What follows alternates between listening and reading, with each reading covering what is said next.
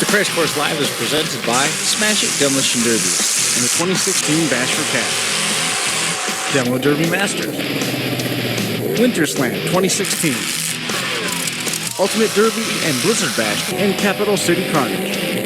Scioppa Racing and ScioppaRacing.com. Reckless Abandon Derby Apparel at RecklessAbandonGear.com. And Derby Inc. Magazine. Live it, breathe it, be it, Derby Inc. This is the Crash Course Demolition Derby podcast, recorded live at the FingerLakes1.com studios in downtown Seneca Falls, New York. And now your host, Chris Marquardt.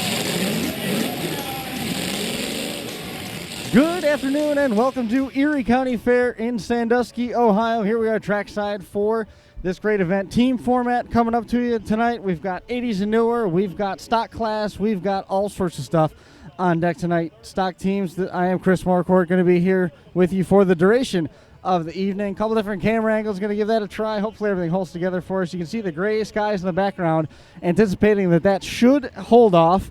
I've got pop-up tents and all sorts of other stuff here with us to try and prevent a rehash of Dunkirk. Joining me here in the announcing position is going to be RJ Volts a little bit later on, but before that, I believe Casey Smith is going to be coming up. He's down there busy signing autographs. At some point, he's going to make his way up here. RJ, turn that camera to face this. Watch the cable.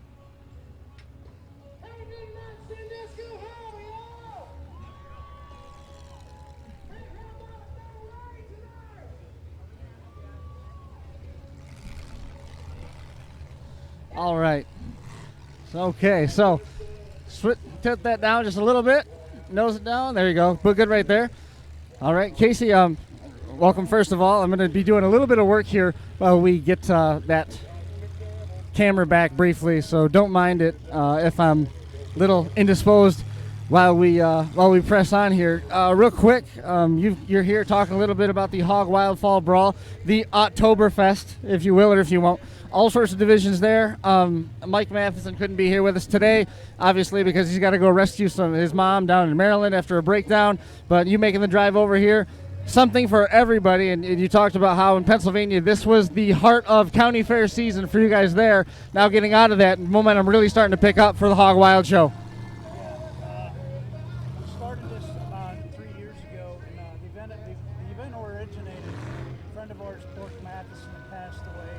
His brother Mike come to us and said that he wanted to help put together a benefit event to help support the future of Pork's children.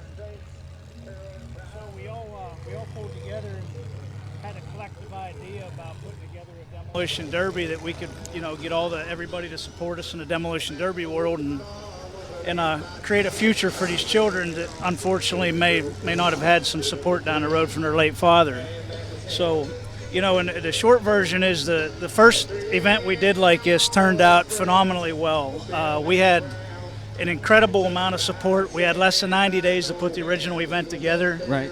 And it was great. So this opportunity came up to where we got a lot better venue. I mean, Stoneboro Fairgrounds. the Stoneboro awesome. Fairgrounds. I mean, it's the heart of the bull ring in Western PA when it comes to demolition derby. I mean, it is. And what's great about this event is we got something for everybody. We got an all-day auto show. That's what we called it, the Oktoberfest. Right. And it starts at 9, so you're going to have a lot of classes. We got trophies for all the winners of those classes. I think we got 15 trophies for 15 classes. We got an all-day barbecue fest, so we got some of the best areas barbecue vendors coming out. We got 3 live bands that are performing from starting at 10 o'clock and going to end up at about 3 o'clock in the afternoon. Then we'll have a short intermission where the demolition derby will kick off by Bad Habit Promotions. Right. And of course, through this, we got an awesome automotive art show that Jason Sowers from Most Wanted is going to be putting on, which is going to be a unique twist to a show day. Cars yet? Oh yeah, he painted mine today. Yeah. So I'm driving one of them, and it says Casey right down the side. I mean, them guys are incredible. They show up with a box of spray cans and they create amazing art. I didn't realize he was doing all 4 cars. I saw Dane Clark's car, so he's done them all. Yeah, now. he actually did Davey Chapman's here at the track today because Right. Davey obviously lives in Ohio from us. But yeah, amazing. Show up 20 minutes later, you got just a fantastic looking demolition derby car. And I'm sure that's really that's sort of out of sorts for Davey, because he usually runs real plain cars, man. Yeah, he was already whining about the lime green at the rest stop on the way here, and I said, well, but I said once Jason gets done, you won't notice it. But won't even notice it. Yeah, and then getting back to our event, we called it a trifecta charity event because we were so lucky to have the support for the first benefit that we chose to bring in 2 other organizations. And our goal is, the Fisher House Foundation, which if you go to fisherhouse.org, you can get a lot of information on that. It's a great organization. It benefits military families and wounded veterans and also enlisted men. And the Children's Hospital Foundation of Pittsburgh, they do a lot of things to assist families that have children getting cared for there. Another fabulous organization. And, there's over 70 Fisher houses across the U.S. and abroad. Children's of Pittsburgh, great facilities, great people, great staff. And, of course, the Matheson College Fund for the Matheson children for Port Matheson. But our goal next year would be to maybe look at changing out a couple of these badges and helping some other organizations. Sure. And ultimately turn this into an annual 2-day event, Northeast. Right. So. And that's a big goal, but with everything that you've got planned, you don't have anything but to do 2 days.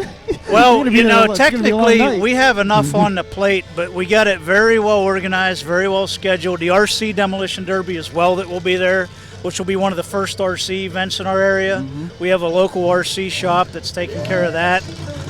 If you go to our website. Is that Big Dog RC? Yeah, Big Dog RC.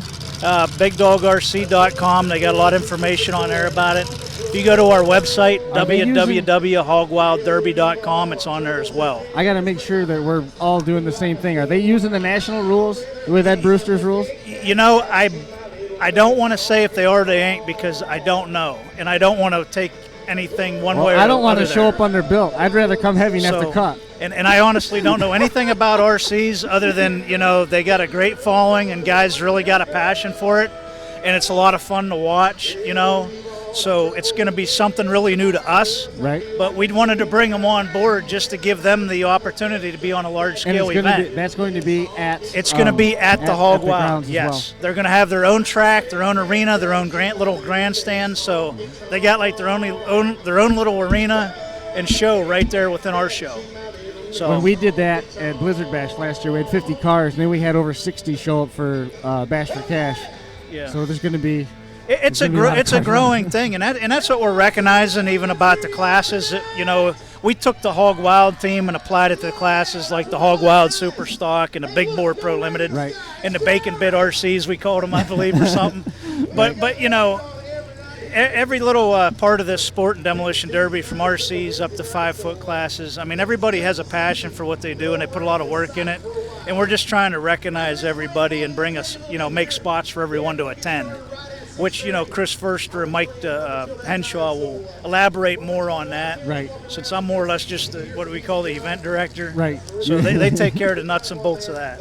And it's only $11 to get in the door for adults. It's $11 for adults. That covers everything there all day. Of course, the food's out of pocket, obviously. But I'm telling you, some of these barbecue vendors are hands down, I would put them against the best in the country. So what's the Barbecue Fest part all about? The Barbecue Fest is basically we're taking about 8 of the area's top barbecue vendors, and we're going to have the best barbecue voted there that day. Nice. And let me tell you, Smoky Martin's Mule Train Barbecue, I personally tasted it several times. Yeah. We had Smoky Martin's at an event. They were awesome. I mean, you just can't say enough about barbecue. And along with that, we're going to have a couple normal food vendors with your general stuff, just because some people just choose not, whether they like it or don't like it. That way we got something for people that don't have a taste for it. But like we said, come stuff your snout at the Hog Wild Barbecue Fest. There's something for everybody there, no question about that. But something for everybody. The Pro Limiteds, those are essentially 5-foot cars? No. Those aren't okay. No, they are not 5-foot cars. There's a set of rules for them. I don't really want to elaborate on that stuff. Okay. I'll leave that up to the experts. We'll ask those guys later on. But there is a class that them guys put together for a heavy, I guess it's going to be maybe a short team heat that I've heard rumor of. I left that up to them guys. I said, you got the time frame, make it work. Make it work. And I got great confidence in them that it'll be a show. So they'll elaborate on that. You don't feel bad about handing them the keys and letting them take the Corvette for a ride, huh? You know what? The demolition derby part, I'm a contestant, so therefore I don't want to be that involved in it just because for obvious reasons. Sure. These guys are hands-on. A lot of guys know who they are. You're not going to get anything by them. Everybody's going to be on a level playing field no matter what class you're in. You're going to be treated like we want you there because that's what we want. We want everybody to come have a good time and support three great causes. Certainly plenty of them to pick from. Fisher House, the Matheson College Fund, and the Children's Hospital of Pittsburgh. We've been talking about them for a couple of weeks. I'm looking forward to it. We've got double duty this day. We've got this benefit derby on the 8th, and then we got to drive overnight back to Morris, New York for a 1 o'clock show Sunday. I've seen something about that. For Jeremy Gully's show, and that's a benefit that's specifically benefiting. It's going to research specifically for MPS 3A, which his boys got, and a couple other families in the area that they've gotten to know a little bit. So, I mean, take your pick. There's plenty of good benefits, a lot of good karma on these shows. There is. You got to get out to them. Well, that's just it, and it's tough to pick. When it comes to benefiting certain charities and certain organizations, my wife did countless hours of research, and trying to pick the best causes. Like trying to pick the best ray of sunshine sometimes. It's just the best ray of sunshine. I like that. We did our best. We used our own judgment, a lot of input. We did countless hours of research on these. I can tell you that they are foundations that 78% or more of the dollar it goes towards the end result. That's great. Very light on staff, no top-heavy cost, great core. I mean, I can't say enough about how they affect the people they help. If you go online, like I said, helpthechildren.org, FisherHouseFoundation.org, you wouldn't believe the stories, and I can't explain how these organizations work in a few minutes, but it's just phenomenal. Right. They help families heal, they help the people heal. It's just great, and we all get to help it doing something we love to do, and that's what we want to do. And we got great sponsors on board helping us. Mercer County State Bank, local bank, all of our local businesses are kicking in. We got, I'm trying not to leave anybody out, but Elders Ag and Turf, Stoneboro, PA, Mercer County State Bank, Fred Adams Garage, Brent Johnson, Redline Racing Engine stepped up. The raffle cars for this class alone, for this show alone, there's 3 of them, and they're all being well built. I make no mistake, these cars are being built. Mike DeFriscia, Derby Shop. A 4-door Impala, right? That's a 4-door 76 Impala, hard top, clean car. It's going to have a brand new red line in it, but Brent Johnson's providing. Mad Mike Shop's building a wire class Lincoln.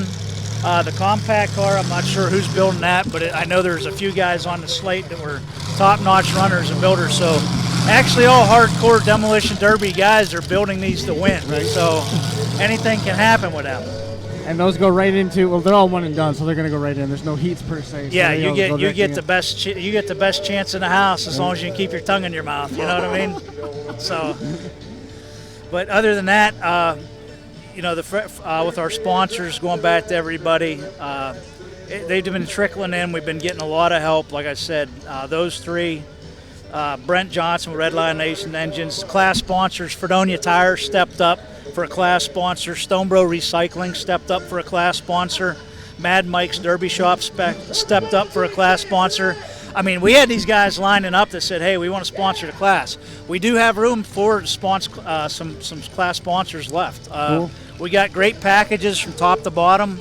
We got an event sponsor still hanging out there that gives you a tremendous amount of access. So. But other than that, that's kind of the overview of the day. $6 for kids, $11 for adults, and you got anything to keep you occupied, while you're sitting in the pits waiting for derby time, or whether you're just driving by and want to see an automotive art show and eat some barbecue. Bring extra money because you're going to be spending a lot on that barbecue midway. Oh, but it's worth every dime. Yeah, it's worth every dime. No question. Yep. Buy some of all of it. So you ready for tonight? I'm as ready as I'm gonna be. It's been a challenge. This is the most I've got to run for years because my son Chance has always ran. He got benched due to an injury, so he's coming back on board in October. I've been having a lot of fun this year, but I've been working my butt off. You know, I'm building cars like every 3 weeks. So it's like what I used to do back in the 90s. And I'm like, this is getting a little out of hand, you know. And things are a little different now than they were back then. Little? Yeah, a little bit. Little bit. You know, but no, I got a great bunch of guys helping me. I've had a lot of help this year. It's been great. So that's awesome. Well, I'm glad you made it out, and glad the car's here underneath you versus anybody else, right? Who better to step in? Hey, it's all good tonight. You ever bounce off anything as hard as these cars are going to be? Oh yeah. Yeah. All right. Oh yeah. I've taken some beatings in there, and and I've given some out. So I mean, it's hard cars. These little bubbles. That's what I'm running tonight. I love them, but I hate them in the same respect because it's like I said. You feel it all in these. Like my Imperial, I love. It's like driving I don't know. It's kind of like an air ride, whatever you want to call it. You just go out there and you got a lot of weight, and it's.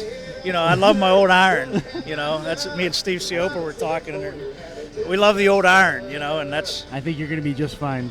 Yeah, I'll be all right. It's basically I got enough.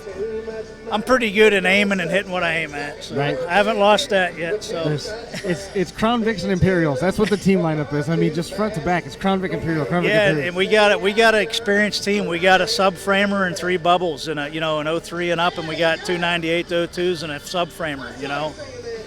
And everybody's tuned in, and we had some challenges today, but we got through it. What happened today? I had a rocker arm. It decided it wanted to loosen up on our way back from inspection, so that was a little bit of a new one. So it happens, and I did just adjust them beforehand. I got scolded for that once before, and I never. But things happen with engines. It doesn't matter who builds them. The best engine builders in the country have had somebody somewhere have something happen, whether it's at a racetrack, demolition derby track. This is a true test of Murphy's Law. And if you got some stones and you want to say that you're a builder and you got the good stuff, and you're putting your name on it, hey, God bless everybody that does that, because anything can happen out here. Right. And there's countless engine builders out there that are truly great at what they do. We're going to see some of them on display tonight. Oh, you're going to see. I don't. There's a lot of representation in Ohio from the different engine builders. Like back our way, you get a good saturation of Redline stuff. The Baldwin stuff you see everywhere. So I don't want to leave anybody out, but I've heard there's a lot of good guys here in Ohio. Ziz Engines. There's some guys that build down there in southwestern Ohio. I personally don't know them, but I've seen their stuff on the track, and it works. They're gonna all night long. It works. I don't think it's going to be a major issue that causes an engine failure. Nobody's going to be shutting off. Oh no! It's going to be probably a gas-related issue when it gets to the bottom of the tank. Nah, you can't soft shoe here. That's not what Erie County's about. They drive that's so what hard stops here. Most engines of this caliber. They're usually out of fuel at some point, and that's it. Other than that, they can hold them down all night and just beat them like you love it. So. Awesome. Well, we're about 12 minutes away from Power Wheels. I don't know how we're going to get the Power Wheels on the air at this point. We had a camera shift on us, and now the Dwayne Spa is doing his show real quick. We got to adjust this camera behind us, but I know Mike's down there. If you want to send Mike up, we'll catch up with him for a few minutes. Jump up here and talk a little bit about that. But thanks. Absolutely. Always appreciate good to see it. you, We'll man. see you again.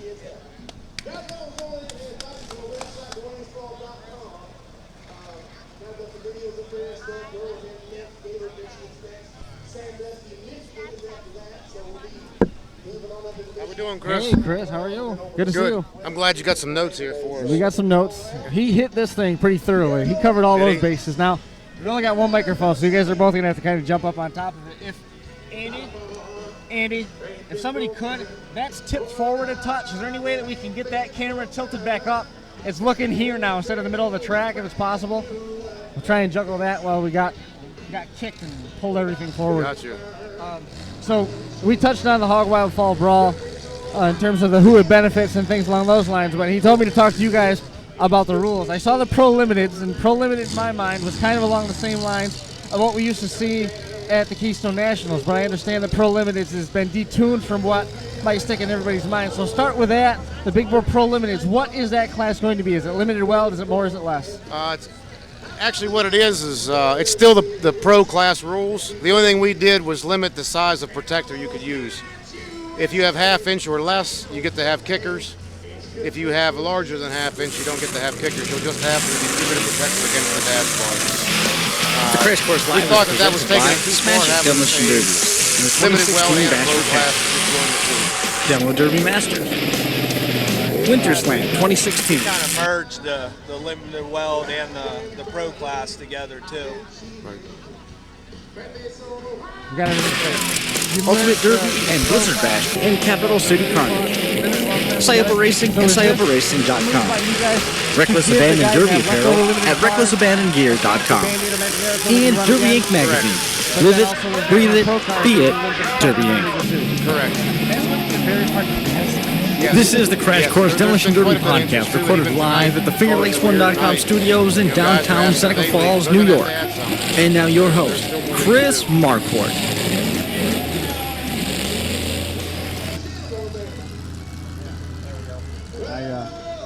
I have this thing pre-programmed that when we use this camera angle that we're on right now, is it automatically plays the show intro. And in order to check that camera, I navigated away from it and then I came back to it, and it played the show intro again. So we had to get that shut off real quick. That's what happened. So we got that. It's going now, Josh. I don't know, Josh. I see him, yeah. I don't know what his deal is. There we go. I see Josh Decker's- the yes. thumbs up with Yeah, Josh. That's Josh Decker. He says you're the man. I'm the man. Yes. He's the man. Look, he even got a thumbs up there.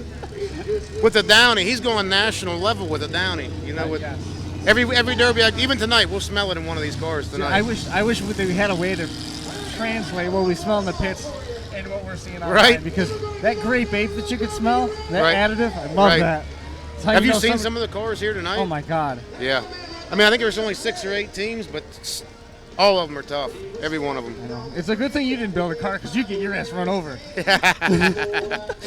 We're actually thinking about it. Yeah? Yeah. Next year? Thinking about it. Yeah. We'll So see how it'd be- some of these cars hold up. I think it's going to be a 98 to 02 show tonight. So it's you and Mike and P. Hansen. Pete can put an application in.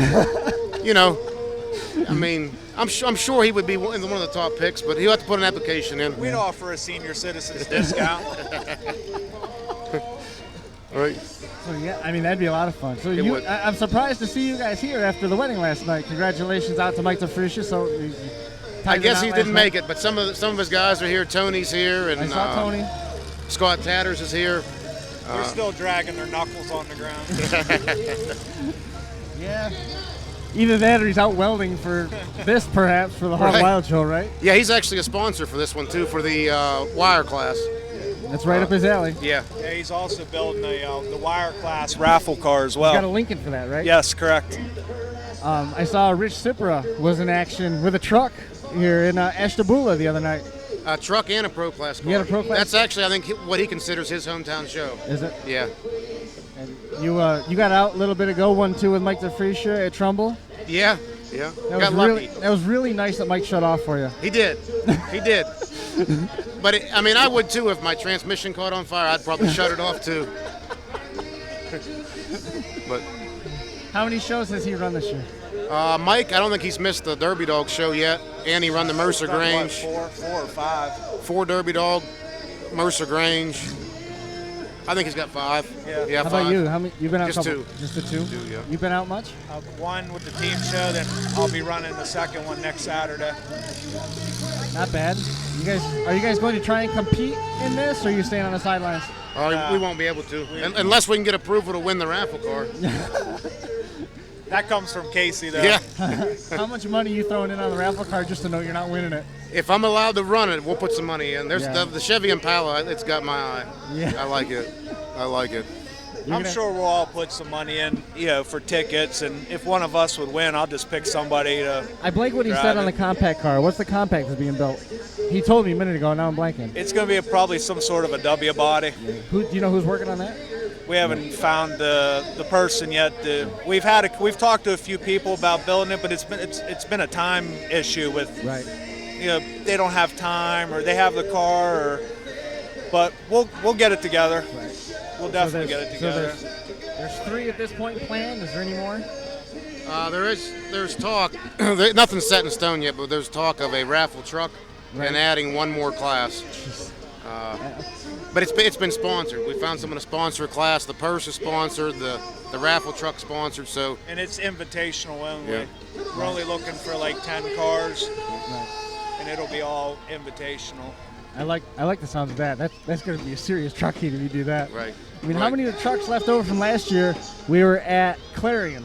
We had the team truck show. How many of those trucks are still left around? Oh, they're still running. If they were built to the max, they're still going. They still have them. Yeah.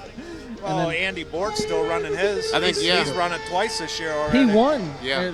I don't know if it's the same truck, but I'm pretty sure he won in He's Ashtabula, won in right? both of them already He this won- year. Yeah, he won Carrollton, Trumbull, and I think he got second at Ashtabula Wednesday He went night. to Ashtabula again the other night and won. Yeah. Buddy of mine, Shay Sane, won the compact go. Did you catch anything about the end of that? In Ashtabula Wednesday the or other Friday night? night? I don't know. I think it was Friday night. He went nose to nose with his buddy, and they were the last 2 cars left, and they went nose to nose twice. And he was backing up for a third full track shot, and his buddy waved off, and that's how he won it. And it was the wire compacts, not even like they were the mod compacts. It was Right. a cool Right. finish, real cool finish.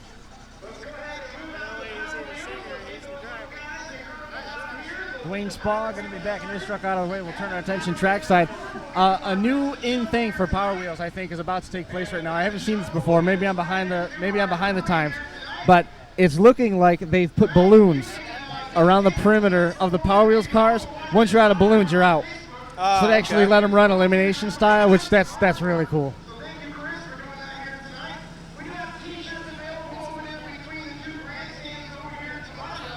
I'm not sure what he just said, but I thought I heard my name. We're popular. The name Chris is pretty popular.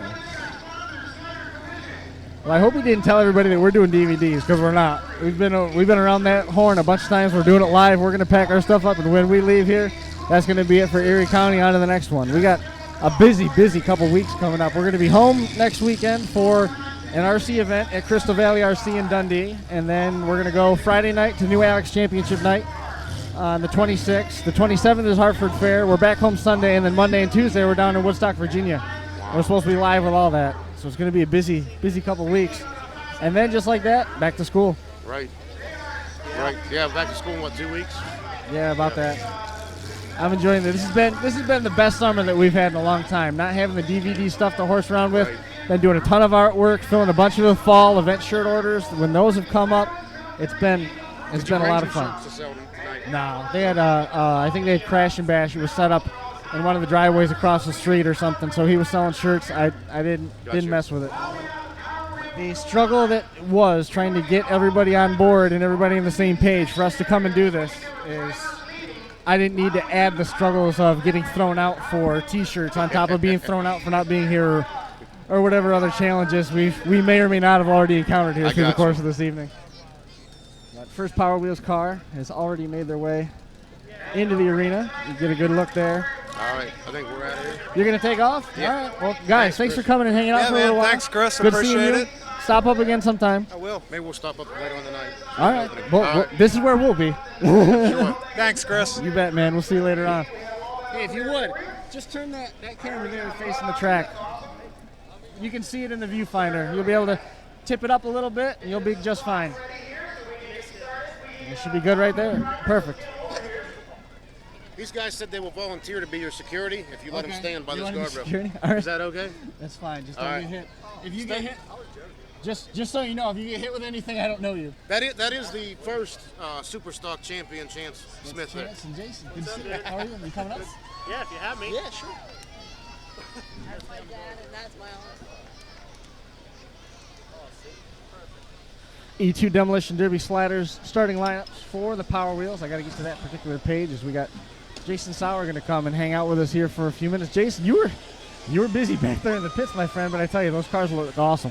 Thank you. I am super lucky to be able to paint all these cars.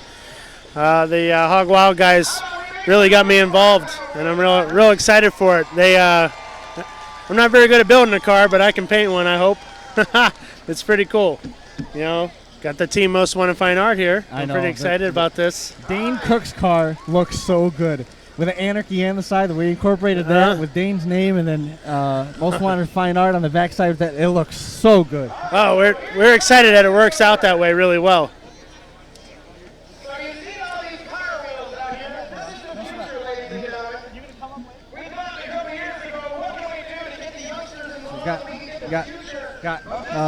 Let's run through the lineups quick so that we got everything in line for our Power Wheels landing clap out there. Layla McKillop, Zach Moses in the 926. There's the car numbers. The 415 landing clap. The 701 is Layla McKillop. Anna Moses in the 603. The question mark is Kylie Aceto. Kayla Aceto's in the number 1. Bentley Hamlin is in the number 4. Olivia Tafer in the 7X. Matthew Grimm out there as well. Logan Connect Goldberg is in the 3. Landon Ebeling in the 10-4. Tristan Sorrell in the T11. Vincent Rose in the 613. Abigail Miller in the 16. Braxton Miller in the 7830. Haley Miller is out there as well. All those kids from Castilla. Matthew Drown in the number 99. Connor Allen in the 4. Gage Volts in the SP33. Jay Slack. Wyatt Heights. Kylie Gibbs. Cohen Bennett. Wyatt Chris is in the number 33. Bentley Thurston. Connor Berger and Matt Grimm rounding out the order for our Power Wheels cars. Big field, and again, we got the let me get this situated here.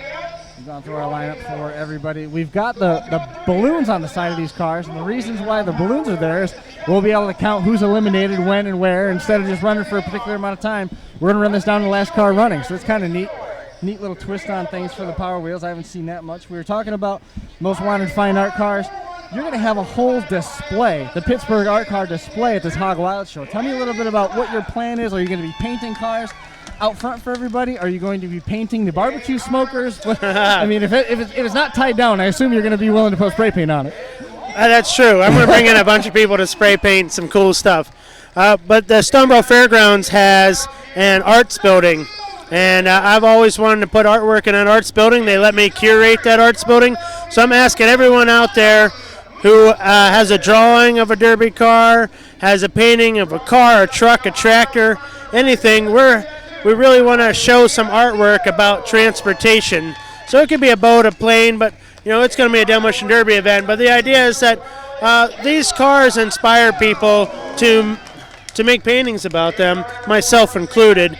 And we really want to showcase those paintings and the artwork that these things inspire. Now, you had I think it was a Plymouth that you ran at Stoneboro at the end of the year last year. Yeah. And this car had another run in it easily. No questions asked. So Stoneboro is your hometown fair. You often talk about how you're the guy that brings the knife to the gunfight. This thing had another run in it. It did. You cut it apart. I did. And you put it all over the wall. And it looked so cool in there. We called it Pittsburgh Famous. We hanged it on the gallery wall, and we're getting everyone from the mayor to Rick Seaback to yourself when you come. You can come get your picture taken with it.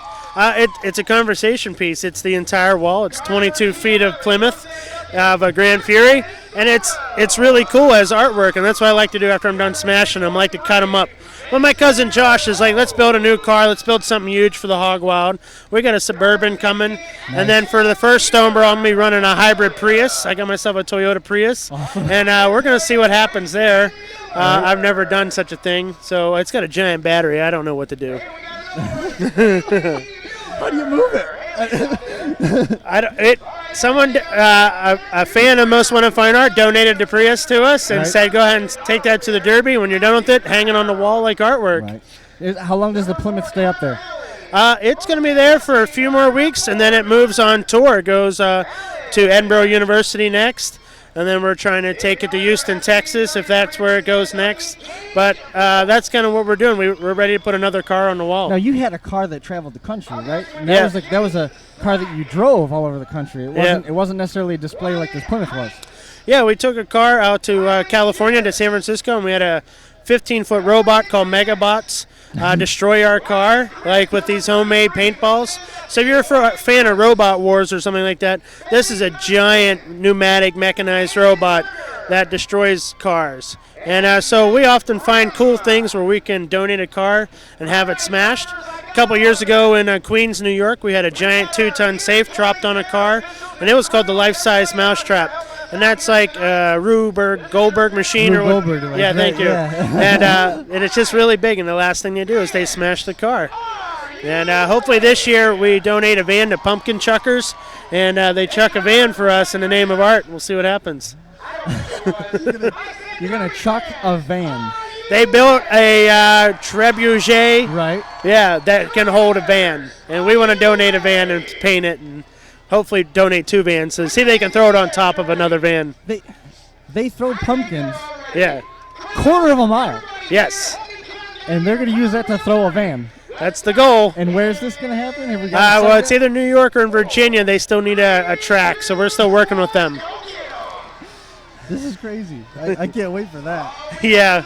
Have you been to this derby before? I have not. This is my first time here, and it's super excited to be here for certain. They got something that's right up your alley with the oddball automotive stuff. They do the mower drop. You hear the balloons popping like crazy out there. This is going. Yeah, a that's little bit amazing how fishy that there. works. They take a telehandler. They have a lawnmower derby later on. They take one of the victims from the lawnmower derby, and they take the telehandler and they just stretch it out really, really high, as far as it'll go, and they drop it. They just drop it right in the middle of the track. Okay. And so I'm thinking that you've got to play your cards right. Get your hands on that lawnmower, figure out what they're using, and just graffiti the hell out of it before they drop it. That's a good idea. That's totally my speed right there. There was a young guy, David, showed up with his lawnmower and asked me to spray paint it. So there's a spray painted lawnmower. We got our fingers all over, already headed out there. That's pretty cool. So we're definitely excited for Hog Wild. It's going to be great. I got my own thing going on in Penn Avenue in Pittsburgh where we have a Derby car show. This is our 5th annual Derby car show where we encourage people to bring their Derby cars out to the streets on the trailer. Yeah, and Awesome. we just showed off as as a car show. We just had one at the Rock Bottom in Pittsburgh at the waterfront, and that went really well. We got Cool. I think we got like 8 cars. The Borts, the Siopas, they all brought cars out. And we had a car show for Demolition Derby cars, and we did it during the Pittsburgh Vintage Grand Prix. So we really put stuff on our sides. That's so cool. Yeah. You gotta get friends with James Brown out of Geneva, New York. Okay. He had his Lumina. They have a cruising night in downtown Geneva every year, and they bring all sorts of cars. And we're talking like old GTOs, old Le Mans, like just tons of nice restored or original hot rods. And he and his buddy brought a Lumina and a Toyota and parked them right in front of one of the cafes in downtown Geneva. Yeah. They're all done. They're derby cars. He ended up Right. taking that car to Ontario County, and he won with it, which was that's even awesome. better. But yeah, he had that car out there, and I've tried taking my Derby cars to car shows, and it doesn't go well. no, It does not. I took one out to some inner city Philadelphia. I took all the way from Pittsburgh to Philadelphia. I took the car there, and they basically booed me out of there. It didn't go really well for me. But the promoter that invited me gave me a good idea. He's like, go buy a case of beer and just pass it out. Right. So I bought a case of beer. I passed it around. I made some friends within a few minutes. But I had to park across the street from the Cadillacs. They didn't want me to park it anywhere near them. But the kids are really interested in it because it's spray painted and it's got the headers coming out of the hood and they're loud and you know us. We're doing our thing. just doing what looks good, right? Yeah, I love it. So I noticed the Derby car tattoo across the crook of your arm. You got some new ink coming in over here. Where do you go and get the Buick logo? Is it the Plymouth logo at the top? Yeah, I got a Plymouth, a Lincoln, and a Buick, and then I got my very first trophy ever. Right. See, I never built a car for a feature trophy, so that's my very first heat trophy car. So I'm pretty proud about that. I go to tattoo. It's called Armature in Pittsburgh, and I also go to Artisan in Pittsburgh. So Katie and Mike and Jason all tattoo me up, and I love getting tattoos a lot. And I'm real thankful that my wife lets me get tattoos. That's a big help.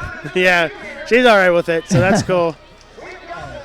One of the guys that helped make our show possible today is Bobby Aceto. I lost track of where Bobby is. Bobby's right there in the white tank top and in the sunglasses. Oh, there he is. He's from Sandusky Tattoo. Helped make it possible for us to come live for free, everybody. Oh, that's great. We'll be getting up with him here in a little while. This whole show tonight being presented by Sandusky Tattoo. Real appreciative of him making it possible for us to make the trip. if you have to, like, healthy guy like you don't get sick, I'm sure. But if you ever have to go get blood drawn, what do they say about trying to find your veins through all this? Well, they find it, but I know when I was younger, I wasn't allowed to like donate blood because I get tattooed so much. And but honestly, I'm afraid of the big needles. I don't like those. The little ones I'm cool with, but the big ones I'm like, wow, this hurts. But when I was in the Army, you know, we used to get hit with a lot of needles and a lot of like, you know, as you're going overseas, you got a lot of drugs jammed into you there. And we used to have to walk through a line like a gauntlet where there'd be like drill sergeants left and right of you with like pneumatic, you know, guns full of medicine. And then like, that was the scariest stuff I've ever done. Like, I was like, what are they doing to me? Holy cow. So I didn't realize you were in the Army. When and where? I did the Army from 93 to 99. I'm an old head, so it was during right after the first Gulf War. Right. So there was pretty much a moment of peace right there. So I got real lucky to basically just drive the U.S. in my tanker truck, and I just kept working on my driving skills. So you spent all your time in the U.S. Or you Yes, never I got did. Sent overseas? Yeah, I got called up a couple times, but I never went. It was nerve-wracking. I thought for sure I was going, but I didn't. And I still have some of my friends from the Army. A lot of my artwork's based about the Army. It's mostly about the mail call when I was in the Army. I thought mail call was like the most important thing, like because I'm with all these guys from all over America and Jamaica and Puerto Rico, and I was really wanting for home, and so that idea of mail call always just stuck with me as a source of inspiration. You know. I like that. That's cool. Yeah. Well, thank you for your service. Oh, thank you. It was such a long time ago, but I do remember waiting in line. It was like a lot of waiting in line. You ever get a chance to talk to Butch Cisco at all? I haven't. No, you got to meet him. Yeah? He's a cool little dude, man. I would love to meet him. Still got, let's see, it looks like we're down to 4 or 5 now. A couple balloons left going. So, how long you been doing this? 2013, I think, is when Crash Course started. Yeah. We launched Crash Course Podcast at the same time as we launched Derby Inc. magazine. And then, did you get yours, by the way? I did. Okay. And that centerfold's great, thanks. Did it look all right? Oh my gosh, it's great. You guys are treating me really good. I appreciate it. And then we started doing DVDs unofficially in 2010. I think we did 6 events there. It was awful. It was bad. Like, I had one camera. I didn't have enough battery. Was barely getting the end of the feature. I didn't have a tripod. Very poor planning our first time out. But we got the whole thing, and we did okay with it. And a lot of struggles with the computer. And then 2011, things gained some momentum. 2012, it really blew up. Yeah. And 2013 was another busy year, and that was when we started all this stuff in the magazine, and we got into roof signs a little bit. And that was when things really started turning the corner. Now we're pretty much out of the DVD game. Everybody has a phone. They can go Facebook Live from the stands. Everything's real easy. Like this place here, they do their own DVD now. They've got, you can see all their equipment down at the far end. It's nothing like what we've got. But I think we hold our own. We've gone all over the United States: Minnesota, Ohio, Virginia, Iowa, Kentucky, Kansas. We've been to Utah a couple times now. Yeah. Just all over the place, and we're really, really fortunate because people have really grabbed onto this. So, when we walk into some place like Sandusky, here we are today. We drove 6 hours to get here today, and we walked into the pits, and the pits were like a hometown fair for us because we knew everybody here. We've done the DVD here a couple times, but like I said, they've got their crew doing it now, and Corey McKillips remembered us and wanted us to come and try and figure out a way to do the live stream, and that's where it sort of evolved to, and that's one of the goals of what we do is we're not necessarily, especially with the county fairs, we're not getting rich doing this. A lot of these times the county fairs don't even have money to have it happen per se. Right. Just small advertising packages, and we try to work with everybody. But you're giving it to the people who can't come to this, and that's great. Well, the other thing is we're making guys that should be celebrities. Yeah. That they're overlooked. You're going to hear a little bit later on about Bill Bilges. Nobody at home watching maybe's ever heard of him, but you're going to know who he is when we're done.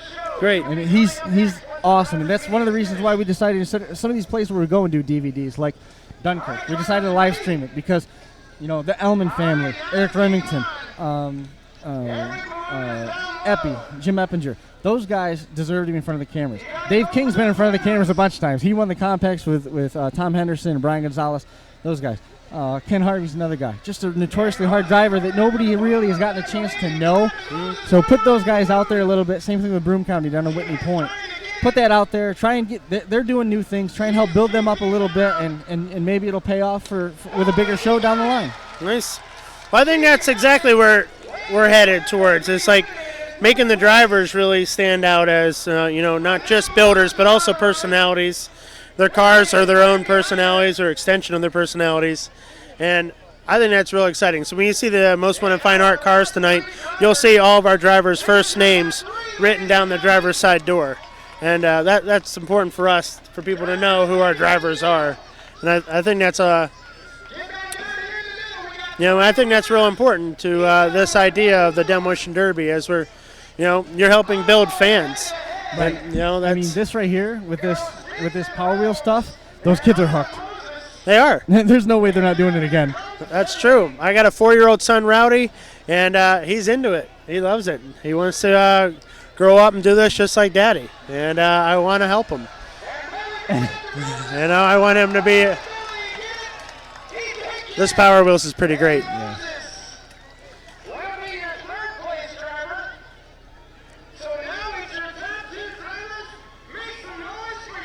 So our event is September 24th in Garfield, Pennsylvania. Tell me more about Public Enemy. Oh, so I was in a video in Public Enemy. I don't know if you heard. Right. The song's called Everything. David Snyder was the videographer, and he chose myself and a bunch of other Pittsburghers to be in a video by Public Enemy called Everything. Right. So I'm very lucky and very thankful growing up with Public Enemy in my life. And then being selected or chosen to be a person that best represents Public Enemy. So my buddy Todd Siopa, he's going to have me paint his car with Public Enemy on it here in a week or so. And the whisper is I've been trying to get the videographer back and bring him to Todd's, and we're going to paint Public Enemy all over his car. And if that whisper turns into a rumor, we're going to have him come and videotape the championships. Awesome. And again, if that rumor becomes a fact, it's going to end up being in a video for Public Enemy, so cool. Which is also, as you know, part of Prophets of Rage right now. Right. And so it's real exciting to be a part of something so awesome, and it's pretty cool. So the video has me like lip syncing to a song, and I got my son Rowdy in it. Right. And my wife Nina, she's in a few clips after myself. And it's a picture, like she's lip syncing and painting like an apartment at the same time. So it's a bunch of people doing their everyday tasks, but they're lip syncing to a song that's very important to them. Right. So it's pretty cool. That is so cool. Yeah, I'm real excited that they chose me. And I didn't realize how long forever is. That video really has, stuck with me forever. And so my friends from college, my friends from Army, if I haven't seen them in forever, they do bring that up. They're like, dude, you were in the Public Enemy video. And I'm like, yeah, man, that was surreal. It was a great moment in my life. Still is. So we're coming up with a color scheme. We're going to do black and white, or we're going to do giant color. Which car is Todd going to run? What are we going to do about this, Right. But those guys are excited for championship. I was just at New Alexandria on Friday night for fan appreciation. I got to donate a painting, so I made a painting of a car, and we donated it to some fans. And my wife Nina made a bunch of coloring pages, so we had the kids come and color like images of Demolition Derby cars, so they could attempt to do our drawings like on cars. So and cool. It went over really, really well. And New Alexandria has treated me really good, and I appreciate that too. We're excited to get back down there for that championship night. Josh is qualified. I don't know if he's going to be driving or not, if he gets cold feet by then, but he's supposed to be on the track. No, we got to paint Josh's car. That was a really fun car to paint. I thought he was doing really good. Then he got hung up on the tires at the end, and that was a bummer. But as a cameraman, he went out right in front of me, so I got to watch the very end instead of like from really far away. But they've got a really good team there. There's just New Alexandria has nothing. Like everybody's really friendly there. They make friends with me in the pits, and they're really all excited about this. And I'm getting a lot of requests about painting cars. That's awesome. And I have a few graffiti artists lined up that want to help me paint some cars.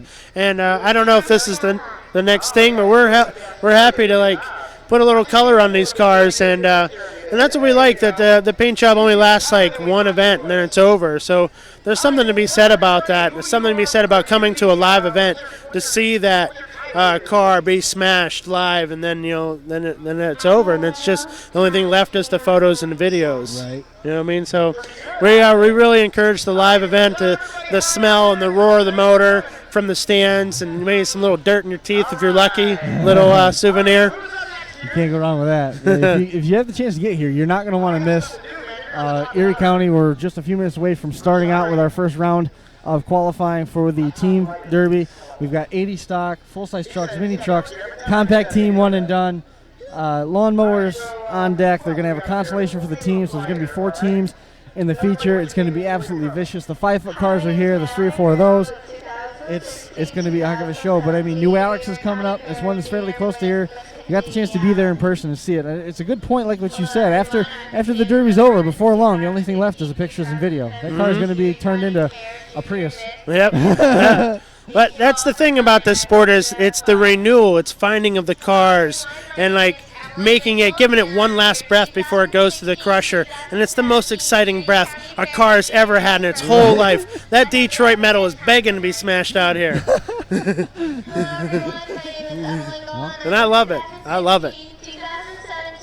Josh, very active on Facebook tonight, watching with, I believe, Joe Backus is hanging out with him this evening.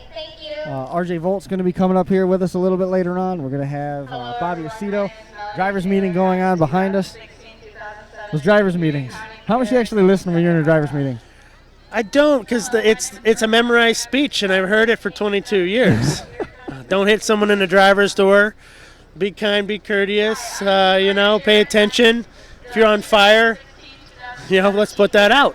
Would you run out, if one of your cars was caught sandbagging, would you run out with black spray paint and just spray paint all over your logos? I'd be upset, but I know for a fact that no one's going to be sandbagging. There's no concealed weapons at Most Wanted Fine Art. This is the not-so-concealed weapons, right. And they'll be on full display, track to track, end to end. These cars are going to be running and full smashing. When you see Casey Smith light that car up, that dude, he gets the perfect hit. I don't know how he does. I don't know how he goes from one end from the other end. Mostly, when someone goes from one end to the other end, you end up slamming on the brakes because you're about to hit someone in the driver's door. Right. He has it just right where it's a targeted hit and it's bone rattling. And I know that for a fact because my front teeth are smashed out from Casey Smith from like 12 years ago. I ain't told him this, but he'll hear about it on the internet now. But so I had him fixed. He had some stupid pacer, and he hit me so hard with a pacer. And I was wearing a silly helmet. I wasn't wearing a full-face helmet back then. I was just wearing the stars and bars, feeling real proud of my helmet. My teeth hit that old Mercury steering wheel, and they went flying. So I managed to catch them in my hand. You caught them? They're half spit out, you know what I mean? So I put them in my hand, and I was like, okay, I'm just going to set these here on the tranny cooler as if I wasn't in a demolition derby. I'll get these teeth later. And so the next hit, boom, there goes my teeth out of the car. And I'm like, man, I was not paying attention. Right. So I got some fake front teeth, and a year later, I still didn't learn. Casey hit me again, broke the same tooth on a different steering wheel, and now I know to wear a full-face helmet because that dude will hit you really, really hard. Wow, that's awesome. But so that's funny. My dentist is like, what are you doing not wearing a mouth guard or a full-face helmet? I was like, but my stars and bars looks really cool. That that helmet from Easy Rider or whatever. What you're talking about. Yeah, that's not a good one if you're in a demolition derby. You want the full-face protection for certain. Luckily, my friend Melissa, she's a nurse, so she was in the pits, and she looked at my face. She's like, you're fine.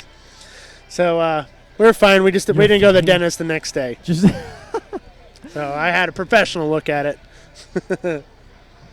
You're out of your mind. You do know that, right? Well, I love Derby. I love Derby. I love that we were invited. We got up really early in Pittsburgh and drove our way here to paint Davey Chapman's car because it wasn't ready for the big paint job that we did on Thursday night with all the rest of the guys. Shout out to my man Matt Spar that helped me paint these cars. He's a graffiti artist of great acclaim, and he really showed me some tips and stuff, and it was really super cool. But I want to shout out to my man at the Siopas. They really treat me really well. They let me paint their cars. They welcome me in like family. Those guys are great, all around good people. So I appreciate that and I appreciate them.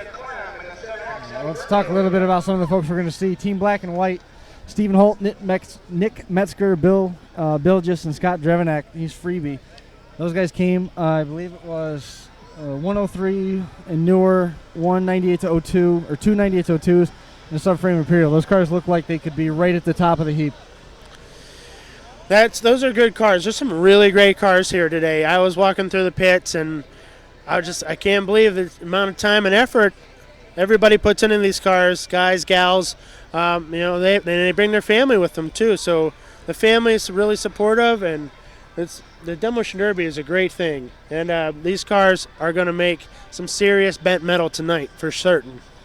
Most Wanted Fine Art Team, Anarchy, Dane Clark, Casey and Casey Smith, Randy and Randy Bates. Is it Randy Burzel? Brazel. I say it with a Pittsburgh accent. Brazel. But it's Brazel. He's got Brazel's Chop Shop. That's where Dane and him put their cars together. Then a mile and a half down the road is where Casey and Chance put their cars together. And Davey Chapman also joining them in the number 43. Brian Scroggy, Keith Parker, Alan Crum, Dustin Klinkner with the Sandusky Tattoo Team. Team Canada out here, Matt Sheltima. Hopefully I'm saying that right. Somebody will correct me before too long. Number 52, Jesse Fair, Scott Gerard, Doug Medlin. Joining those guys, the Black and Gold Team, Tom Henderson, Dave King, Bill King, Evan King. Good-looking group right there. Brandon Holler, Ryan Holler, Bill Merritt, and Kurt Murray out there as well. And those, I think that's going to round it out for our big car bracket. The small cars, Brandon Connect, Zach Connect, and Jacob Ives going to be running together. This is going to be one and done for the compacts. Tom Didion, Lucas Specht, and George Brandon. George Brandon pulling double duty tonight. Stone Striker in the 421. Tony Auerhammer and Josh Grosweiler out there. Tyler Pochran, Cameron Sleek, and Joe Ives going to be out there. Cliff Whitman and Chris Hall traveling with only 2 of the 3 cars active. And rounding it out is Brett Lady, Chris Zurcher, and Kerry Squires. Going to be a fun one. And then we've got the 80s stock class, the full-size trucks, the 5-foot class, the mini trucks, and the lawnmowers all on deck as well. Just about ready to get underway here. We might take a quick break. Everybody keeps telling me it's hard to hear. It's because I keep getting away from the microphone. Should be a little bit better right there, and I'll definitely do what I can to speak up some for everybody. Hey. So if you're interested in showing your artwork at the Hog Wild, hit me up at pittsburghartcar.com or just send me a direct message at mostwantedfineart@gmail.com. We really want to show your artwork. It's for everybody, and we're really encouraging all that type of stuff. So pittsburghartcar.com is how you find out about how to show your artwork at the Hog Wild Fest. Awesome, man. Well, I appreciate you coming and hanging out with us for a little while. Oh, that was great. Thanks for having me. Good to see you. Open door anytime for sure. I'm coming to New York. I don't know how we're going to do this. What do we got to do about making that happen? Whenever. You just got to start telling me when you're available. We'll make it happen. Cool. Now you do this all winter too? Is it always this? We go pretty much from February to November. Nice. Yeah. Well, I'm headed down to Orlando to participate down in Orlando Speed World. That's that Black Friday. Mm-hmm. And then I've been talking to JC Mullies as well for this Valentine's Day thing he has going up. He got 20 cars for me to paint. I'm pretty excited about that. How much Krylon is that going to take? Yeah, we're thinking about we use Montana, but okay. We use that fancy stuff. But it's going to be we use about 8 cans per car, so we're looking about 200 cans to paint 20 cars. Jeez. I'm excited. My fingers are going to be wore out. Well, good luck. Thanks for having me. You're welcome. Anytime. Yeah, cool. Can I hang out with you during the all the whole time? Yeah, okay, you're welcome. I got to take a quick break. I got to figure out where the closest bathroom is. I've been drinking way too much water today. All right. Thank you. We'll be back in just a minute. I hear you don't want to go to that one. You want to go to these. Which ones? The ones inside with the dude running them. Behind all these grandstands, the first building back there. All this border shitter, I hear this thing is.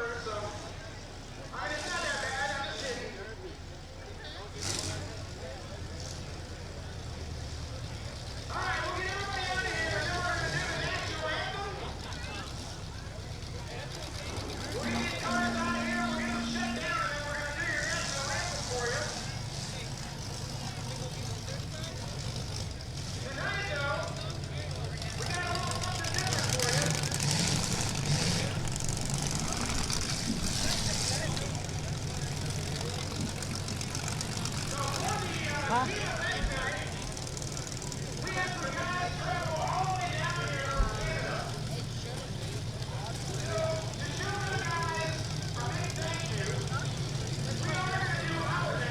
behind there by the fire truck, if you guys want to grab some. They got 20 pizzas back there. They're going to be here for a minute. You might want to grab them. All right, thank you.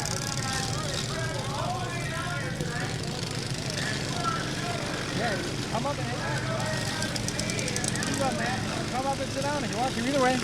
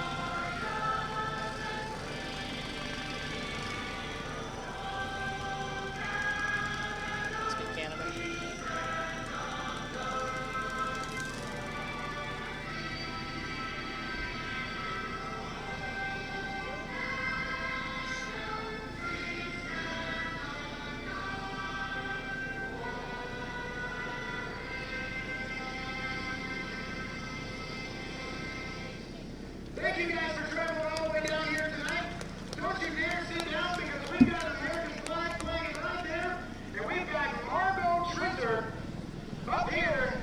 Ladies and gentlemen, Margot with your national anthem. Oh, say, can you see by the dawn's early light what so proudly we hailed at the twilight's last gleaming, whose rough stripes and bright stars through the perilous fight for the ramparts we rushed were so gallantly streaming, and the rocket river, the most vexing evening, gave proof through the night that our flag was still there. Oh, say does that star-spangled banner yet wave for the land of the free and the home of the Erie County! Are you ready? We've got the Warriors Army and we're trying to put on the poster last night. That's what it's over. We got lawnmowers out here. These guys are supposed to roll away. Lawnmower's ready to go. Starting lineup. Bring it to you. Presented by E2 Demolition Sliders. Jimmy Gland is going to be in number 9, the 6D9R, Sage Crum. He's from right here in Sandusky. Jeff Rootsung is in the 3032. Brandon Lewis, number 13. Adam Klein in the 725. The double D is Brandon Myers. You see a lot of the double Ds. Those are all part of the Save the Bootleg campaign, which you'll see a lot of. Just so you know, it's going to be up there. David Porchek in the number 74, the 77. Kevin Wade. Don Walters in the 316. The Triple X, Brandon Daniels. Clay Herrick in the 778. The number 4 is Adam Meyer. Alex Carter is in the 429. Spencer King in the 1. The number 2 is Drew Kuhn and Preston Peterson. Rounding out the field in number 23, the Mo Angry car.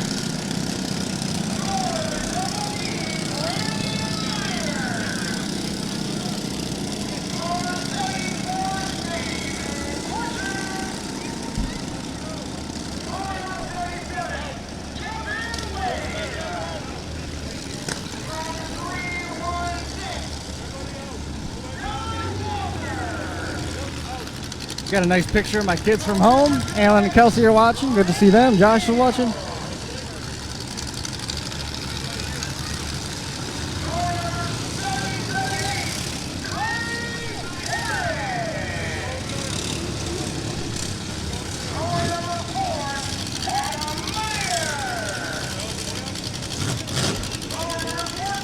So Andy, you had a chance to go check out some of the cars out there in the pits. Andy Wolfhanger, the current defending champion of the Chautauqua County Fair. I heard you made a lot of friends out of that. What did you think about the cars in the pits? There's some pretty tough cars out there, that's for sure. Oh yeah. In terms of what you saw, it was mostly Fords and Imperials. It's all. There's not a Chevy here, besides an '80s class, maybe Chevy. That's about it. I even saw a Diplomat, and the guy would be chastised right now by Decker. He's got a Diplomat, and he left the back bumper on it. Yeah, he did. Yeah. It's so hard to hear. These guys here crack me up.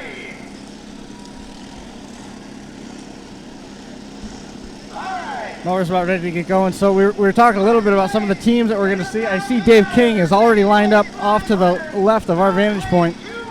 So that would indicate perhaps that he will be out in qualifying heat number 1.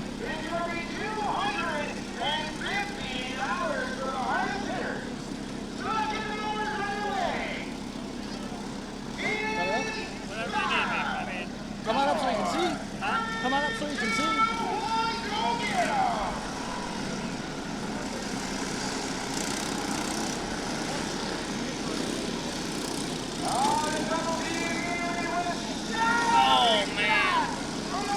Look at the tiny wheels on the back of the 3032. Jeff Rotsung.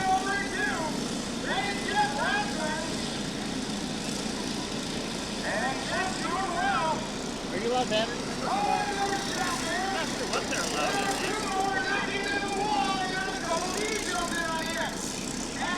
Little tiny tires on that 3032. The 77, the Batman entry. That's Kevin Wade. He's out there running and moving. Looks like we've already got one disabled. Number 9 never left the line. Silver number 2 looking pretty strong out there, trying to get that refired now as you see him stall. Some of these things look like dumpsters on wheels, man. They're pretty serious. Yes, that's for sure. That 69 or 6D9R, whatever that thing's. Yeah, that's 69er. 69er. Yeah, that thing's huge.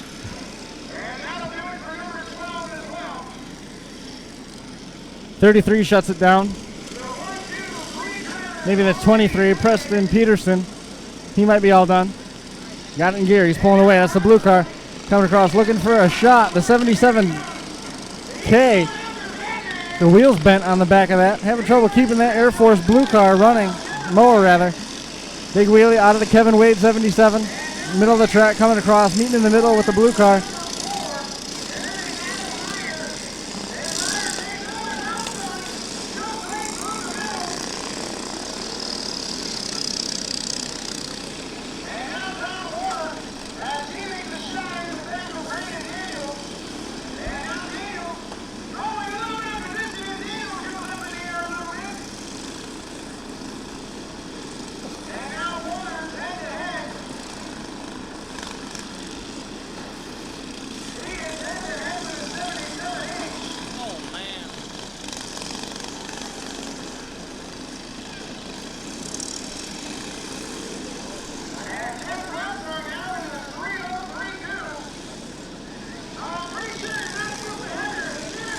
John Meller watching from Dunkirk.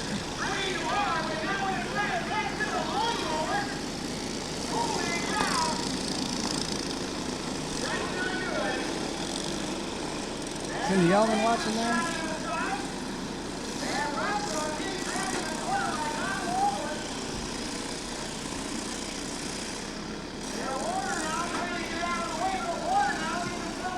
It's one of the few places that I see them take entries off while it's in action. Good big rollover, so he's all done. That'll end it. Stood it right on his back, trying to get the nose back down on the 77. Kevin Wade. Good to go.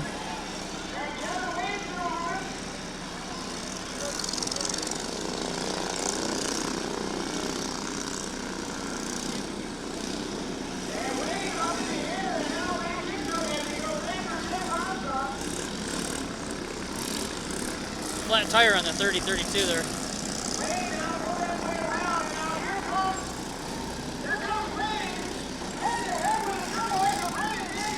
Tire spinning bad in the right rear corner.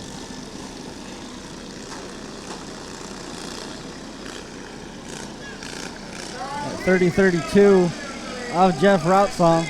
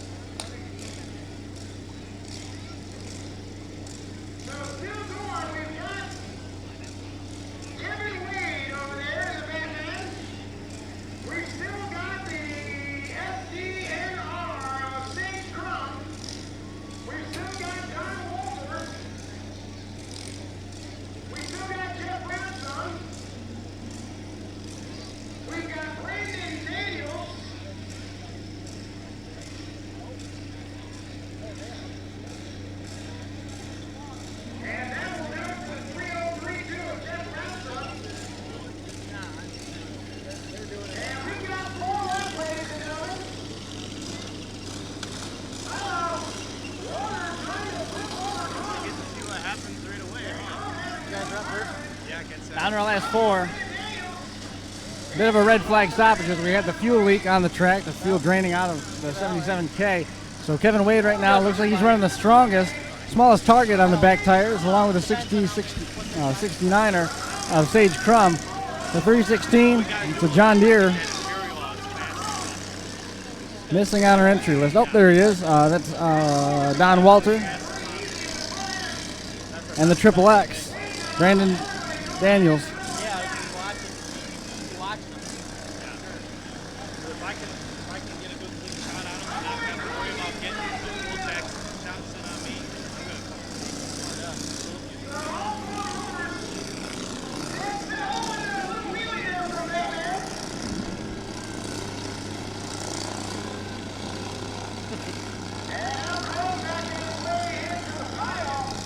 You know, the first time I saw this was like 2009. And it was at the courthouse show there. Them guys were rolling them over. Nuts.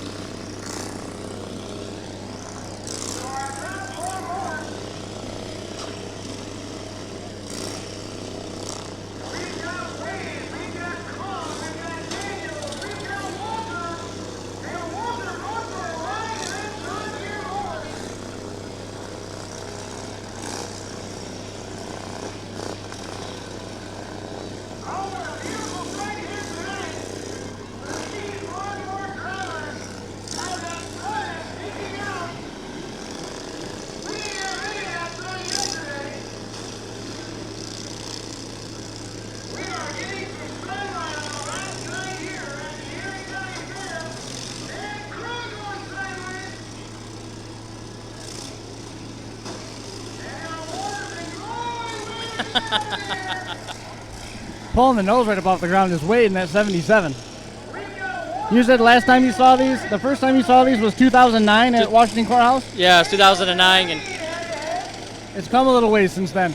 Yeah, it's gotten way more in depth too, from when I saw it. You know, these guys got a lot of cages and stuff around the back of them and stuff that they weren't allowed to have back then. Getting up over the right front wheel. Fernand's starting to pitch down on that 77. Here comes the 316.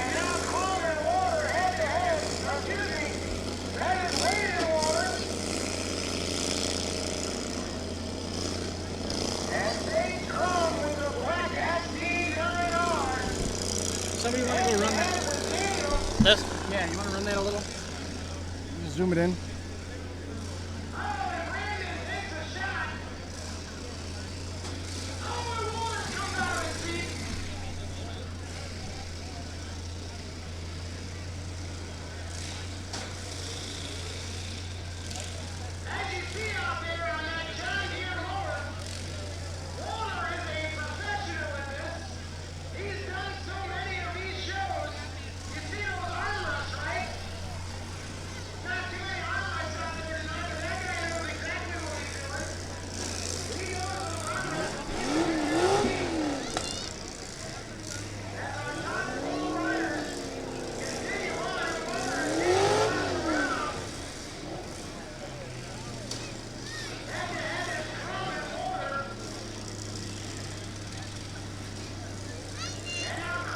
Brad Bergman checking in.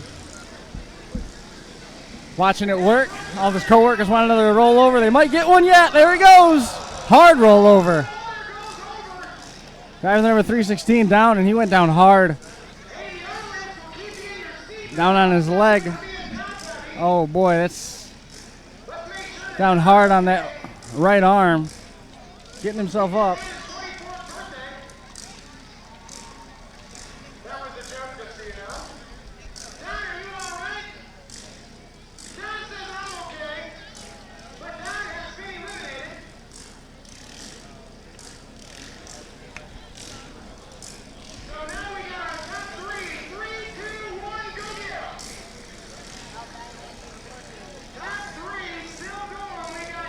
Don Walter going in the book as 4th place. Looks like Don's all right as he's walking off the track.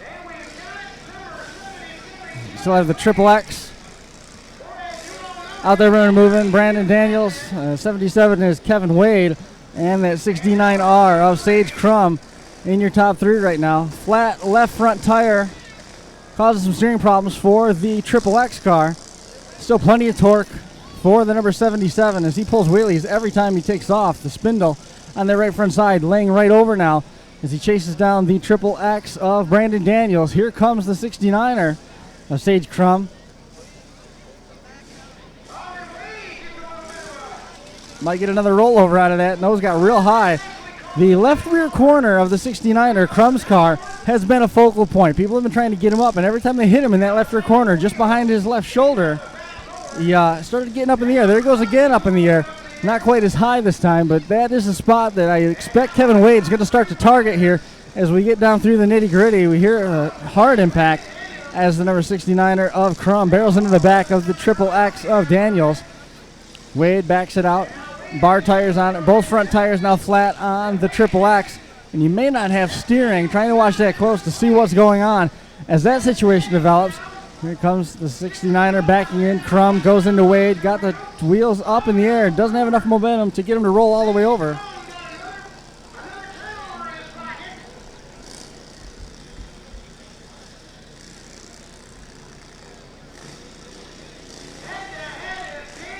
Angel Burgess, who I heard is our new number 1 fan, watching at home with Jordan. Thanks for tuning in.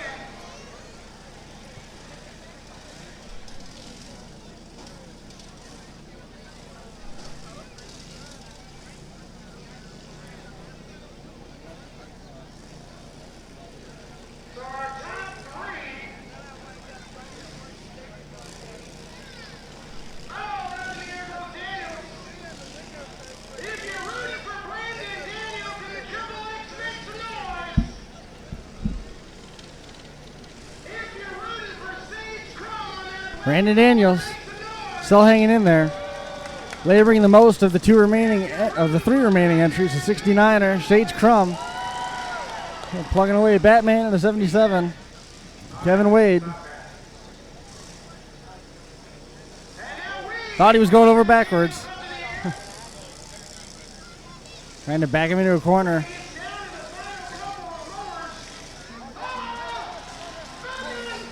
Batman, what a save. Looks like he's riding a rodeo bull out there. Got out of the jam. Look at those wheels just pitching way in at the top. Helping him out a ton and keeping him from going over. Trying to turn his attention now on Crumb's number 69er.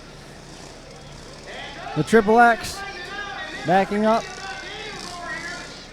Laboring bad as he goes forward.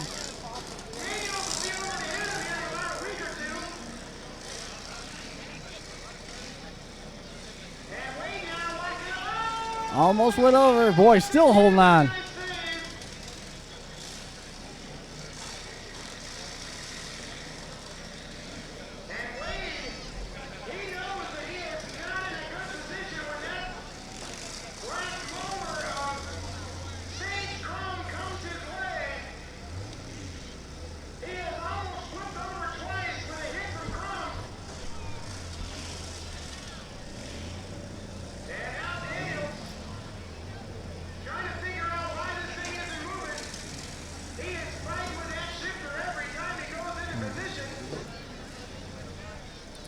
Column shift hydrostatic is the Triple X.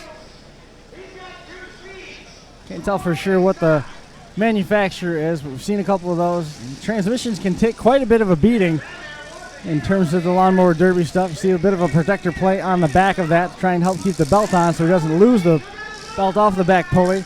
And he's getting dogged now bad by the number 77 of Wade.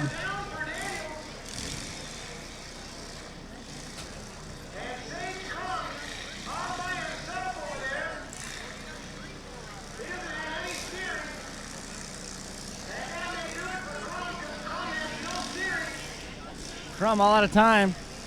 About to be counted out. The derby has driven away from him. The 77 is a fender shift Craftsman, I believe. It's an American manufacturing company. It's the same people that make Murray. They did MTD for a little while, things along those lines. They manufactured a ton of stuff for Sears Craftsman back in the day. I think that's what that one is, the Batman car. As qualifying hit now being made by Crum in the 69er, shoving the number 77 deep. This could be a winning moment for the number 77 of Wade as he shoves both of those entries down into some of the soft stuff on the top of the wall, doing everything we can to bring this action to you as we get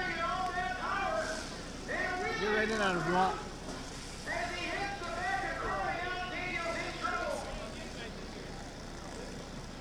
Pretty good. Perfect.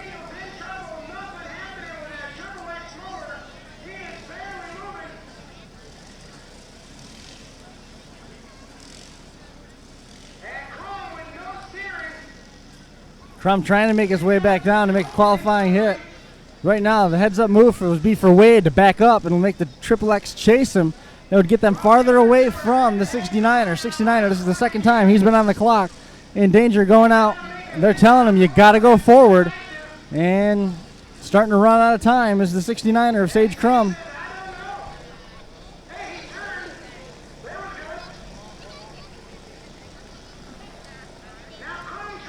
I don't see any of the steering arms hanging out from underneath the 69er. I'm not sure what model that is, but they usually have little pins that hold the front steering arms in on the fronts of those.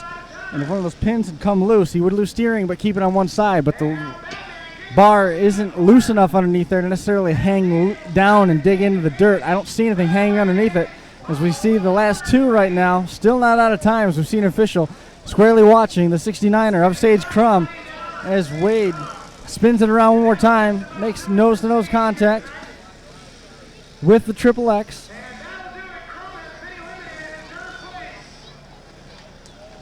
Brandon Davis in the Triple X. Kevin Wade in the 77.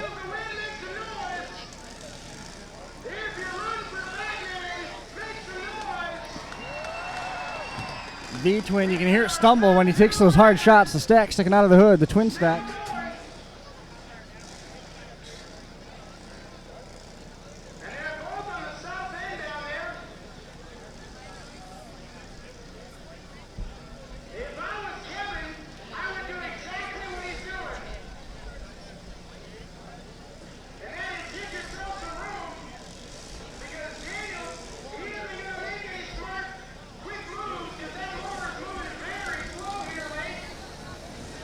calling in the excavators to start pulling cars and pulling mowers off the track.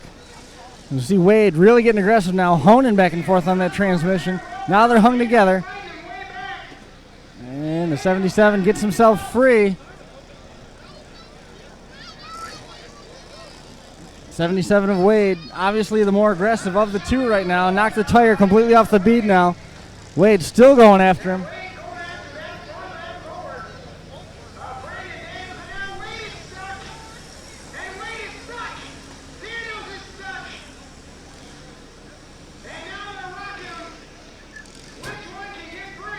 There goes Wade. He's got himself out.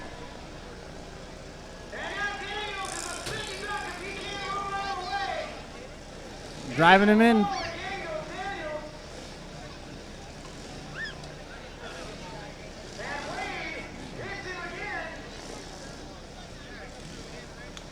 Good, Andy. Just mashing him into the corner. Just about out of time. Looking like the 77 of Kevin Wade is going to be our winner.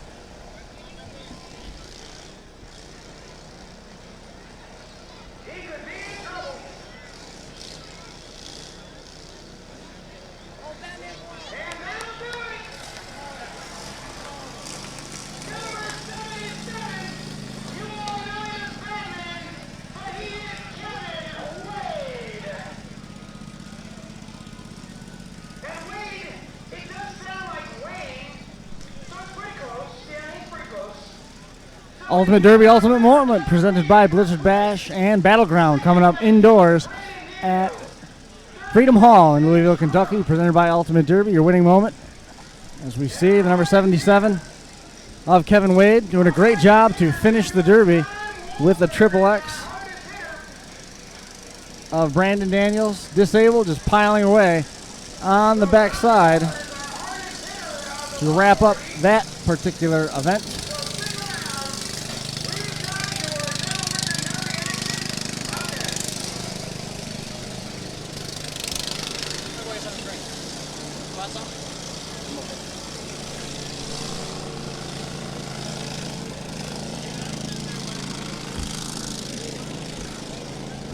RJ Volts coming to sit down. Always good to see Chris, you. how you doing? Know you've been waiting for this for a long time. What do you think of the lawnmowers? It's always an interesting heat. Half the time they're trying to flip each other over. It's always something interesting with lawnmowers.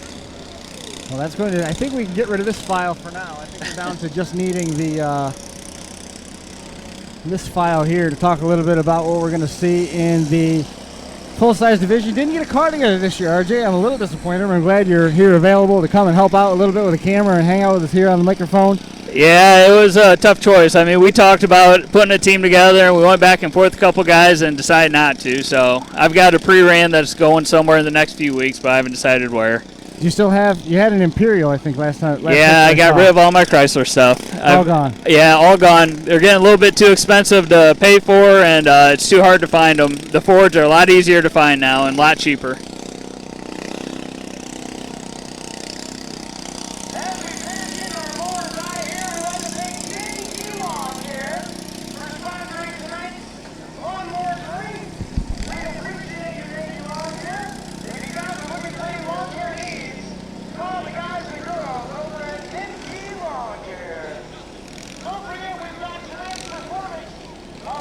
So anticipate a return to the teams next year. Seems like the turnout here was pretty strong.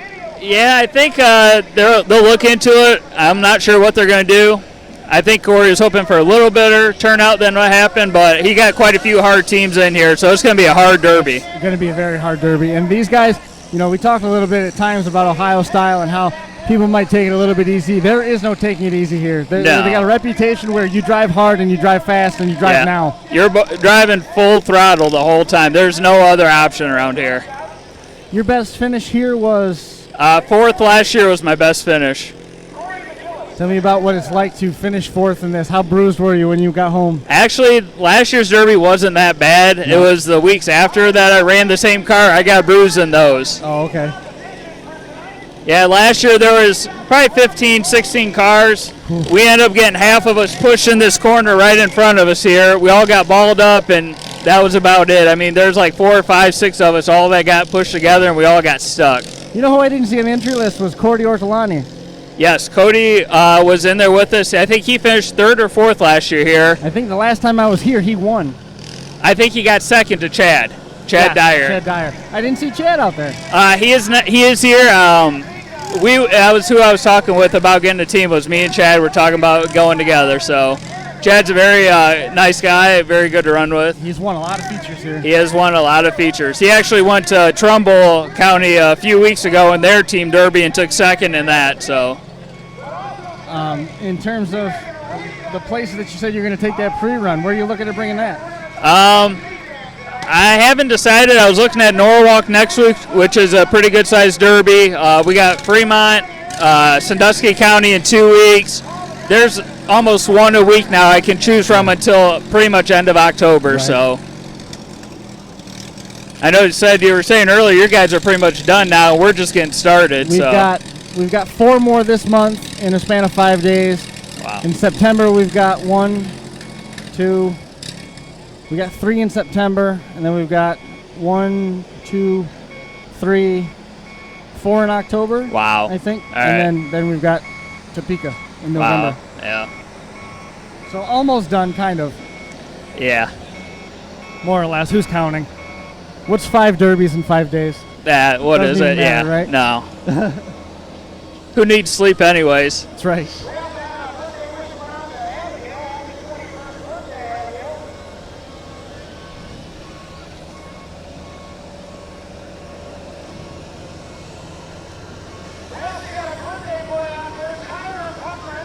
I tell you, getting that sun to go down a little bit has been a huge help. It sort of broke a little bit of the heat, and the humidity starting to die off a little bit as well.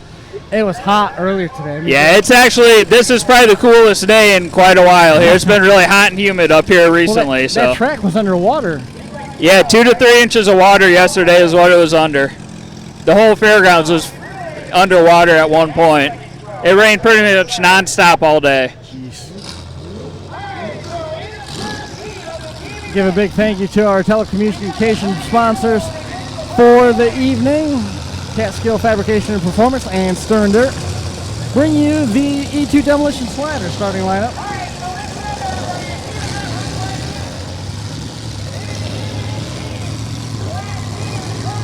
So bringing them out in qualifying heat number 1 is Team Black and Gold. Tom Henderson's in the 13, Evan King in the 15. The 14 is Dave King, and the 12 is Bill Hines. They are matching up against Team Black and White. This was the team everybody was talking about in the pit area. Stephen Holt in the 721, Nick Metzger in the 509. As we see Freebie, Scott Drevenak pulling out onto the track in the 283 and the 220. Bill just will round out that order. 1, 2, 3 Fords and an Imperial.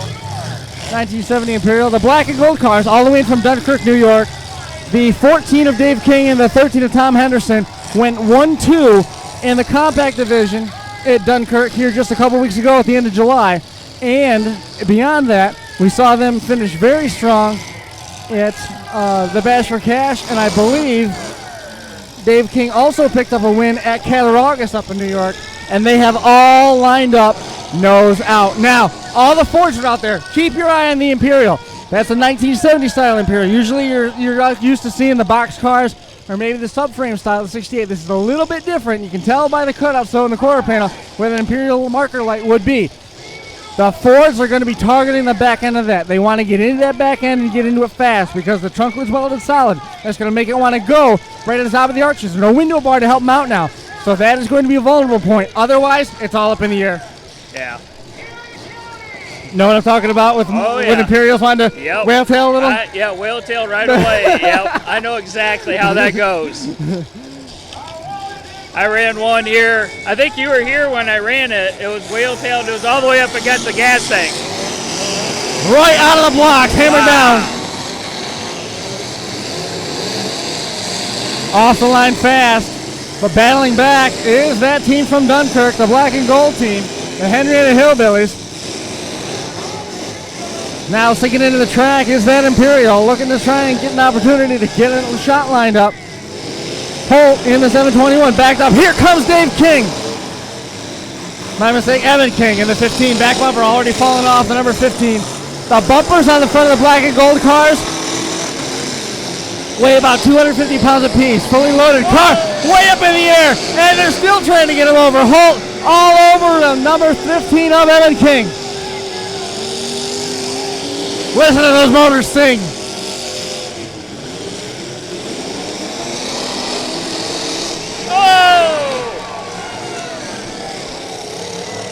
That's what you're talking about with the rear end of that Imperial right there. Big time. Dave King doing a pirouette with Freebie. Freebie now has gained position. Looking for steering tires that didn't get to it. Could be a steering issue developed by the 13 of Tom Henderson.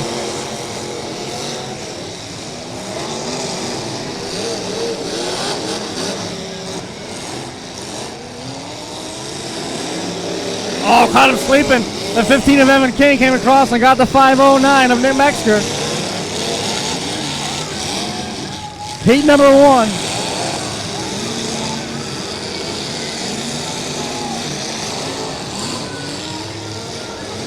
Big shot delivered, and there's it. The back end now buckling hard on the 225 of Bilges.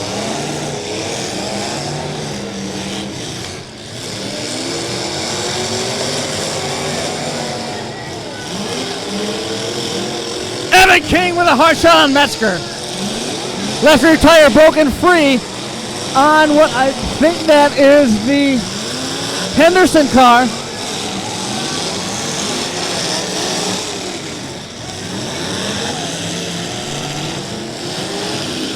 Cream puff shot goes right after that Imperial. Back end just blowing to pieces on Bilges' car, the number 15 of Evan King. Still right there in the thick of it. Mic check 1 2 1 2. Mic check 1 2. Mic 1 2. Mic check 1 2. Here we go.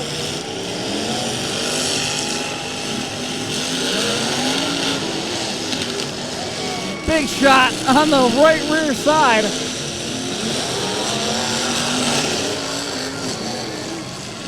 Big swing at the 15, and he missed him. Number 508 of Metzger piles right into the blocks just to the left of your screen. He'll be backing into the frame momentarily. There's the back bumper to the 15 of Evan King.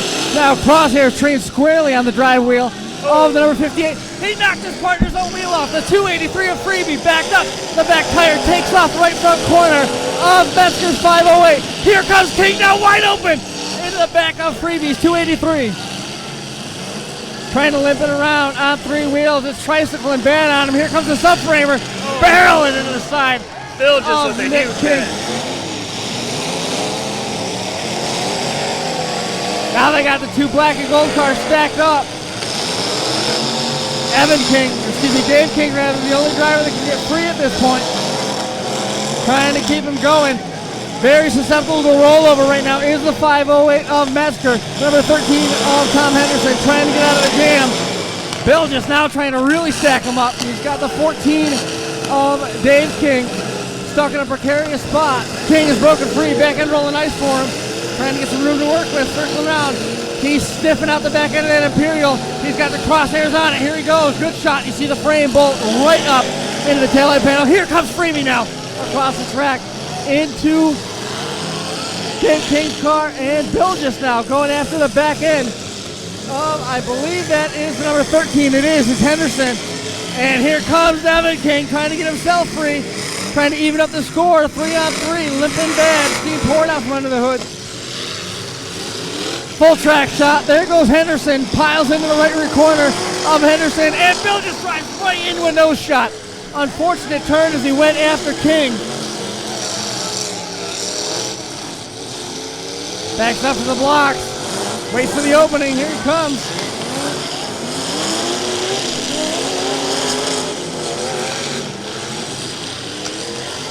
Holt goes the length of the track. There goes Freebie. Returning the favor into the back corner of, I think that was Dave King's number 14. Nope, it was a 15 of Evan King. Evan King, the only one of the black and gold cars without a roof sign. We have Himes, Dave King, and Evan King left for black and gold. It is Henderson down there with a broken axle, broken right front corner on the 508 of Metzger. He's all done. The back end folded right into a triangle on the number 225 of Bill Belgis.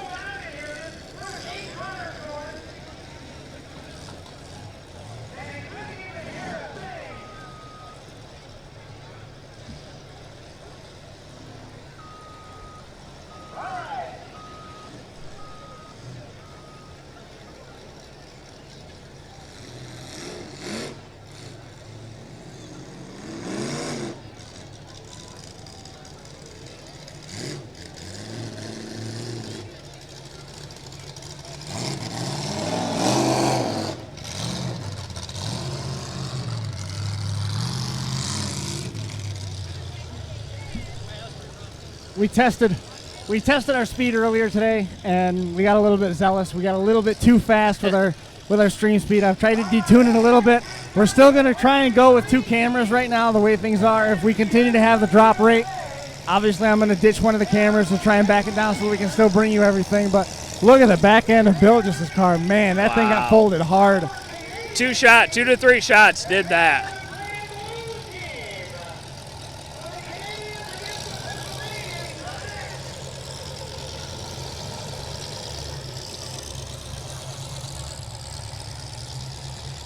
Sometimes when you get the camera swinging back and forth, it tries so hard to keep up with the image itself that it'll bog down. So we'll slow it down a little bit. We should have it fixed up a little bit right now.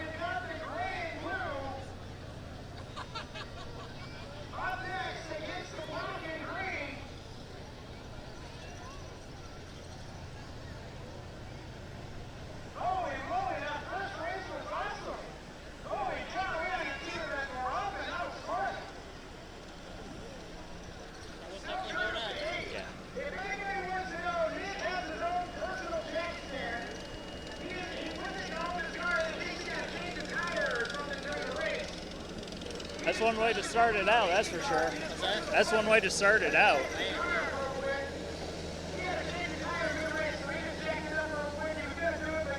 Missed about half of it because I was trying to figure out who to put it on. It's okay.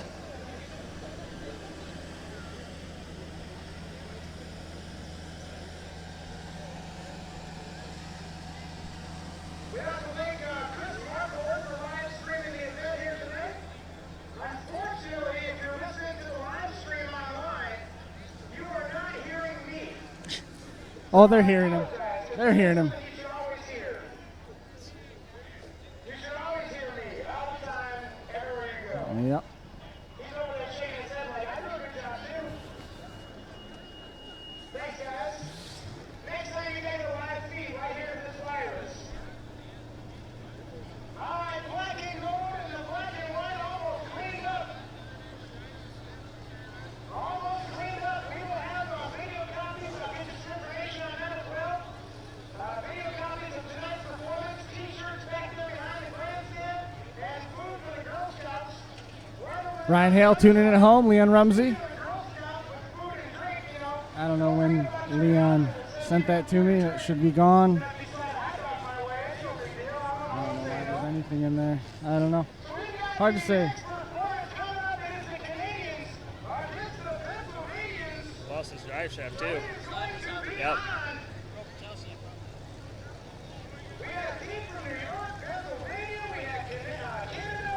All right, so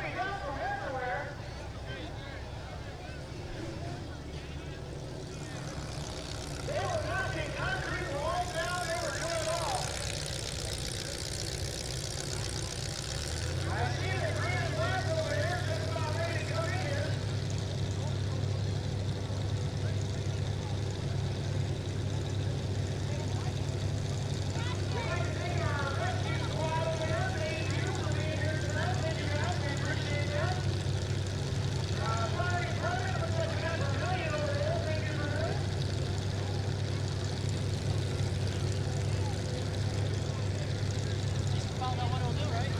That was everything that thing had. What it got? What you hit in the Well, the heavy pack down to the corn is when it's going down. I guess the ball problem. I was seeing it. I think it was really long. They're about to come around.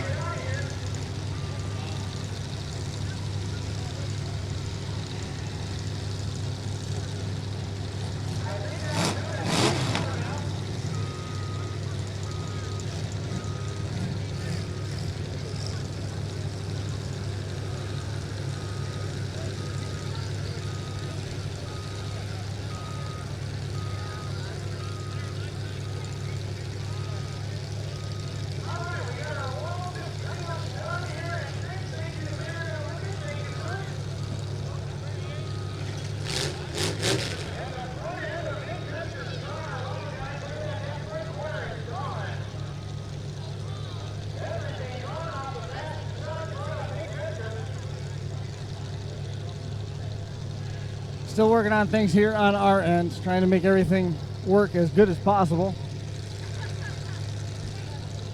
Team Most Wanted Fine Art is next on the track. Team MWFA. The Anarchy car. Dane Clark's going to say Dane down the side, the big A in the circle. Just like your favorite Nirvana CD. Smells like Teen Spirit, I believe, was the music video that had that. Casey is going to be Casey Smith. The 43 David Chapman. Randy is Randy Brazel. I don't know who they're up against.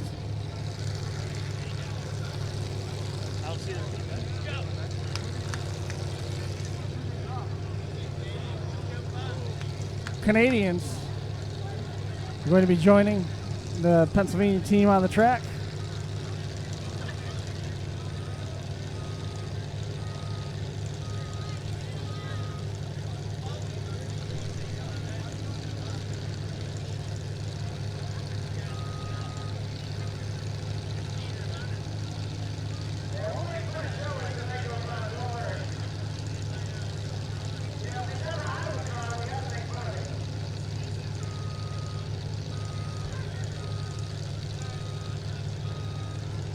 Boy, a lot of damage taken by Nick Metzger on that 508. Right front tire got knocked off and broke the tail shaft on the transmission.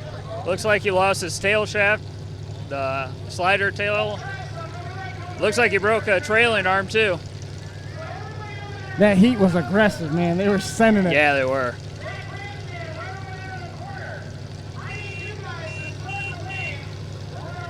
Hey, Brett Relly saying hello. Thanks, Brett. Appreciate the message. And Brett sending his best to Josh Decker, who's sitting at home.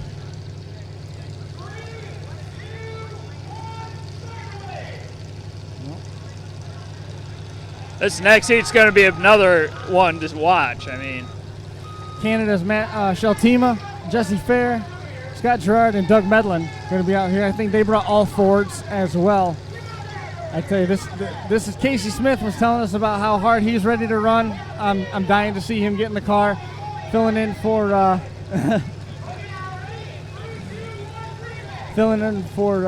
Chase, who's not able to drive due to an injury.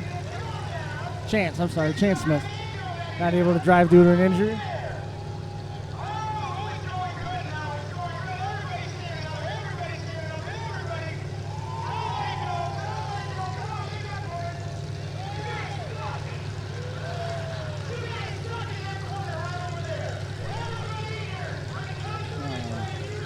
Anita and Steve Very sending a shout out to Team Canada from Hellbent Motorsports. John Damball watching at home. Good to see him. Let's go. E2 slider shafts. Qualifying heat number 2 pulling out onto the track. It's the team Most Wanted Fine Art. Pulling out all these cars were painted by Jason Sauer in the pit area today. See Davey Chapman first into the ring, followed by, that is Dane Clark and a Lincoln Signature, I believe is what that is. That's the Anarchy car. Behind him is the Randy Brazel car.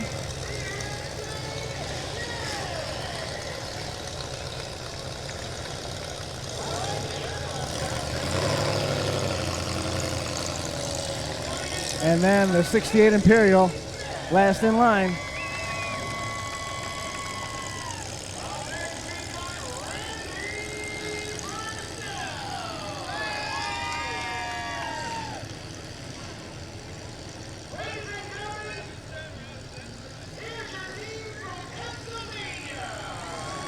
Randy Brazel in the Imperial.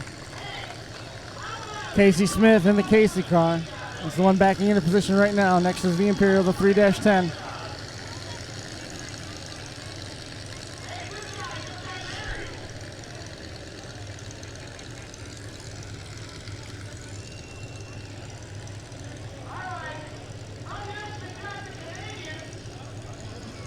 Hopefully everything's still working good for everybody at home. Feel free to shoot me a note, message me directly. Don't do it on the crash course stuff. I'm having a real tough time keeping up with the crash course side of things. So just message me directly. Try to handle whatever may ail. Wes Pye is checking in. Mark Cayuga watching from Franklin, Ohio. Awesome. Hey Wes, thanks for tuning in. And we're ready for the Canadian cars, the black and gray, the blue and gray colors. Matt Sheltima, Jesse Fair, Scott Gerard, and Doug Medlin going to be next in line.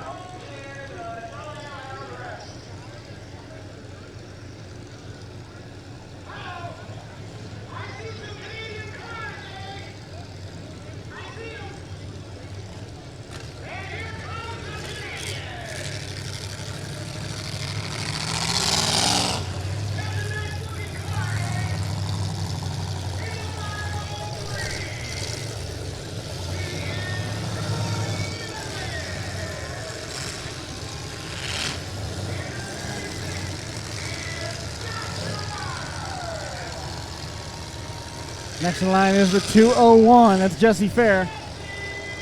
Out there on track already, the 903. Excuse me, the 503 of Doug Medlin and the 76 of Scott Gerard. Rounding him out is the number 52 of Matt Sheltima. We saw him run. Last time we saw him in person was when we were down at the Chaos in the Valley show last fall.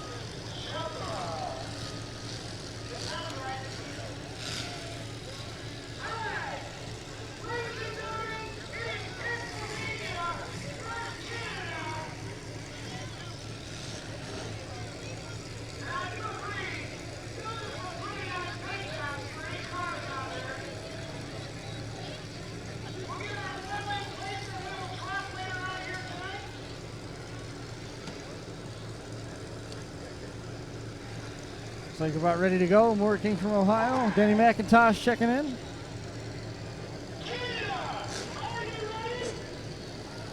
Well, tried to make these changes, hoping everything holds together, and there it goes again.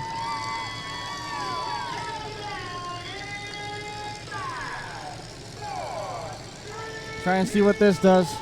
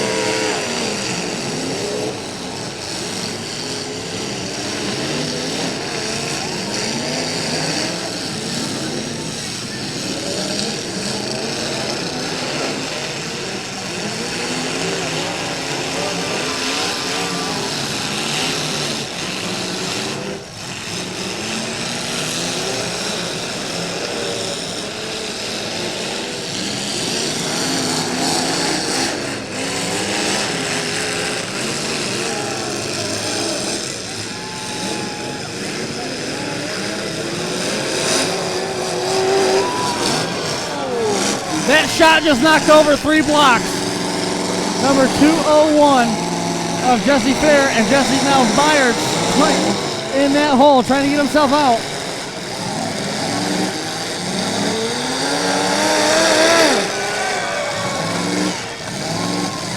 Casey Smith, big shot right here along the block.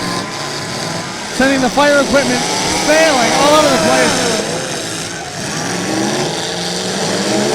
Casey Smith really teeing off on the 201, trying to really disable the 201. Sticks almost went down, he didn't turn it. 43 of Chapman.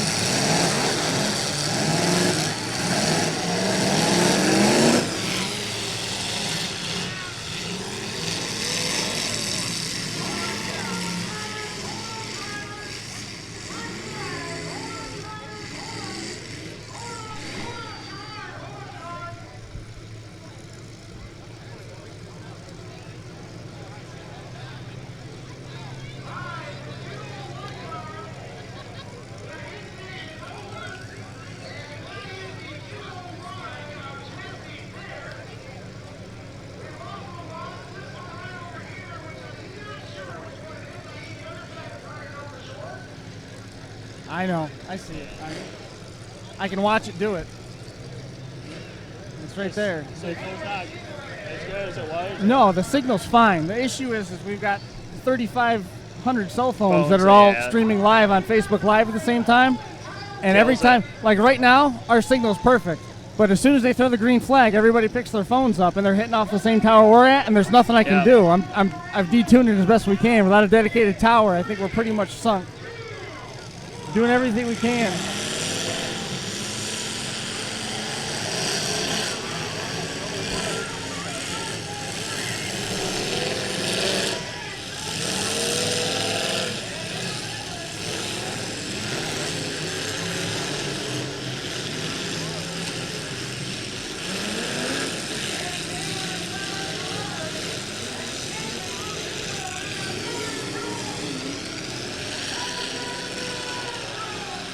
Boy, big shot was just put on down at the far end. The 43, Davey Chapman. Davey's about to get hit again. The 503 backed up a long way. He's still got a stick up. Here comes that 503 one more time. Doug Medlin off to put his attention elsewhere, piling into Randy Brazel.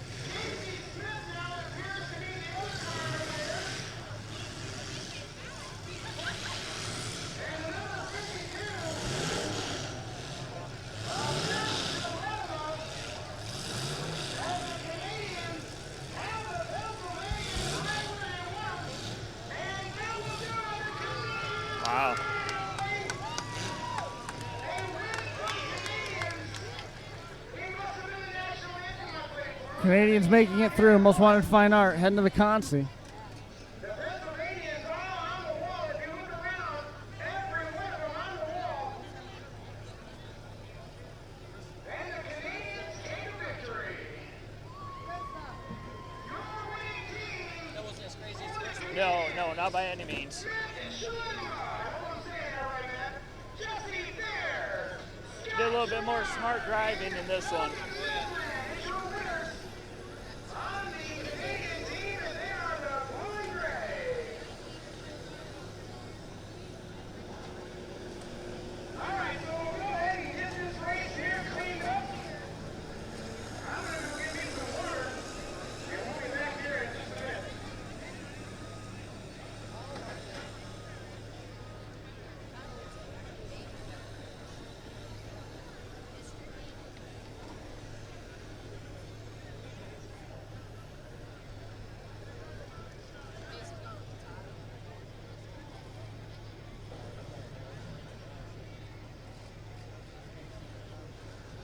So the Canadians hanging all the Most Wanted Fine Art cars on the wall. Nobody looks like they really took a whole lot of damage. Nose punched in a little bit in front of the control arms, right behind the bumper bracket, or the bumper shocks. On Casey's Ford, the nose really starting to pitch up on the number 43 of Davey Chapman, but that was a pre-run car to begin with. The Imperial looks like the back end got opened up a little bit, but not too awful bad.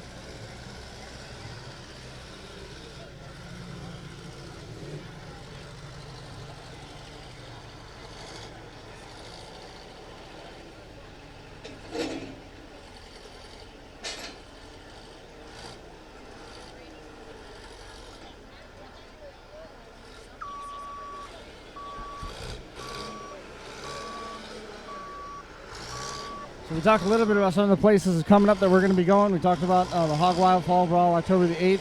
You can run down on where we're going to be next after this. We're going to be going to New Alex Lions Club.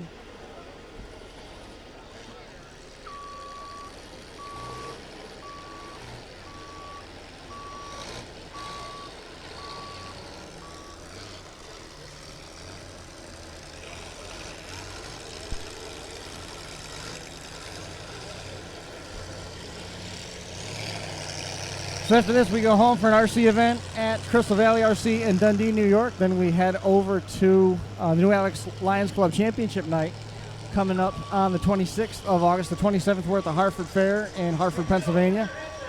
And then from there,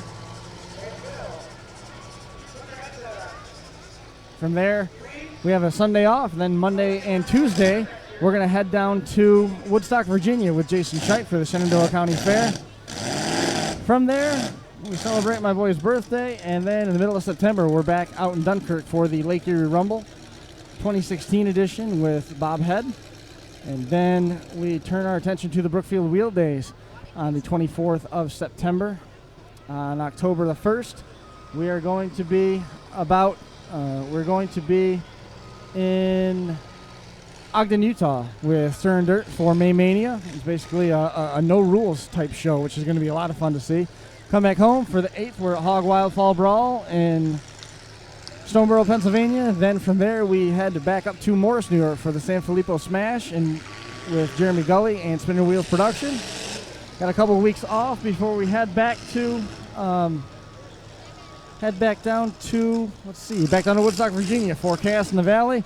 And that'll just about wrap up our season down there at the end of October with Jason Scheit for Chaos in the Valley 3. And then we will head out to Topeka, Kansas, a Blizzard Bash, which I'm really excited to get back out there for that one.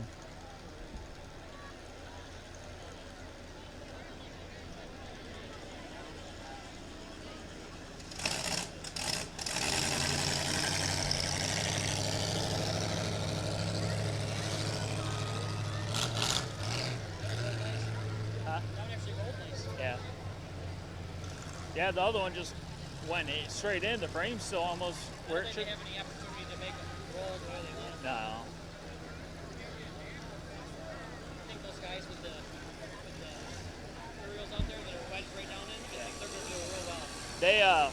I ran against them last year. The one got second. The other one ran 2 more times. I went nose to nose with him for over 8 minutes at a cleanup show. before mine finally gave. I had Imperial as well. They built hard cars. Yeah. Told you I'd be back. Yeah, you want to come up? It doesn't matter. You got to run now or you want to come up? No, I'm not running yet. Come on.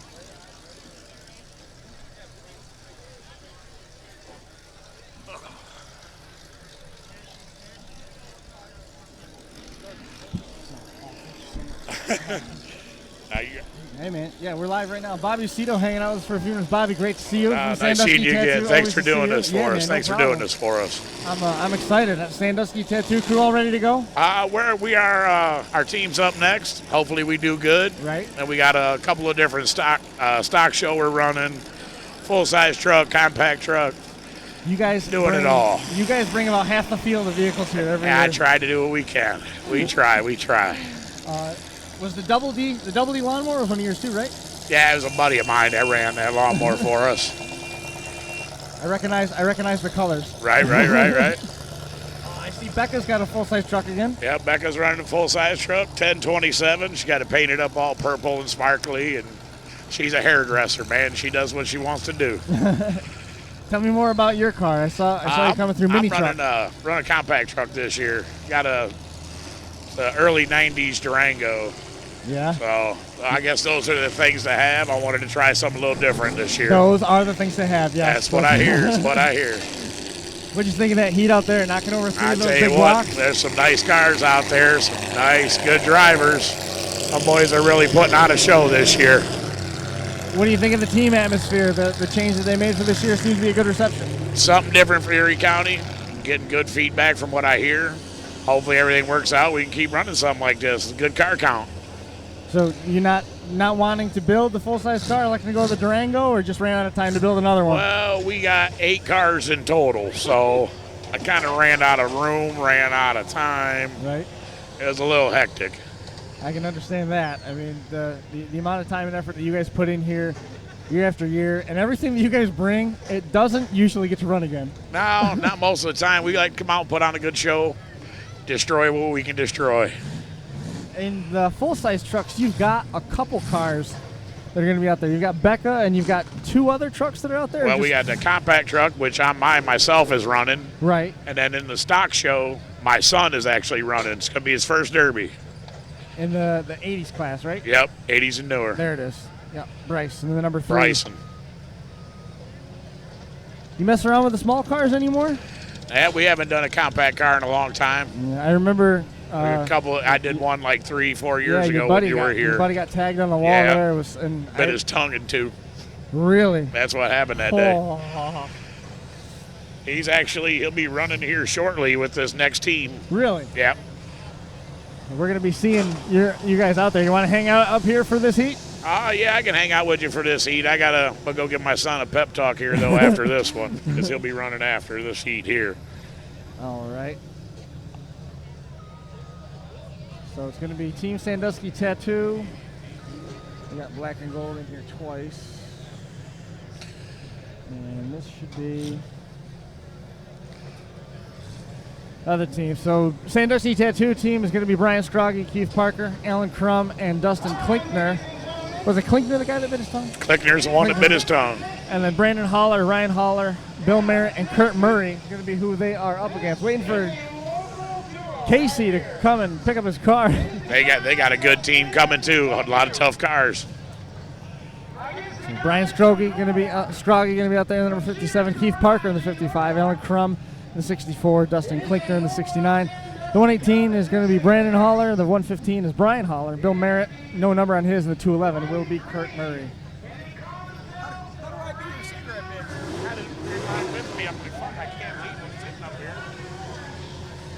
In that,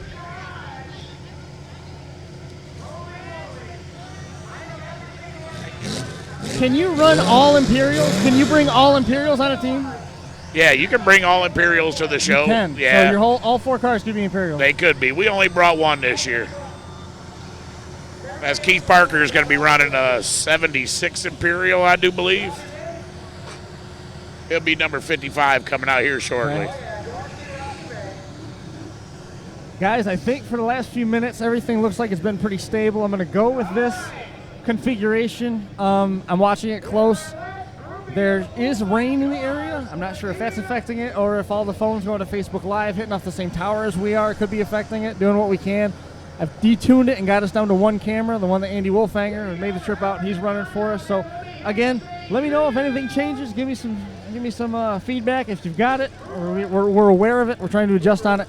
Let us know from there where we're at. Again, Sandusky, Ohio, Erie County Fair live coming to you, presented by Sandusky Tattoo, E2 Demolition Sliders, Ultimate Derby and Blizzard Bash, Smash It Demolition Derby, Stern Dirt Racing, and Catskill Fabrication and Performance.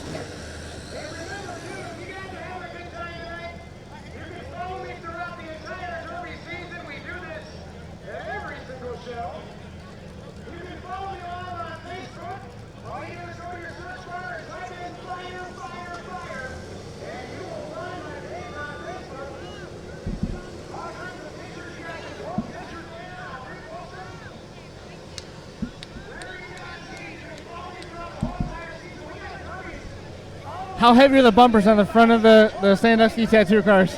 I'm a big guy, and I'm not picking them up myself. Nope. A couple of us hold them up, put them on some jack stands. Other than that, no, they're not one-man machines there. David Frankfurt tuning in from Salem, Ohio. Hopefully we got everything fixed. Anxiously awaiting the Sandusky Tattoo team and then Brandon Haller's team with Ryan, Bill, and Kurt.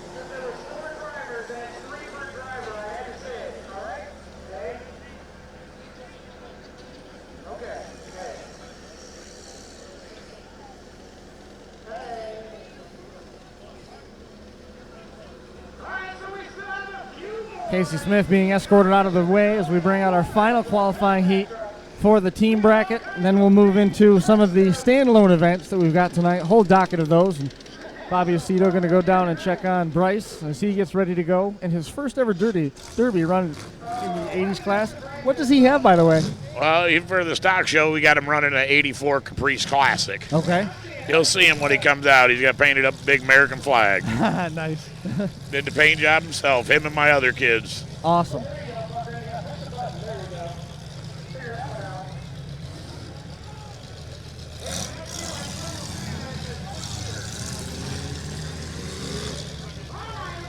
Joe Miller from Greenfield, Ohio. Sorry about that.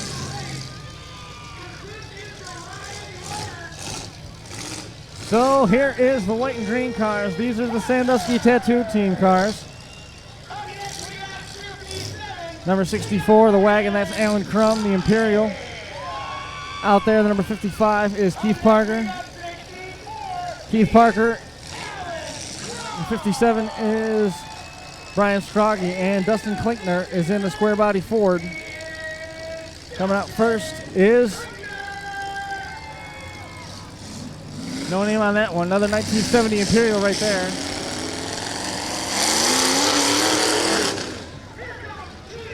Tires never broke loose on that. Yeah, like I said, them guys bring some tough cars too.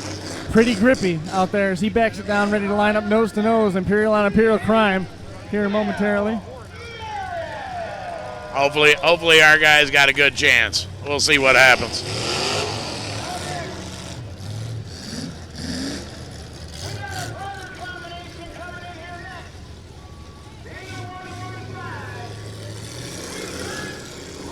Comes Spider coming out in the car, Ryan Haller in the number 115. Tilted Ford, car of choice for him.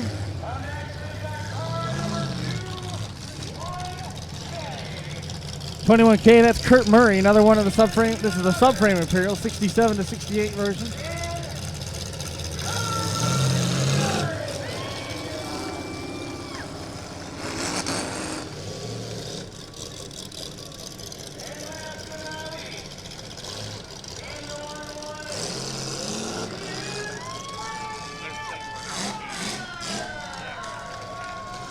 Looking later park.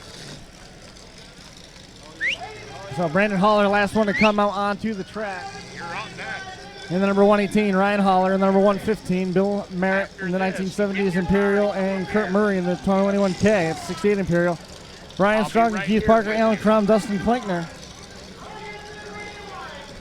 ready to turn them loose. They've got the security Dodge Caravan moving into place just to the left of your frame.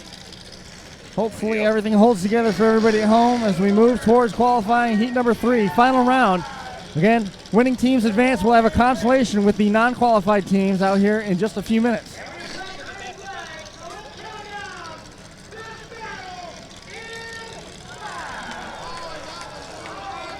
Radiator just came apart on the number 69 of Dustin Klinkner on the line. Gonna have to make quick work of Team Black and Orange.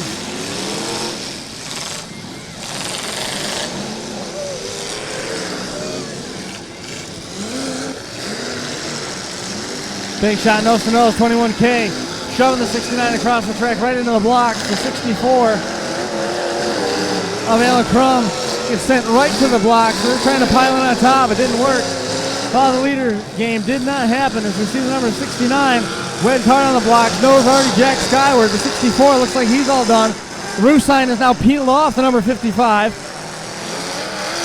As Team Black and Orange making quick work of the white and green team. Hard cars out there. Suicide Lincoln at the top of the track. It has quickly become 4-on-2 as the number 118 of Brandon Haller and the number 21K of Kurt Murray occupy themselves on the subframer. Full track shot from the Imperial on the Suicide.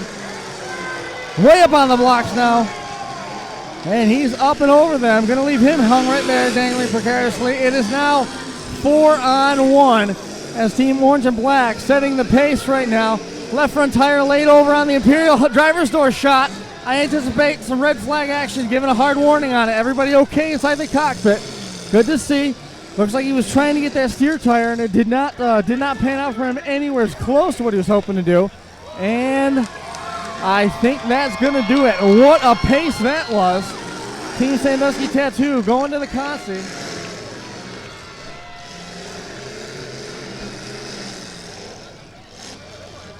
Team Orange and Black. There's nothing really for the Black and Orange team to hit. It's just a matter of waiting it out at this point. Still forcing more unnecessary damage on the Imperial. Number 55, that was Keith Parker. Calling for more. Now he pulls his flag, the number 57. 57 of Brian Scroggy up over the wall. Now he pulls the flag. That's going to do it.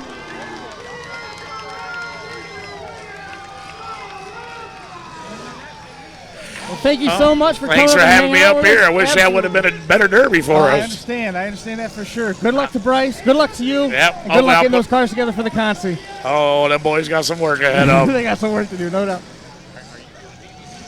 Nope. Who is? Ferris. Ferris doing their own.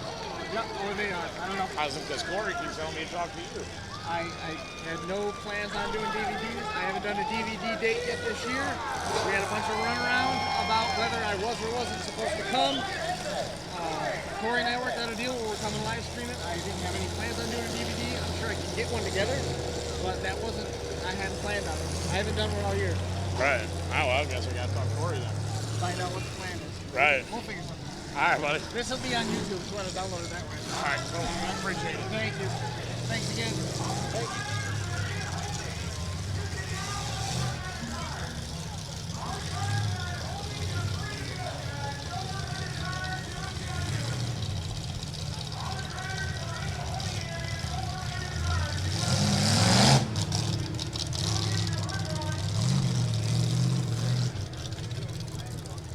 Our man Ron McClung checking in. Ron, thanks for the kind words. Appreciate that.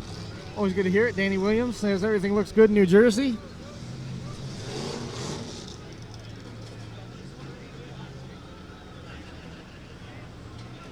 All right, stock class, you are up next. All right, 80s and newer, stock class, you are up next. While we got a second here, we'd like to thank our sponsors tonight. We'd like to thank Snyder's Collision, also Fireman's Electrical. So driving it back was virtually no damage taken.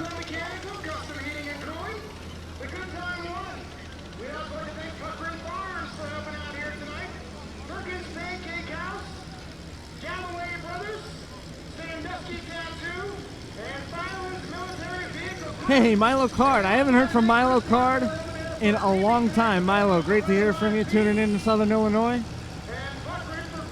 Jordan Burgess, wondering how many heats there are. We've been through it a couple times. We'll go through it one more time. We have the 3 qualifying heats for the big cars. They'll have a consolation round, sending 4 teams to their feature.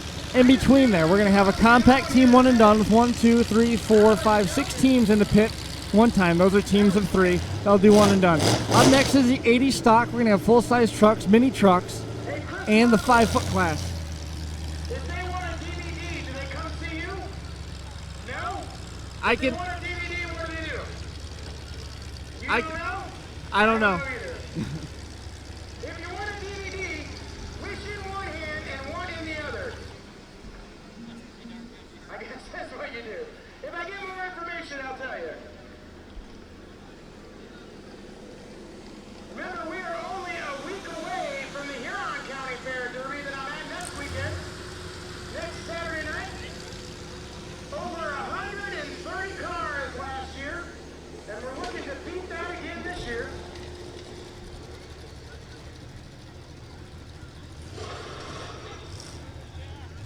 So, Andy, what do you think so far?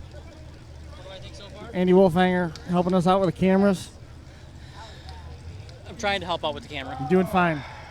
We got more problems than what you're doing, so don't worry about it. Well, I would say that that Imperial down there, that green one, that's pretty much toast. Well, he wasn't. There was no quitting that driver. I'll tell you that. No, he was didn't convinced wanna. He was getting off, and he was gonna cause some chaos. But 4-on-1, man, numbers were not on his side. That's for sure. No, not at all. The suicide, it looks like it just got pinned down there over top of the wall. And them cheater cars, they look pretty hard. That's for sure. Definitely hard. Stock cars out next. Tyler Pockering going to be out first in number 6. Bryce Aceto is going to be the number 3. He is in a Chevy Caprice. It's his first ever 80s and newer feature because it's his first ever full-size Derby. Mike Breeze will be the number 95. That's that pre-run Crown Vic that came in with us. Number 275 of Vance Wilson and Mike Pockering also going to be out there. Big thanks to Sandusky Tattoo, E2 Demolition Slider, Stern Dirt Racing Ultimate Derby, Smash It Demolition Derbies, and who'd I forget? Catskill Fabrication and Performance, helping make this live show possible. They have been running very hard out there Yes, in the they are. qualifying heats. Man, I mean, the stuff coming off the track is just spent, and these are really well-built cars.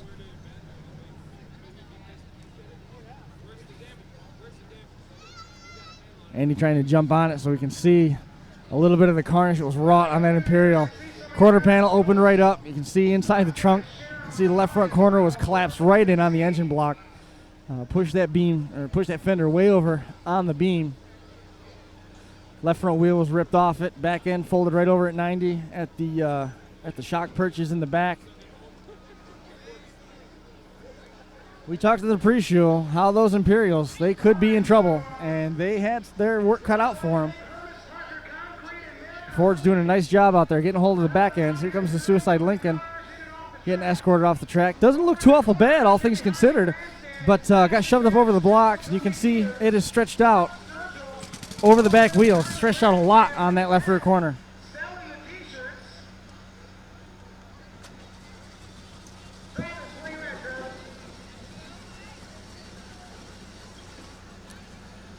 So 80s wire class out next. Again, 6 cars running down to our winner.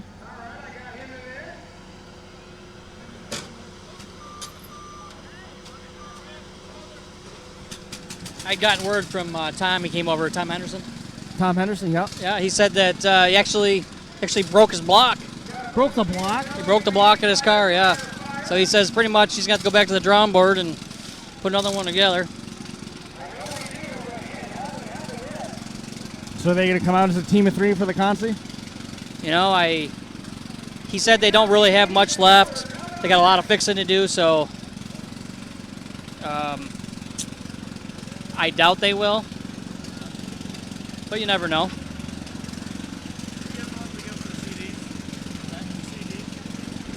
Our plan was not ever to do a DVD here because it's all being streamed to the internet. Okay. You can watch it there. If you're in dire need of a DVD, I understood that BCN, the guys who did it last 2 years, were doing it again. Okay. So yours is on the internet? It's going right to YouTube. It's Crash Course Live, same place they all are. Okay, thank All right, you can catch it there. Thanks.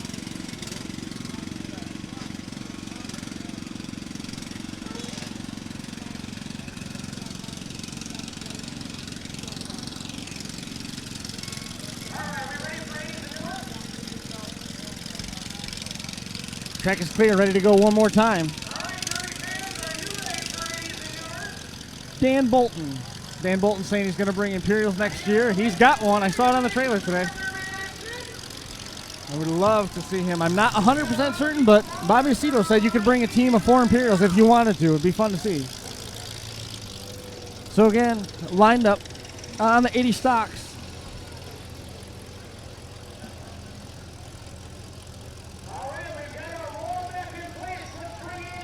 Tyler Cochran is in the number 6. Bryce Aceto in the 3. Mike Breeze in the number 95. It's cars paint up like Lightning McQueen at number 95. Vance Wilson, the 275. Mike Cochran rounding out that order. Don't know the number on that one, but we'll see him when he comes in. You enjoying Sandusky? Yeah, it's pretty nice here. It's the first time I've ever been here. Track is nice. It's hard. It's slippery, but it's hard. David Sims up in the United Kingdom was tuning in tonight. Went out on basically a date night with his wife. And he just wrote a piece for Derby Inc. magazine, which is in being pressed right now. So he checked it out. He said the track looks like it might be kind of small for your big cars you have there in the United States. I'm like, just wait. Just wait. So he's been checking in periodically, and I also got a note from Ian Rochelow, who's one of our favorite servicemen who always tunes in, catches all of them. So good to hear from him. And the first car out is going to be the number 3 of Bryce Aceto. Red, white, and blue car, American flag all over it. Lightning McQueen, number 95, that is Mike Breeze. No number on the side. That is the Diplomat, Mike Cochran. Get that back bumper off of there. Josh Decker would be all over that, wouldn't he? Get that bumper off. No trunk lid. I like that, though. That way he can see the cars coming through his back window. You know, I really do like I like the blocks at this track. They're nice and tall.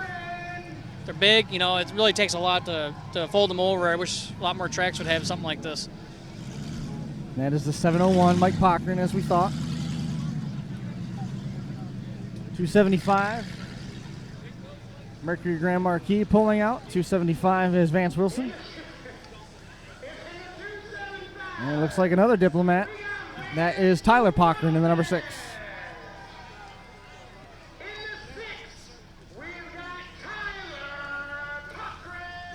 Happy to see that everything looks like it is staying pretty stable. Glad we've got so many people watching at home taking the show in. If you get the chance, you got to come here. There are maybe 2 seats left in the grandstands if you wanted to come and try and find one. If you got the time to make the trip over, it's not a bad drive at all. We drove 6 hours to be here today. Had some great conversation in the car about how good Josh Decker is or isn't, according to Andy Wolfhanger. For all you Josh Decker fans at home, feel free to friend Andy Wolfhanger, and you can take homage with his sentiments that he shared with me in the car about how good or bad Josh Decker may or may not be. Just about ready to get things underway. Sorry, Josh. All right, so we got everybody. 1, they're 2, not 3, bringing that 4. car in. That's all 5. That's the 5 I thought we were going to get. Maybe that's a different class. Not sure what's going on. Another car staged over there. Josh, none of this would happen, buddy, if you would just get in the car and drive with us, but you're sitting at home in your garage, aren't you? Green flag out for the chain and go 80s class. Back end buckles on the Ford. The back end stayed pretty straight on the number 6 of Tyler Cochran. Tyler gets the car refired. Now 5 cars on the track. A lot of room to work with. Josh Decker blowing up my phone right now. You see the 275 swings it around. Trying to go back end out again with that Mercury. Struggling to keep it fired. Buckle the back end of the 701 of Mike Cochran. The back end starting to dump now on the 701. That's a Diplomat, New Yorker, Grand Fury, something along those lines from the 80s. Boy, Ron McClung is sitting at home salivating over that number 275. Driven by Vance Wilson. Here comes Cochran again. Cochran full track shot available. kind of swung out of it a little bit. Had trouble keeping the car straight. There's so much power coming up from under the hood. What a shot delivered. Bryce Aceto, right rear corner, gets opened up big time. Tire goes flat now on the 275. 275, Vance Wilson. Still got all 5 cars running and moving. Stalls it momentarily, trying to get it refired. Thought we were going to see a big shot by Tyler Pochern, backed out of it. You see Bryce Aceto, left front corner, now buckling on his Caprice.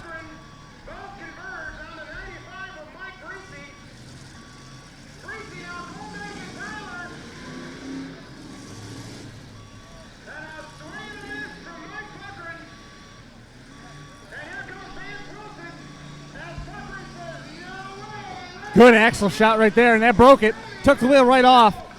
Good shot. Bryce Aceto going to be down to 1 wheel peel. Oh, it's still hanging on shower sparks. There it goes. Broke the rest of the way now.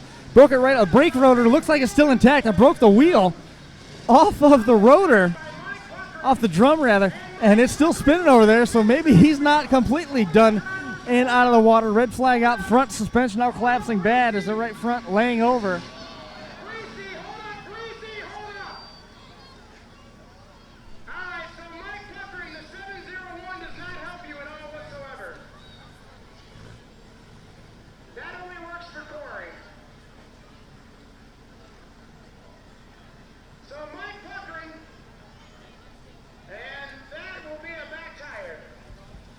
Back tire off Bryce Aceto. I can't believe that it broke off the way that it did. But I mean, that's actually beneficial because he's not going to be down to trying to limp around with 1 wheel peel. He's got drive now. Wheel also now broken off the 701 of Mike Pochern, trying to get out of his own way as the 275 of Wilson.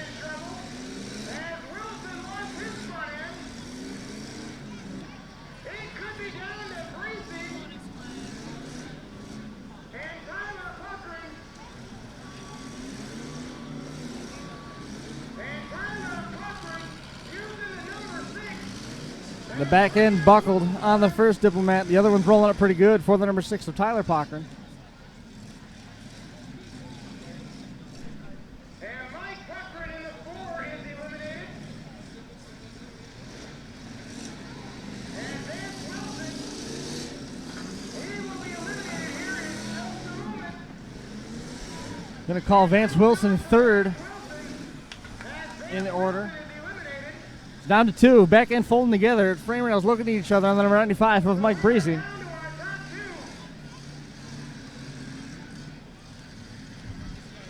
Breezy in the 95 and Pochern in the 6.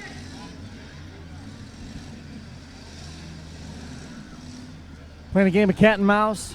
Andy Wolfhanger doing a nice job running the cameras for us. Again, all this action brought to you live, courtesy of Sandusky Tattoo. Thanks a lot for those guys helping us make this show possible. Got everything detuned. Things holding together pretty well now.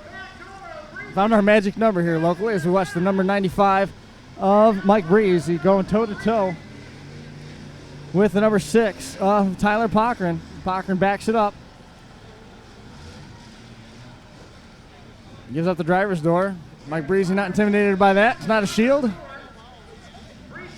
I don't even think it dented the sheet metal. Barely a little bit. Just in front of the halo. Now back to back. The back end seems to want to dive on the Diplomat when he goes back to back, and the back end spiking up on that Ford. It looks like it's like a 97 Crown Vic or something in that neighborhood. Right rear tire rather flat now on the number 95 of Breezy. Going back to back might not be the best decision if it starts getting into that rear end. Start hitting the drive wheels, possibly getting into that rear end. So we hear a tire go flat across the track on Pochern's number 6. Left front tire now down.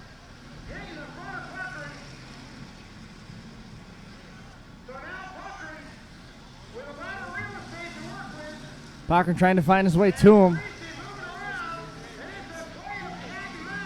Driving it like a late model, laying it right over on that corner as he goes through the turns. A little more cat and mouse. The officials here before too long are going to be telling him, let's make it happen. Gives up the back end, takes a shot in the right rear corner. That left front corner really sinking bad now as that tire has gone flat and it is laying over bad on the left side. Breezy shoving the number 95 into the back of the number 6. It bent the bumper back into the left front corner. Being told you got to make contact. The number 6 of Pochern in trouble as the number 95 of Breezy piles into the right side. Continue to go after him. I think he's trying to flip him over. had him up in the air momentarily, going after those axles. If it was a Ronda Rousey fight, we'd be saying liver shot left and right, but instead we've got axle breakers going on, looking for wheels, tires, axles.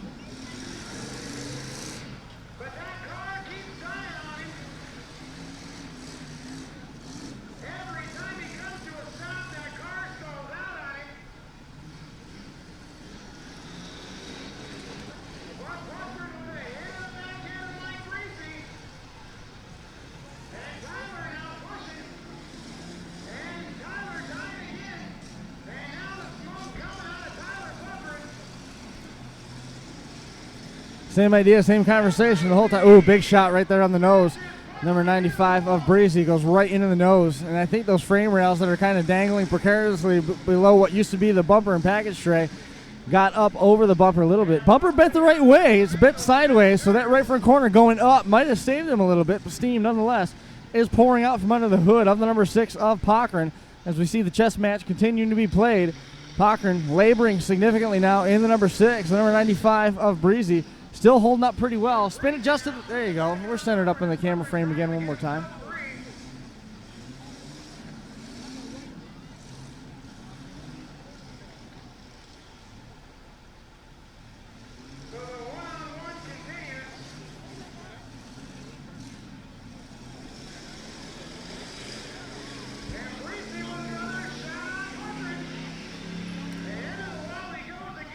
Bumper's falling loose on the track. Haven't seen a stoppage for it yet. That is the front bumper off the number 95.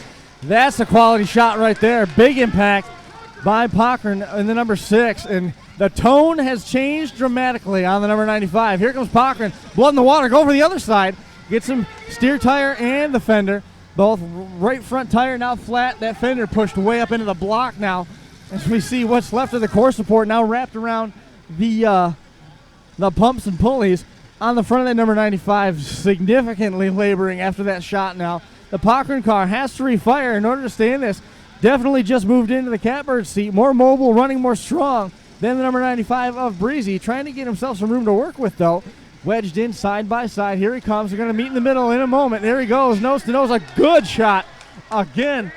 Bumper. Oh, look. And the Cochran, the other Cochran car, the 701 of Mike Cochran, telling the number 95 to shut it off. The 6 stalls it. They're able to get it refired. Not any quit under the hood of the number 6 with the number 95. Look at how the tides have turned. Number 95 now trying to use the backside. Number 6 stalls it again. Good chess match being played out. Everybody at home is saying, I hope this is a good stock heat. You can't be mad about this. They're not full tracking each other, but the cars are definitely bent, and they're driving them the right way, trying to make quality shots with it. The 6 stalls one more time, backing it up. Laboring bad now, but that's a qualifying shot right there. Pull it away now. Let him sit there. Got a chance at winning this thing. Make him waste a little bit of time now. Use up that clock to your advantage because you don't have a lot of hits left in it. Mike Breeze backs it up one more time. Incidental contact. He's backing him into the Aceto car. He's not going to get hung necessarily. And look at the number 6 says, we'll do it again. Now, there's no stacks on any of these cars, but I'm looking underneath it where you can see some black smoke before when it stalled. Mike Cochran, there's nothing going on Tyler Cochran rather, nothing going on underneath the hood, still calling him in, trying to get lucky that maybe the 95 will stall and the 6 can refire by using this 60-second shot clock. But the 95, very active, that's going to do it. Time has run out. I don't know if it's a come-behind win, but certainly defying the odds, the number 95 of Mike Breeze after that hard shot. I thought it was over for him, but nonetheless comes away with a surprise win in the 80s chain and go. Second place going to Tyler Cochran, Vance Wilson, Mike Cochran, Bryce Aceto, rounding out your running order.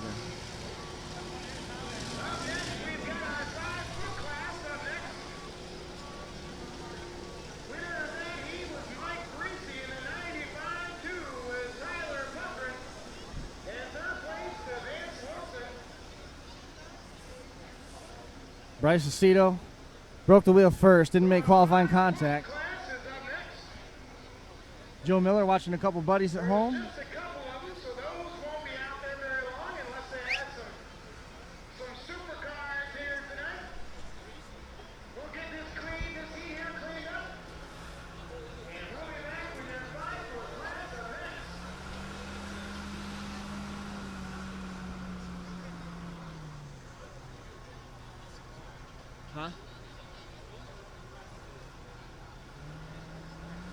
Hey, Andy, that viewfinder will turn too. Real gentle with it. The viewfinder, you can hold on to that with your left hand and tilt it towards you or back, tilt it towards you, turn it, rotate your wrist towards you. Yeah, so if it was too high or something, I mean, it didn't change much of anything by lowering it.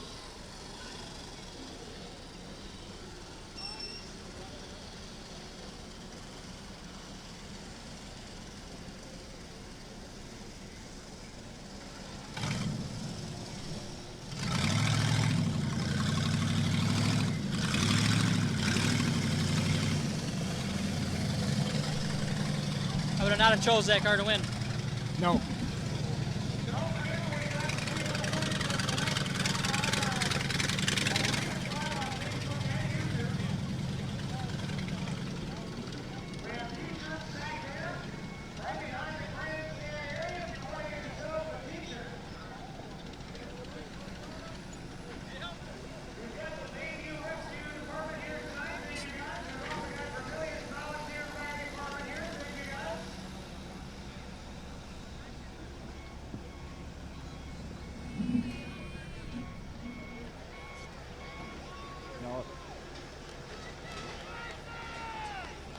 Yeah, I'll take a water if you got it, sure.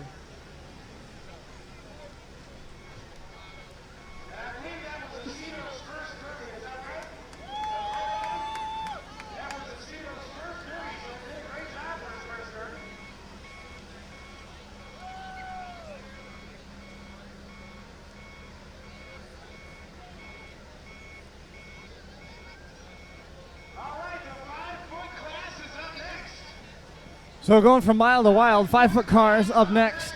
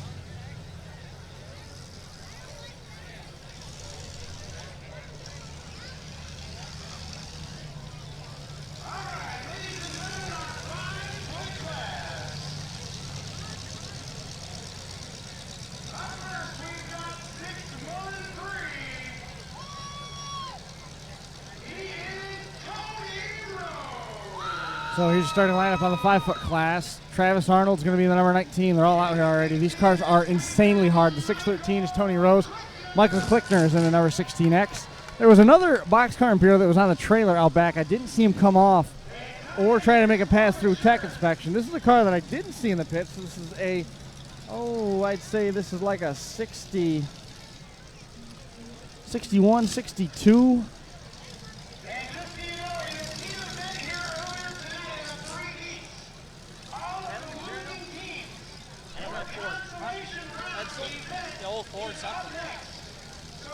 Maybe the 19T is an Edsel. Not sure.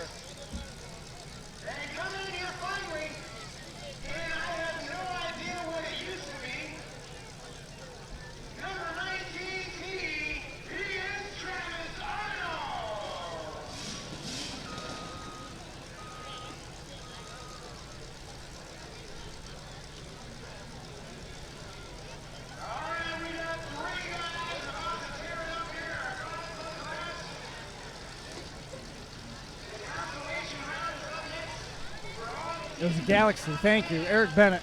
Awesome. I could not for the life of me figure out who. That was a car that didn't run. Ready to go already.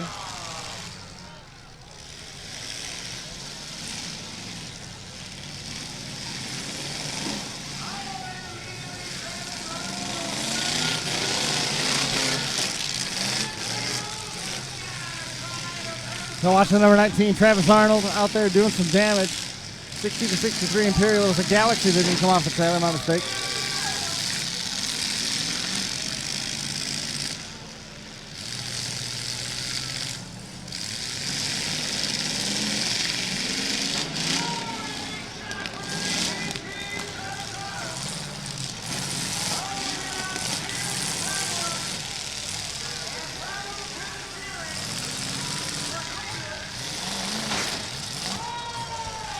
Man. 19T just blew a drive shaft. You can see the drive shaft sitting in the track right now, just in pieces. And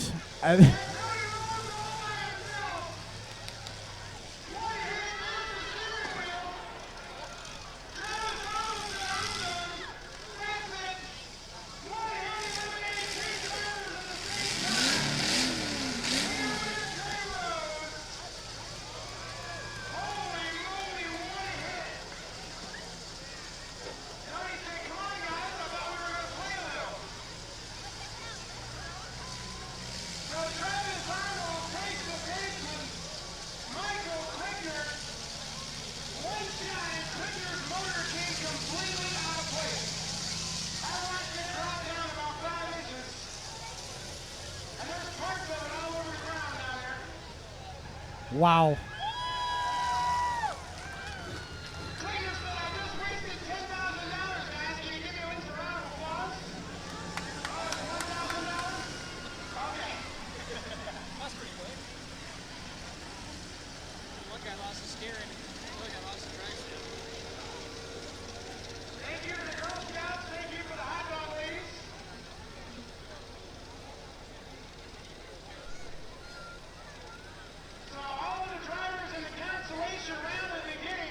Well, that's that. Is over as soon as it started. So we were talking a little bit earlier how they're going to drop a lawnmower from one of the skid steers or one of the telehandlers. I guess this van is what they're going to be dropping.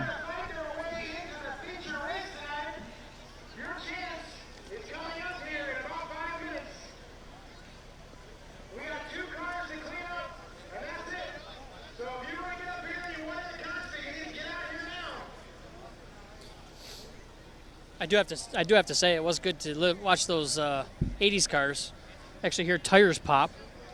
You know, that was pretty good.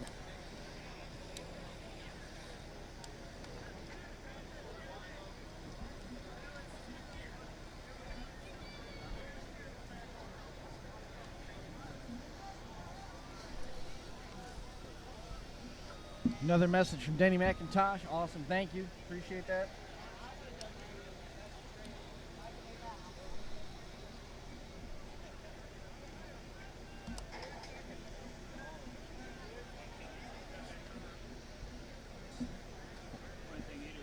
I'm okay, thank you. Go ahead.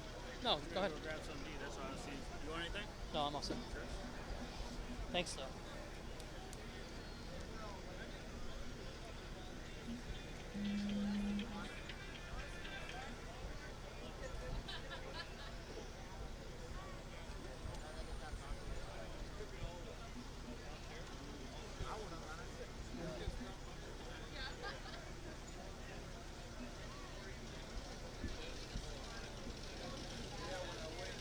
Brian Sipple checking in from home.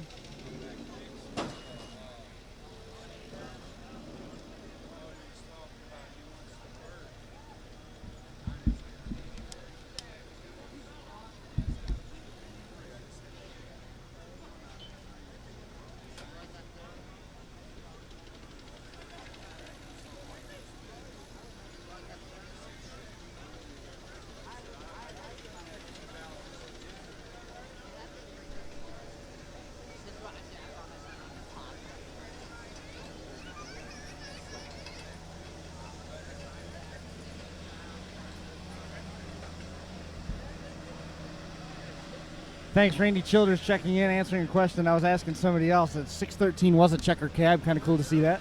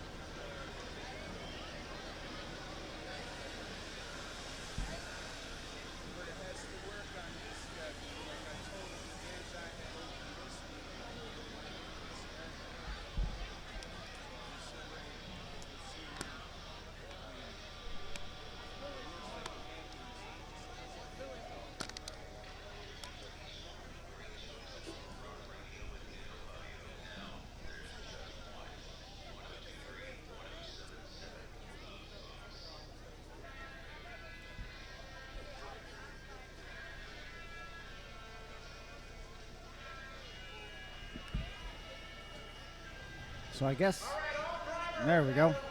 Now we know.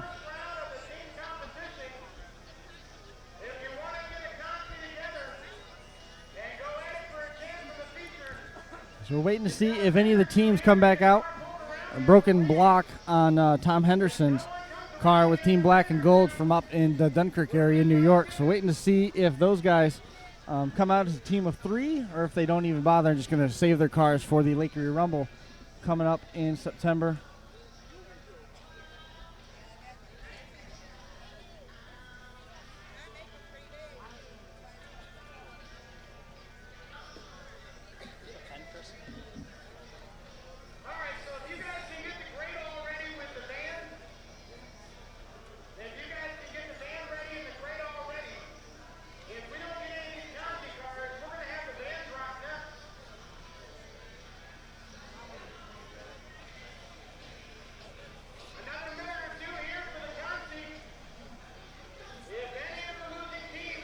Just touching again, Mike Carey, the 613. That car that won was Tony Rose's car. That was a checker cab that won that.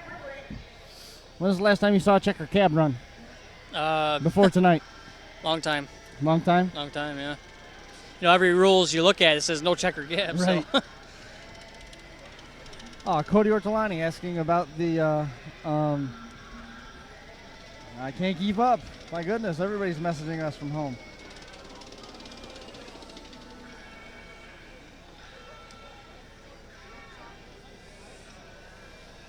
Jamie Zanheiser checking in. Cody Ortolani is asking us about the Lake Erie Rumble. Cody Ortolani, we saw him do really well out here in a mid-70s Impala, just like you like to run back at home, Yep. Andy. The Lake Erie Rumble is a show that Bob Head is in charge of now. Rick Coarco and Dave Bongiovanni got it started as a benefit for the Variety Kids up in the greater Buffalo area. And those guys have a benefit derby every year. This year it's on the 17th of September. Thankfully, they put it there. We're going to be live trackside there, announcing in the arena and at the online. They run one and dones for small cars, mid-sized cars, chain and go class. They have an 80s and newer class. They run Imperials, and it's just a fun show to go to up in Dunkirk, New York. You know, the best part is probably because it's, you know, somewhat, it's for charity. So, yeah, you know, everybody should come support it. And just like the Hog Wild Fall Brawl and the San Filippo Smash, which is coming up. And then we've got the, you got to see this. This is they go crazy here with some of the stuff that they do. It looks like we might be scratching the Team Consi and moving right into the van drop, where we're going to extend the Great All telehandler up as high as it'll go, and then drop it. Drop the minivan from way up high down back to earth, let gravity do its job, and watch the carnage go.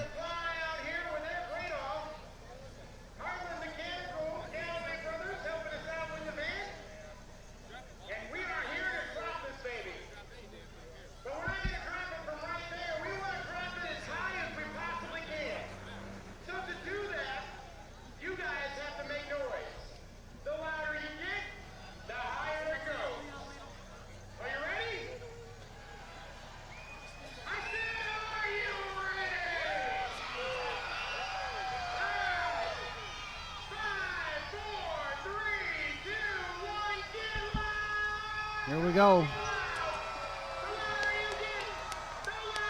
Andy, pull back just a little. Zoom out a little. There you go.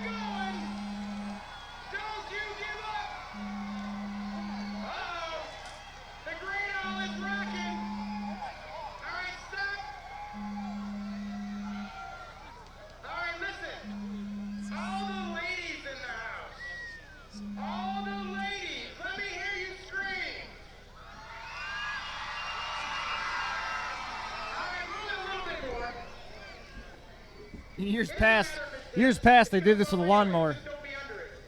This is going to be way cooler. Okay, right there.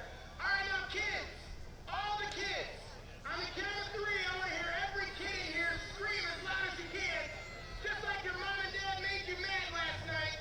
Scream as loud as you can. 3, 2, 1.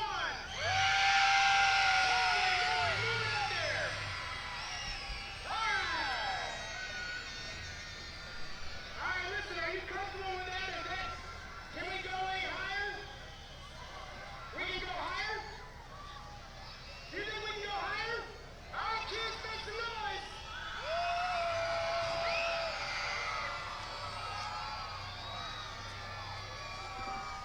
Alright, stop!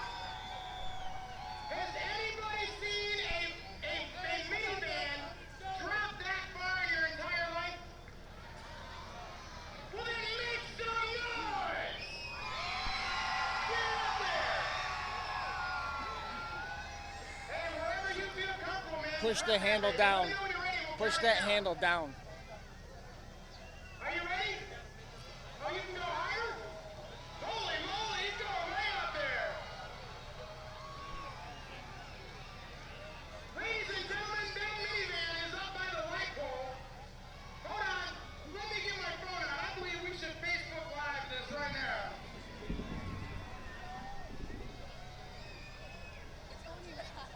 Alright, we're gonna go live. And we're gonna go van drop. Go live. Alright, we're gonna go live in one. Oh, we're going live right now. Alright, so we are live here at the Erie County Fair. We've got a van, yes indeed. That van is all the way up. That is a light post that you see behind it, underneath of that van. And that van is ready. Ladies, make some noise. Fellas, make some noise. Hey kids, make some noise. Let's count down this van in 5, 4, 3, 2, 1. Drop that van. Oh, it is flat, ladies and gentlemen. I don't know about the safety complex with that, but holy moly, that baby looks like a pancake out there. Think about that, guys. We'll be able to see better on this corner of the track. You think we should do it again? I think we should do it again. On the count of 3, if you think we should do it again, make a bunch of noise. 1, 2, 3. All right, let's do it again. All right, let's scoop this baby up if there's anything down there to scoop up left. Compact truck drivers, you are up next. Compact truck drivers, let's get in. Tyler Barnes watching from Albany, Kansas. Everything started breaking up again real bad here. Everybody's got Facebook out, trying to live stream this to their Facebook accounts as they drop the cars. I know exactly what's going on. We've lost just about. Oh my, look at that. It looks like one of those Dodge Magnums now. It's like all stretched out and sweet. All right, so if you guys want to drop this thing, let me hear you guys. Drop that van. Drop that van. Drop that van. Drop that van. Drop that van. Drop that van. Drop that van. Drop that van. Keep it going. Oh, maybe. We may drop it before we pick it up. All right, we'll give it one more try here and see if we can get it up there. Compact drivers, you are up next.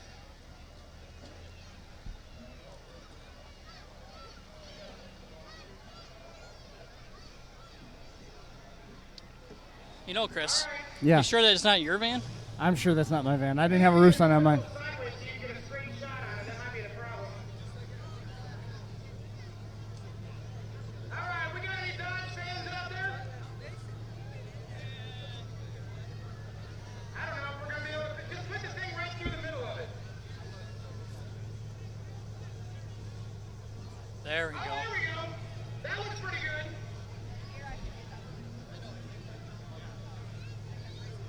All right. You guys want to drop it again? I said, do you want to drop it again? All right, let me hear you. Drop that van. Drop that van. Drop that van. Keep it going. He'll keep going as long as you do. Drop that van. Let me hear you. Stomp your feet. Drop that van. Drop that van. Keep it going. Oh, get it way up there again. Oh, it's way up there. It's going higher. Are you guys ready?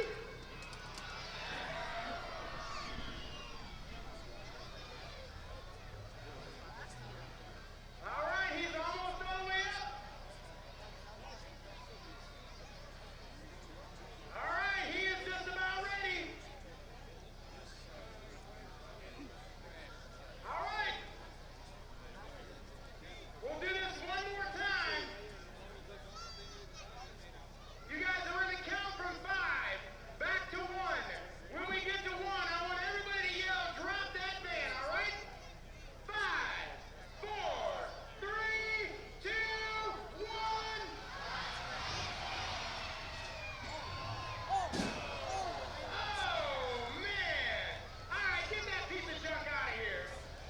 We got the compact trucks up next. Thanks for watching. We're live on Facebook Live.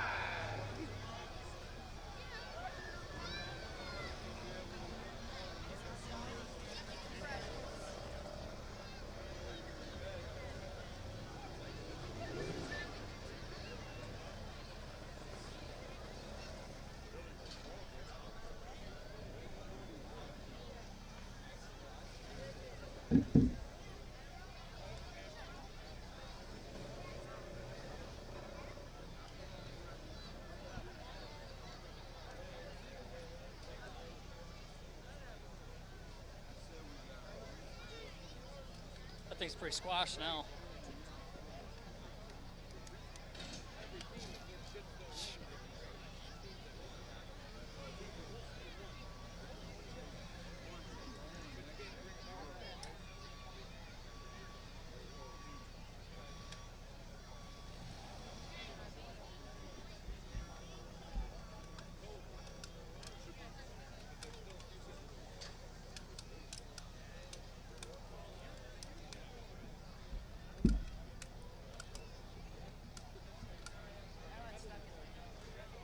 What'd you have to do, redo it all? What? No, I didn't restart anything. When he told everybody to go live with it, everybody here went live, and it soaked up all the bandwidth. We had nothing to work with. Oh, so you're just restarting it? No, I didn't restart anything. If I restarted it, we would lose it. So I just let it catch back up, and it seems to be fine. Compact trucks, you guys are up next. So compact trucks, let's get them fired up, lined up, and ready to go.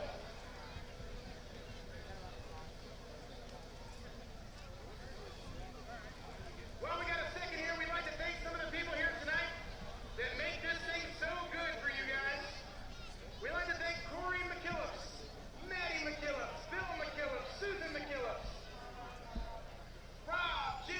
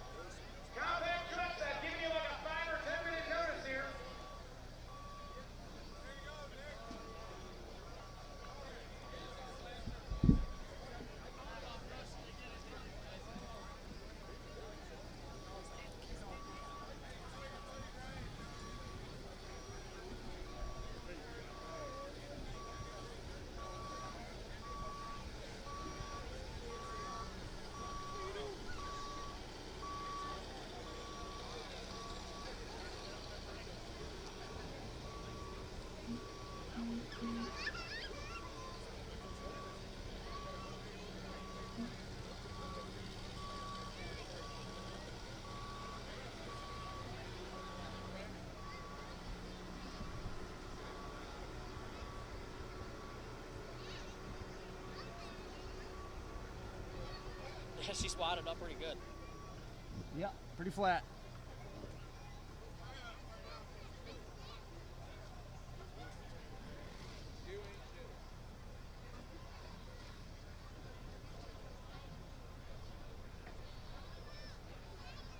Just hoping everybody at home, if you can soon send me a note, just let me know if everything is in fact working for you now. Looks like everything has bounced back from our slowdown. Everybody here was excited to share their thoughts. Chuck Plews checking in. Hey, Chuck, thanks for the note.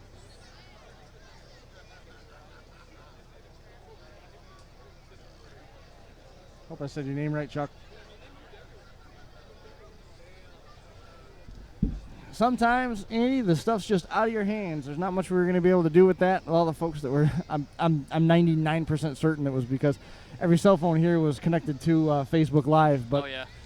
It is what it is. You know, everything seems to have bounced back. We're not dropping anything. And I think that's one of the things that we were encountering earlier during the heats. Those heats were so aggressive. Everybody wanted to put the features, or the heats rather, on their Facebook, and can't fault that. Compact trucks due out next. Dale Moffitt going to be out there in the order as we see the number 64 first of Mark Missler. Bobby Cito's going to be out there in the Durango. I was talking with him about that a little bit earlier. Thanks a lot to Sandusky Tattoo for helping make this show possible. 4-0. Hey, Larry Seeger checking in. And James Baker in Wyoming. Awesome. Glad to hear from James. Bobby Cito in the Durango. We'll be seeing him momentarily. He is number 1. There's the 64, the 408. That is George Brandon. He has won here in the past. We've seen him won, I think it was 2 years ago, too. In, trying to remember now, at Chaos in the Valley down in Virginia, I believe we saw George win maybe 2 years ago. And the 238, that is the Moffitt car, Dale Moffitt in the number 238. And Chris Zurcher in the P47. That dude is vicious. That's going to be a fun one to watch.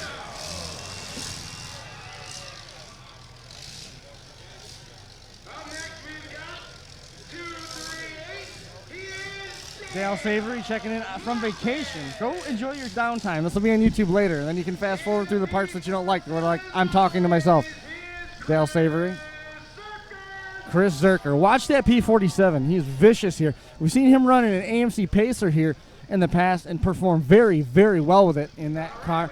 Backing that thing in line, only 5 trucks. In the past, we were here with these compact trucks. They did what they called the suicide start. They put 2 trucks at one end and 2 trucks at the other. The thing lasted literally only minutes. They came off the line, and 3 of the 4 trucks on the track pretty much never moved again. The one that did was limping significantly. They got on the blocks. It was crazy. So I anticipate this one to be pretty intense on its own right. That was the 1, 2, 3, 4, 5 that we expected. We got a bonus car firing up behind us.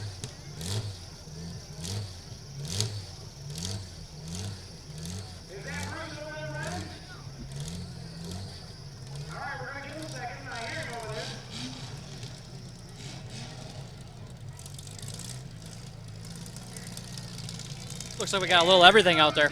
Got some Explorers, some Durangos, S10 trucks. I think we might be seeing some cars moving from the big truck feature to the small truck feature right now.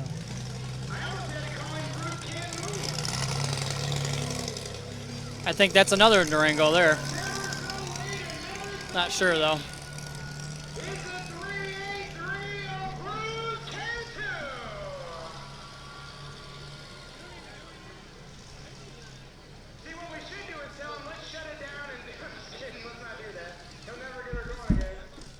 So Bruce Cantu, last truck to come out. Pink and white colors, a 383.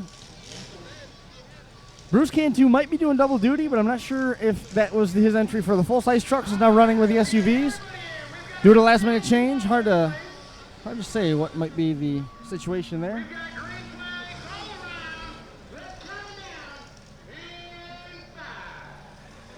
Here we go, ready to turn them loose one more time. Bruce Cantu, part of that contingent from Sandusky Tattoo. Nose to nose, that Durango looks hard. It just went right into the number P47 of Chris Zurcher.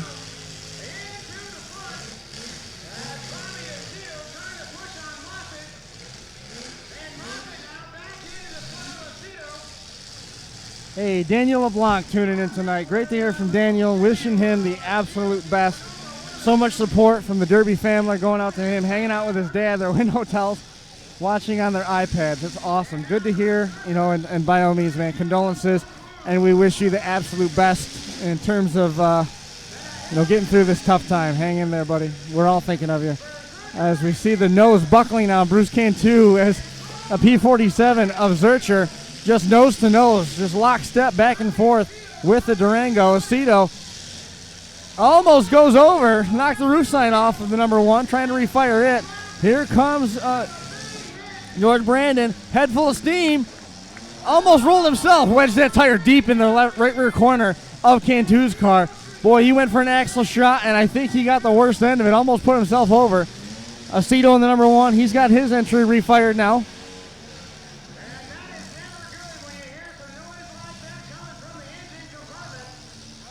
Really open up the corner of Cantu's 383. Did Brandon with that shot. Here comes a full track shot. Kind of. Number 64, Mike Missler. He backed out of it. Aceto really laboring in the number 1. We'll see most of the action focused now at the far end of the track. Bruce Cantu and the Zurcher number P74 have not left one another alone since we started.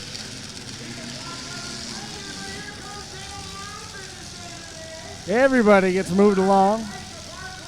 Like a Newton's cradle, one piled in, and everybody else started to move as well. Transferred the energy to the number 408 of Brandon, who got shoved the long way. The 238 of Moffitt still in the mix. Brandon's got some room to work with.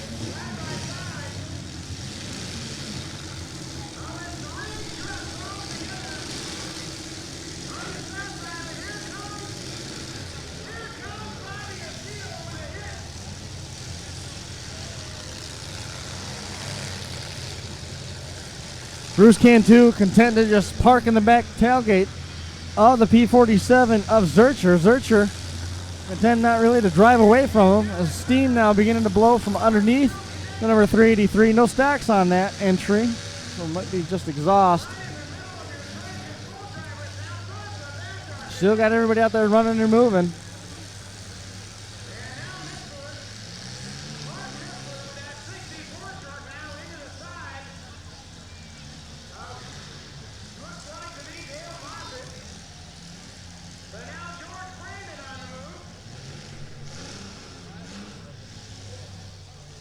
George Brandon working on Bobby Aceto's number 1. Aceto refires.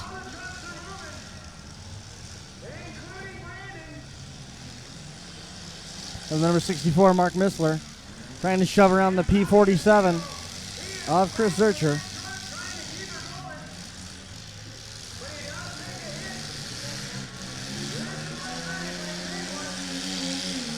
Cantu gets a piece of the number P47 of Zurcher, shoves him right over. Oh, there are stacks on him. My mistake.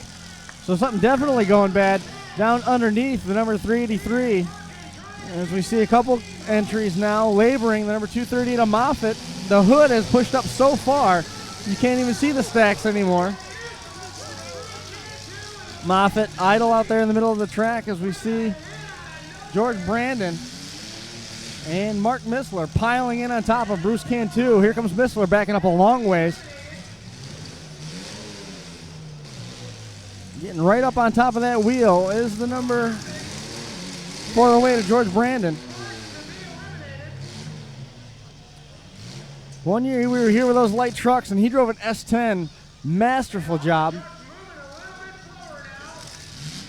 I think Bobby Aceto might be the next one to go. Watching the Bruce Cantu and the P47 of Zurcher.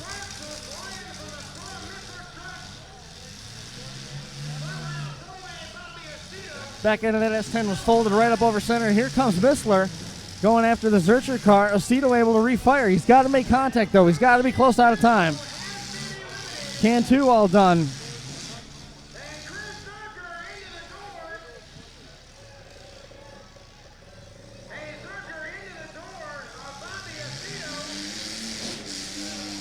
Big back-to-back shot. Watching Aceto now.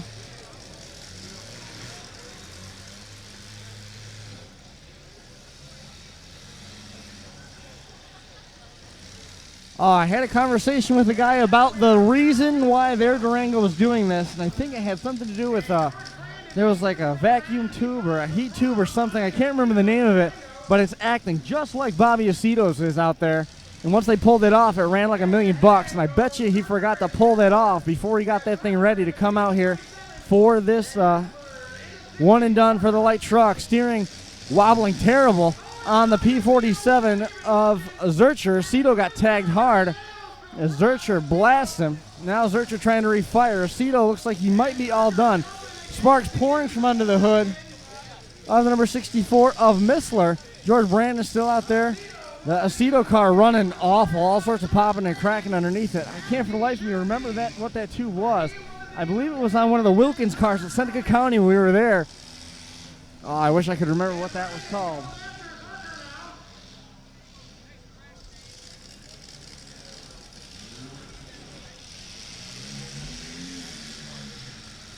Nonetheless, still in limp mode is the number 1 of Bobby Aceto. The ones running and moving, Zurcher, Brandon, and Missler. Sparks pouring as the pulleys rub against the core support radiator bumper or something of that nature underneath the hood of the number 64. And the front end completely collapsed now on the number P47 of Zurcher. When he goes forward, it sort of stands back up for him a little bit. Got to keep it in drive. Aceto again able to refire somehow as he drives into the nose of George Brandon's car. Missler, he's the one that's sparking.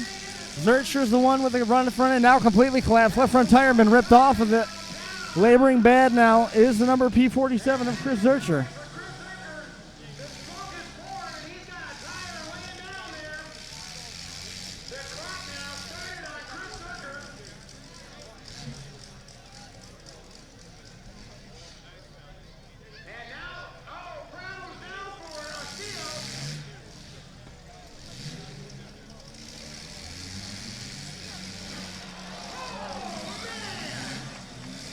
Big contact in the middle as the number 64 of Missler piles into Brandon. Shot clock stands are running thin for Chris Zurcher. Zurcher in the P47. As we see Aceto now barely keeping that thing running. A lot of black smoke pouring from under the hood on the Durango. Pinion angle stretched way over center now on the number 48. And we see they could be stuck together. The number 64 of Missler hung on the left front corner of the number 1 of Aceto. Backs up, gets the back wheels up off the ground, goes back into him. Zurcher's all done in the number P47. Down to Aceto, Missler, and the number 408 of George Brandon.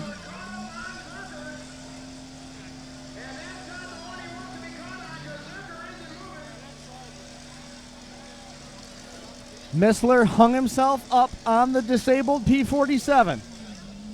Unfortunate break for him, which means Bobby Aceto could move up into the second spot with that thing in limp mode. Left front tire now laying over bad on the Durango. Hits him, and that might free him, and it does. It frees Missler.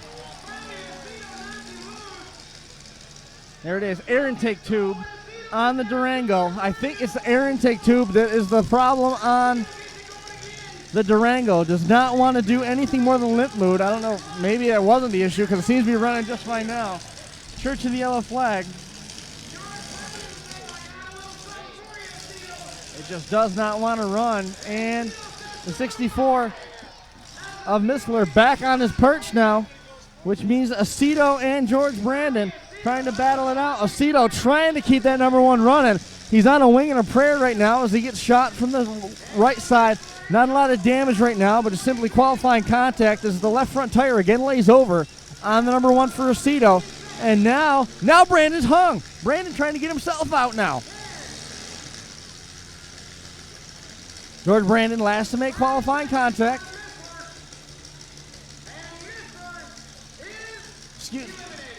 Missler all done, which officially moves Bobby Aceto into the top 2 with the Team Sandusky tattoo. Ben Hoss checking in with that information on the air intake tube. Thanks, Ben.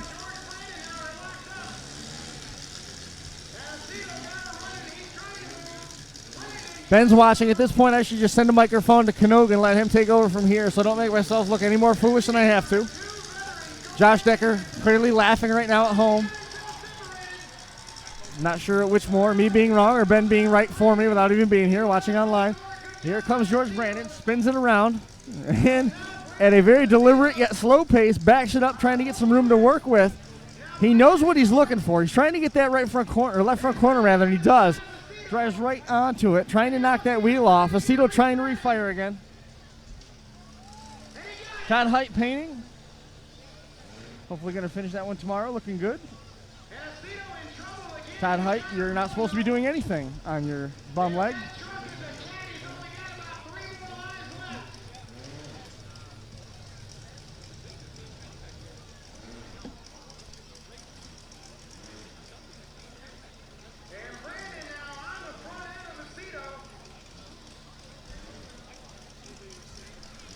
So Aceto, if he does get it to move, he's got to drag around the dead weight of George Brandon's number 408. Brandon just laying right on that left front corner because I think the bumper cleared over the left front tire, trying to get it free. Red flag is being waved. Now, what are we going to do here? We fire up the telehandler. Looks like they're going to try and pull him apart.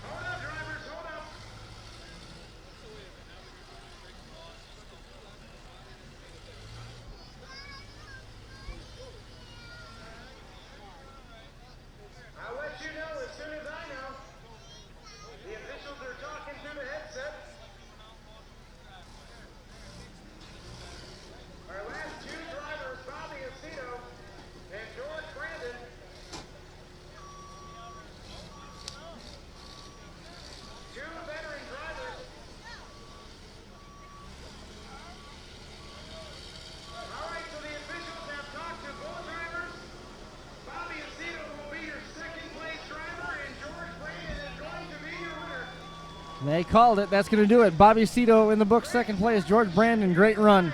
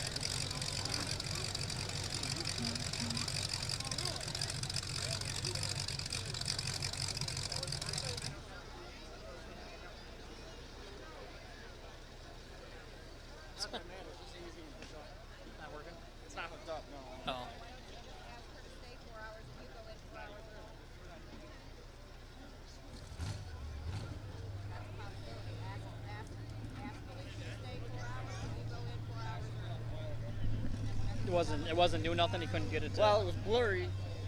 It was blurry and nobody could see anything, and we were dropping frames like crazy. So I stripped everything down, Oh, I see. and we've been fine ever since.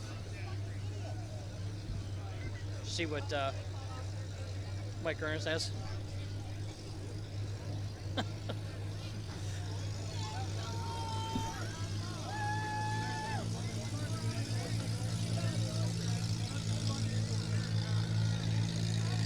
Jason Kasimer checking in. Crazy Kaz. Andy Wolfinger is helping us out on the cameras. We're going to be over in Joliet, Illinois. He's going to be missing you by 1 week. Just missing that show over at the Rockford Speedway. Unfortunate.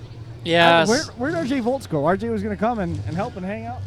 I lost track of him. I don't even know where he is. You coming up? I'm going to be nice. We want to go on in a couple weeks. You want to come all the way to the studio? Yeah. Everybody's coming? Yeah, we're all coming. Cool. Dave King coming and hanging out with us here a little bit, so I understand that it became an expensive weekend back there in the pits. Yes, very expensive. What broke? Tommy's block broke. Yeah. Evan's block broke. I didn't hear it, otherwise no one can hear you. Evan's block broke. Phil's got a broken axle. It was all bad. Wow. Got some hard cars? Yeah. Well, there's a lot more done to them cars than people seem to. Yeah. Gotcha. Well, full-size trucks, the next order of business.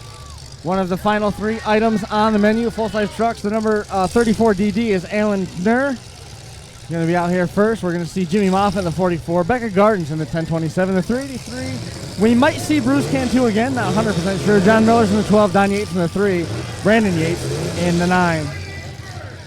Number 44, just Jimmy Moffitt coming out next. 1027, that is Becca Garden.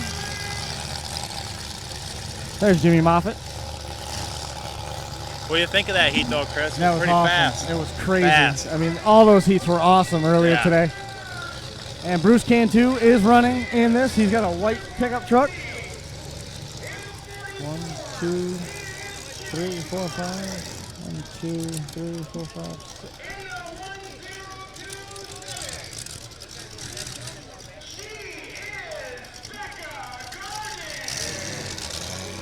Gonna come and try this place again next year? What was that? Gonna come and try this place again next year? No, we won't be back. No. We're going to go run Bash, and we'll probably start doing that. Well, yeah, you were telling me you already had a pretty busy 2017 planned out already. Yeah, we're going to go run the 80s class at Bash. And, I mean, we got a lot of guys going. There's like 15 of us all together that are going to be going for the 80s class. It's a lot of cars. Be a lot of fun. Here comes the number 12, John Miller. That's 5 of our 7. He's missing the Yates car. It's the Yates truck. Number 3 and the number 9, Don Yates and Brendan Yates.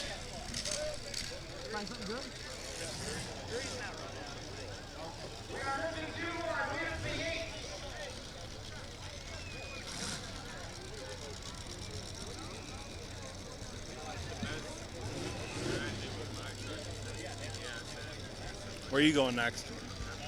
We got an RC event on the 20th of August, and then Friday the 26th, we're live from New Alex. Then the next night, we're in Hartford, Pennsylvania. We're home Sunday, and then Monday and Tuesday, we're in Woodstock, Virginia. Oh, you're busy. Real busy. Then we're home for Alan's birthday the first week of September. We got back to school the week after that. Nice. Then September 17th, Lake Erie, up in Dunkirk. Yep. The week after that is Brookfield Wheel Days in Brookfield, New York at the Madison County Fairgrounds. Yep. Then the week after that, we're in Salt Lake City, Ogden, Utah for May Mania with Stern Dirt. And then the week after that, we'd have the Hog Wild Fall Brawl in Stoneboro, Pennsylvania on the 8th. And on the 9th, we have the San Filippo Smash for Jeremy Gully's family in Morris, New York. And then on the 24th of October, we're back in Shenandoah County for Chaos in the Valley. Awesome. Yeah, I think we're going to the Hog Wild show. That's going to be fun. Brandon Yates and the 3. Never good when you got a back then. Monitor that situation. Perhaps he doesn't have drive. I don't know.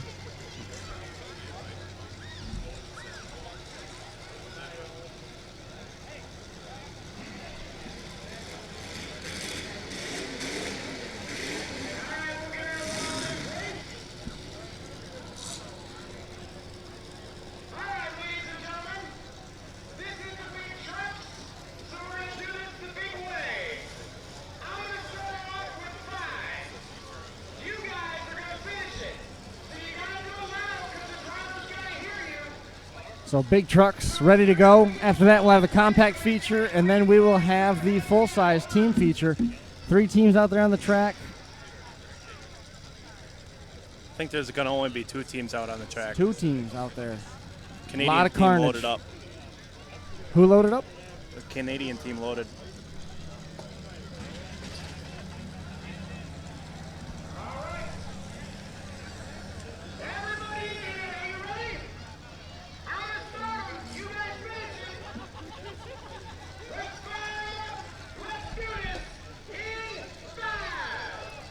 Ready to go with the trucks.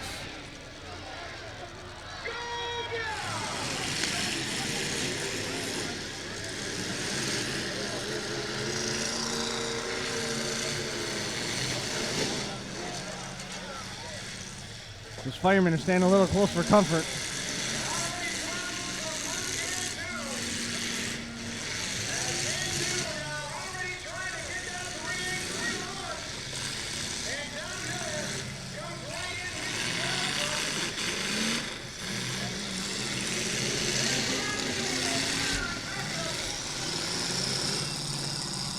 Matt Seville, Mercersburg, Pennsylvania, checking in. Hey, Matt.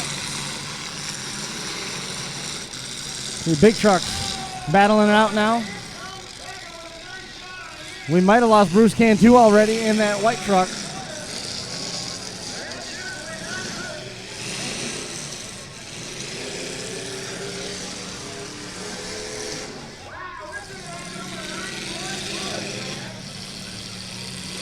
Bruce Cantu now limping his white truck along. You see the number 3 coming into your screen is Don There's Yates. a shot.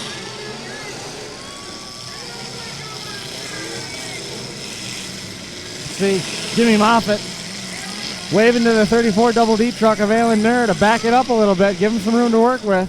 Now we see a truck trying to refire. I can't get a number on that one. Here it comes. Ooh, caught him with his head down. Ooh. Oh. Here it comes. Number 3 is Yates, really getting beat on now against the wall. And he's got himself free. Goes right after the 34 Double D.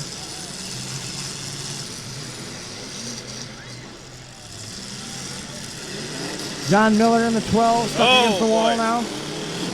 Head full of steam, big head full of steam as he came into. Jimmy Moffitt. Big shot delivered right there.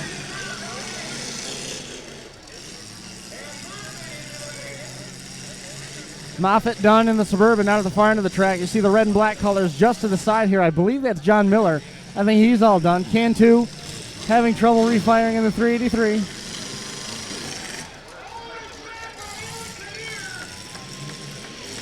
Alan Kinnear, big shot delivered right there. Coming up over the blocks. Hang on to something.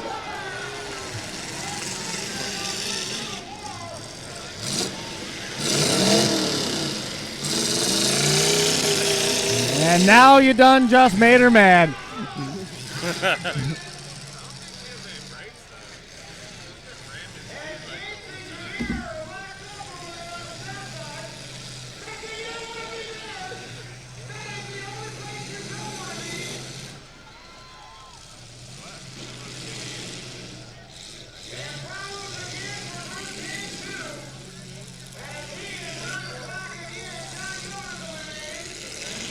John Miller officially now being scored out by trackside officials. Cantu on the clock, and you can hear it. He's desperately trying to get the thing to spin over.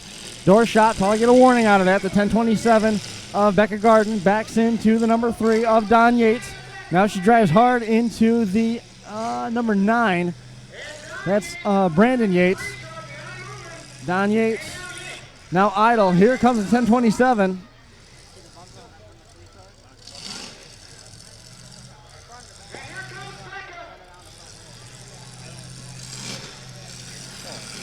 Don Yates barely gets to refire. The right front wheel completely locked up on it now. The bumper is shoved back on top of it, and it will not move. 3 trucks now knotted together at the far end. Becca Gardner going to go ahead and take this opportunity to deliver a full track door shot. She pulled off the throttle, so they're going to let her keep going.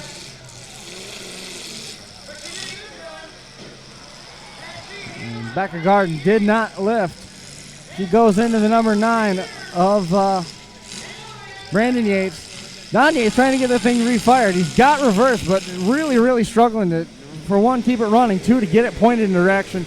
They can do anything with it. Right front wheel really jammed up. We go across the track. Big shot delivered on the right rear corner. Really folded the nose a little funny on the 1027. She's doing all right, though. Alan Kinnear still running and moving in the number 34 DD.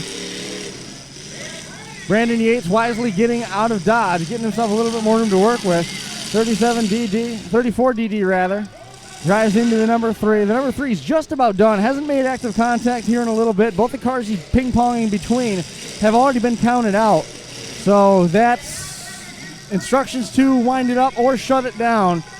Sitting idle in the cockpit right now. And the 9 now of Brandon Yates also sitting idle in the middle of the track. He's able to refire now. Alan Nur and Becca Garden, the most mobile of the two. Left front wheel seizing up, spinning. It looks like it's bent. On the number 34 DD of Alan Kinnear. Yates all done. In the number 3, Brandon Yates trying to get out of a bad situation right now.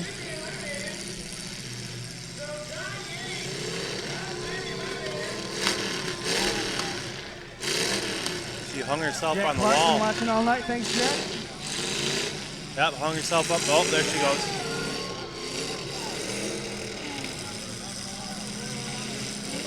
Smoked a tranny. Broken transmission on the number 1027 of Becca Garden. She's all done now. 2-horse race.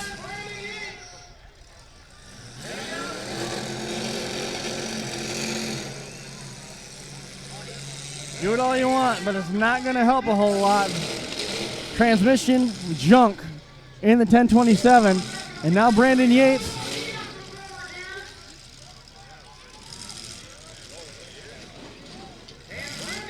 She just no forward gear, still has reverse in the 1027, but that's not enough to do anything with right now. Grab drive again, heal itself. Came to life a little bit. Listen to it, just screaming. That is not good to do to your transmission. No, that transmission's done. But it's a qualifying shot, and she parks on the number 9. Down at 3rd.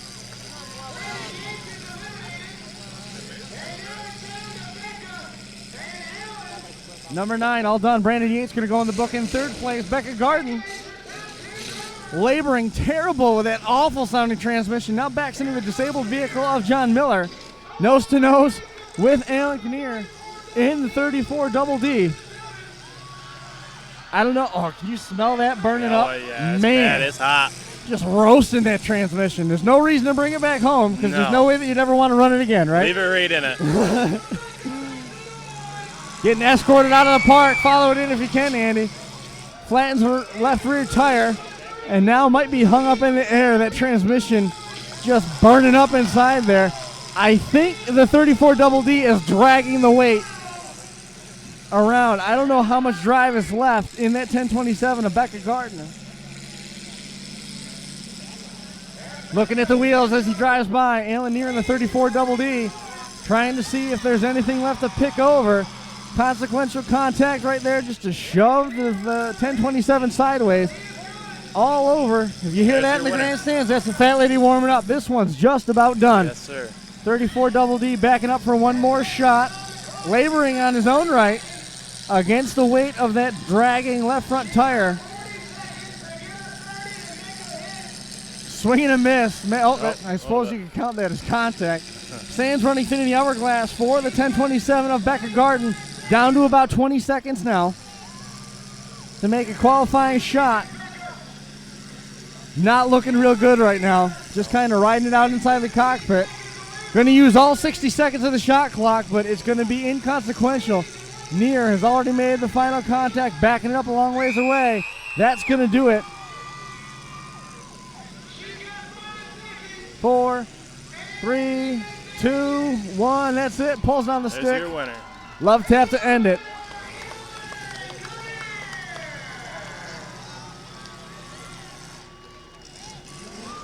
Let's sit down.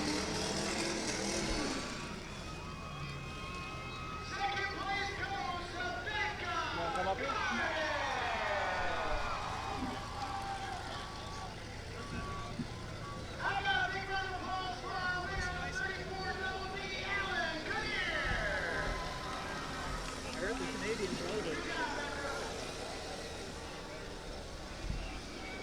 You've been our pit reporter all night tonight, RJ. What'd you find out? Last I saw, Canadians loaded their cars. Any idea why? I have no idea. No. Interesting. So I know they were back there looking at a couple people's cars from what I saw, and then I saw they were just loading theirs up. they checked out other cars in the pits that were qualified for the feature and loaded them up. That's what it looked like, but wow. Not really sure, though. Interesting turn of events right there. I know they just loaded up, though. I saw them loading one of their cars up. So we'll follow that a little bit closer. Compact's ready to come out. Do you have a chance to look at any of the team compact cars? I looked at a couple of them earlier, not a lot, though. No. I'm more of the full size, so I don't pay attention to compacts as much. Compact lives matter. Yeah, they do. I will not disagree with that, but we've seen some great shows. One of the guys that was sitting up here, Dave King, okay. He won the compact show in one of his hometown derbies here a little bit ago, and then he built a full-size Lincoln to bring here. And wow. They got 2 broken blocks on the black and gold team. Oh, wow. They were in a hard heat, that's for sure. Yeah, that was the hardest heat by far. The last heat was quick. Yeah. Real quick. Yeah, it was. Sandusky Tattoo Cars. I thought they would come back out for the Consi. Nobody came out for the Consi. I was a little surprised by that. Yeah, I did. I know they were working on their Imperial back there, trying to get some stuff situated with that. I know one of the other cars broke the axle, bent the other side. That's just A-arms. It's pretty messed up. The other one bent right behind the crush boxes near the trans cross member. It was all bent.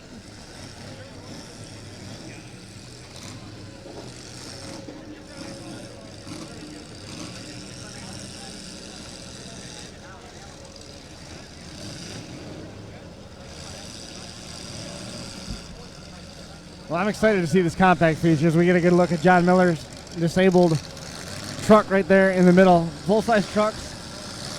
They had a pretty good run going. Yeah. Then things started falling apart for the different guys. And once that transmission came apart in Becker Garden's truck, I don't know how it healed itself. I mean, yeah, that transmission was not working. Yeah, no, I don't know what happened, but got it going again. She got it going, got it down to second place. Not a bad run. Brandon Yates did a nice job in his truck, too. Yeah, Brandon had his work cut out for him. Yeah, he does. Yeah, last year was Brandon's first year actually running. He ran here with the F-150. He junked that thing. It was sitting in the V. Really? He ended up third, and I know his uncle pretty well, and I talked to him, and he was all excited about this year. They built that truck pretty well, but there's a lot of competition out here, even in the trucks.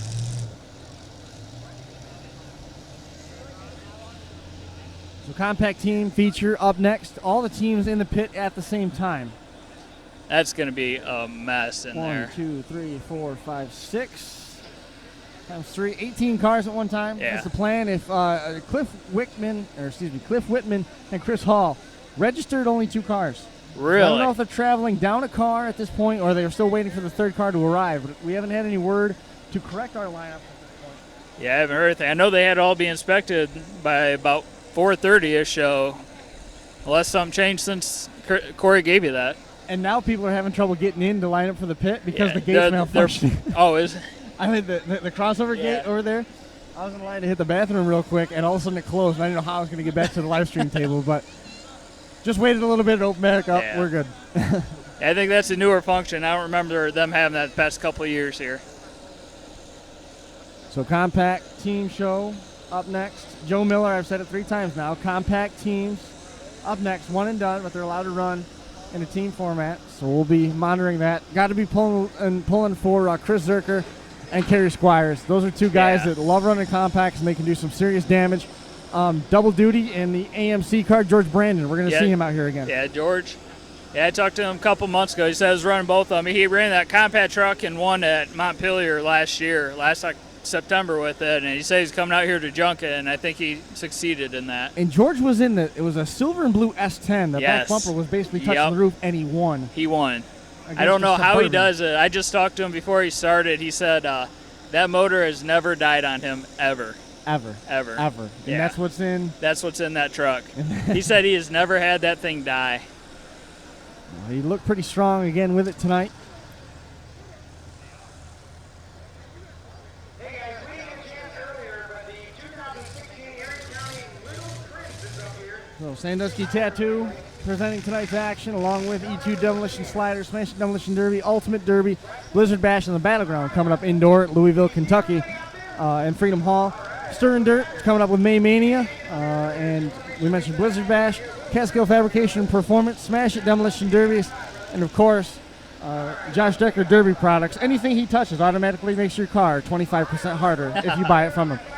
He's home watching with Joe Backus. We've been giving him hell all night. Hopefully he's having a good time. Ben Host watching at home. Ben corrected me on the intake tube collapsing on that Durango. It acted like that's what it was. I don't know for sure if that's what the problem was on Bobby Aceto's car. We saw one at home, did the same thing, and then we were at another show another night, and another Durango, same problem. Both of them said the issue was tied to that intake tube, and it basically goes into limp mode, and you can't do anything with it but limp around. So I'm wondering if that was the culprit of Bobby Aceto. Nonetheless, coming home with a second place run for him. Yeah. So compact teams and full-size feature coming up. I trust that they are going to drive just as hard as their full-size counterparts. It's only 9:30 here local time. Yeah, I don't think it's going to last very long. They're going to junk cars pretty fast. I know Kerry's already won a couple and took second in a couple derbies already this year. So I met Kerry here the first year that we did the DVD. Kerry's a super good dude. And he always has W bodies, they're always hard. He said he didn't have as much time to invest into this one as he typically likes to. Yeah. Which he's told me that the last 3 years that I've seen him here. So, Kerry, I'm afraid of what he would do if he had all the time he wanted to put into it. I know one, I don't know if it was last year or the year before, he came in with 3 wheels. He was missing one of the back passenger tires. He didn't even have it. Matter. I'm pretty sure he either won it or got second with it.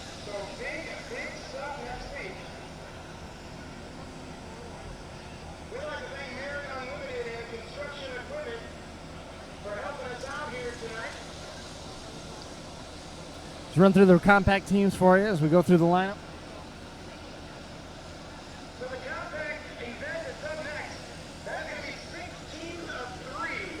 Oh boy. Yeah. That's going to be interesting. Oh. If reports from the pit are accurate, the feature could be interesting. Enjoy the compacts while we got them on the menu first.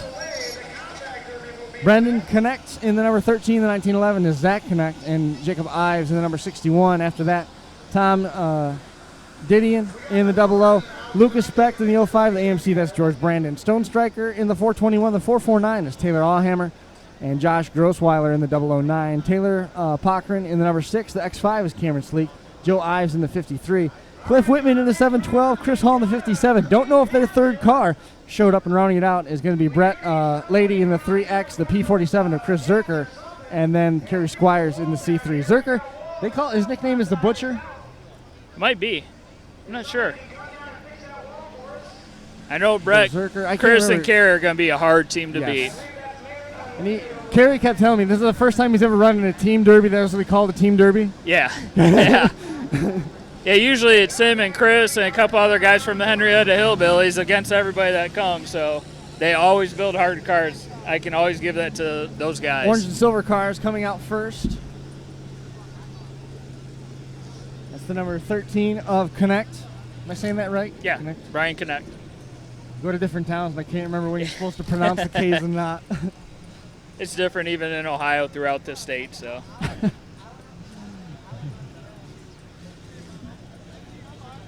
Where the score's made up and the points don't matter.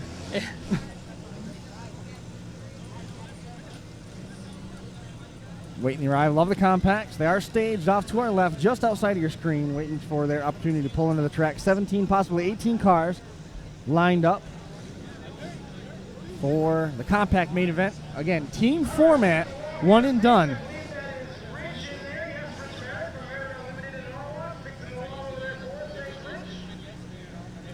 No big trucks got over the wall this year. No. We haven't really had any go over the wall this year. I know past couple of years we've had quite a few sit up on top. I remember one year, you see where the fire extinguisher and the firefighters are, just to the bottom corner of your screen. I was taping from there, and in one of the full-size trucks, there was a blue truck, and I don't remember who had it. They got the front wheels up over the block, right dead center. Man, that was. It sounded cool. Yeah, I don't remember who ran it. I remember seeing it, but.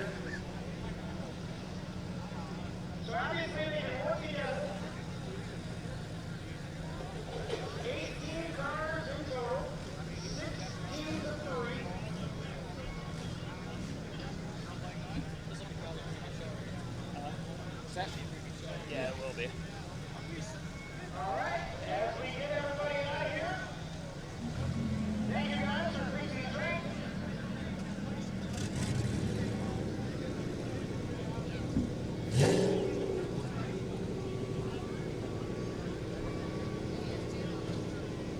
So some discrepancy in interpretation, I guess, going down in the pit area. The feature for the full-size cars, we'll keep you posted as best we can. Information spotty at best, but it is certainly getting dramatic down pit side as we wait for the compacts to take their spot. Here on the track, getting our excavator in position so they can grab. I don't know if they're trying to grab. This one is going to be outstanding. Staying out of the way so that we can let our compacts take the track. I remember about 5-6 years ago, we had 2 compact cars. That was it, and where it's grown to today. I bet Bobby Aceto was one of them. Yeah, I believe he was. Another W body, another W body, another W body. Bunches of GMs pulling out as we see. 61 Jacob Ives pulling out orange and silver cars. Here comes the black and yellow colors. That is the George Brandon car pulling out next. Tom Didion in the double O will be last for the team. Another Mustang, or excuse me, a Mustang for Tom Didion, and AMC for Lucas Beck as well. Here comes the black and silver team. That's Tyler Puckrin, Joe Ives, and Cameron Sleek.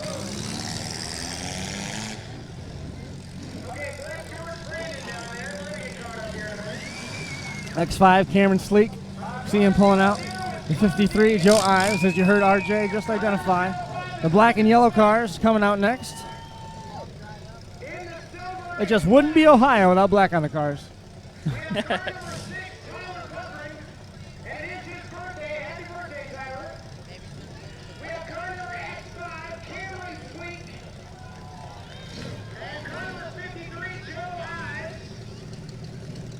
There is the Save the Boobies. Number C3 of Kerry Squires. They got it listed as a sponsor. What can you do? P47 of Chris Zerker next. And then there's the 3X. Another AMC. 2 AMCs coming out with Brett Lady. This is the Stone Striker car, orange and white. Taylor Allhammer should be next in the 449. This looks like a Camaro. Mustang's the first one out, and then number 421. 449, Taylor Allhammer.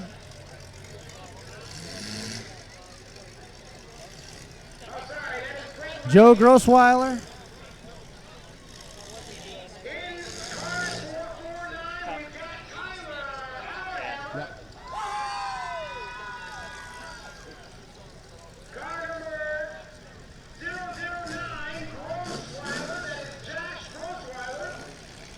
Looks like we're a couple teams short. Yep, we don't have Josh Grossweiler at this point in the 009, who's supposed to be out there with Team Orange and White, and Cliff Whitman and Chris Hall are not on the track, and I don't hear anything behind us either. Opting to line up nose out in that Camaro, the 449 of Taylor Allhammer. He's aimed right squarely at the back of the number 3X Brett Lady, who's in one of the AMCs. 1, 2, 3, 4 AMCs, a couple 2 Mustangs, a Camaro, a couple W bodies. Good cross section of compacts out here. AMC's look to be the favorite of them all, but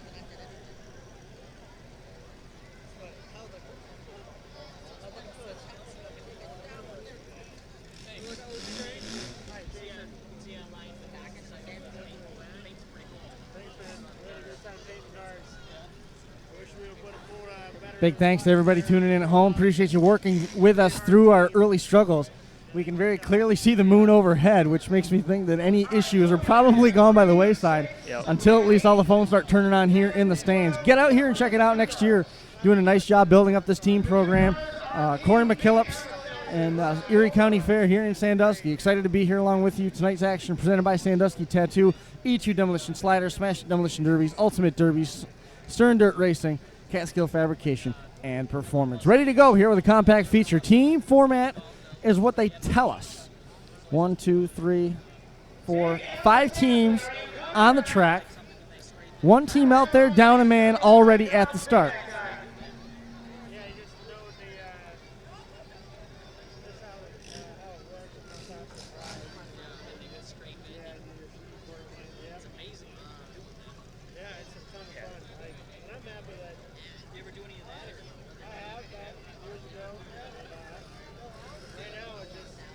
That's it.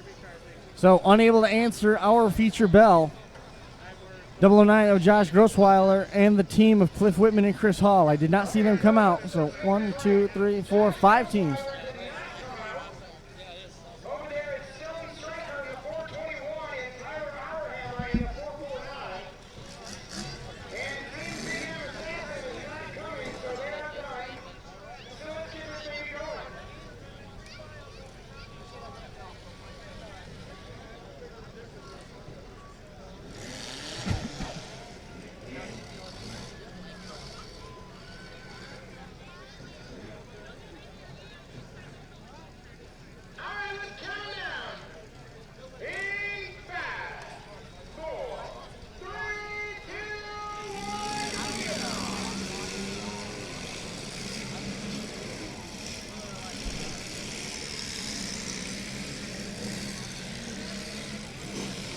So let's get to the hammer and see what we've got to work with.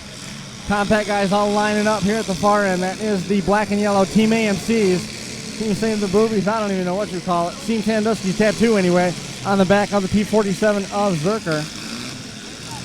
Pickapart.com also on the roof sign. As he piles into the back of the Mustang. That is George Brandon looping around. Has a look at the X5 of Cameron Sleek.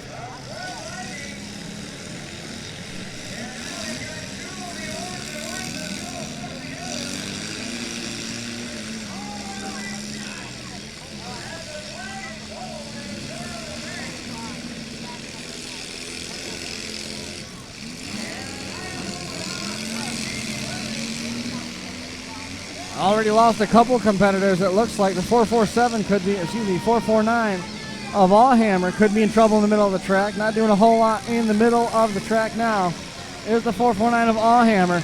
Everybody else still running and moving. Back to back, George Brandon, left front rather, collapsing on the AMC, driven by George Brandon.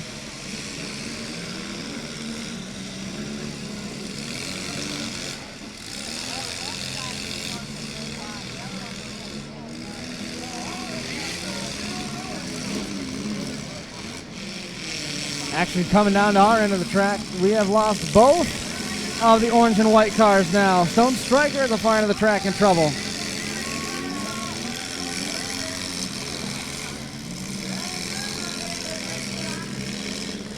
Trying to get himself out of that jam, not looking like it's working. See George Brandon in trouble in the middle of the track now as well.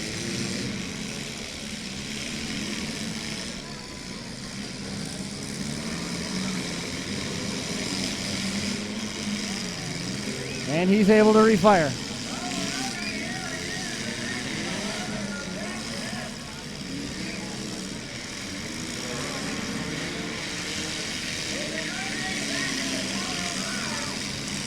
Look at the number 14J down at the far end of the track. Back end is after, not 14J. That was 1911. My mistake. Zach Connect. Left rear tire buried right up underneath the body in the back seat window. Red flag stoppage presented by Smash and Demolition Derbies. Clear a couple bumpers on the track.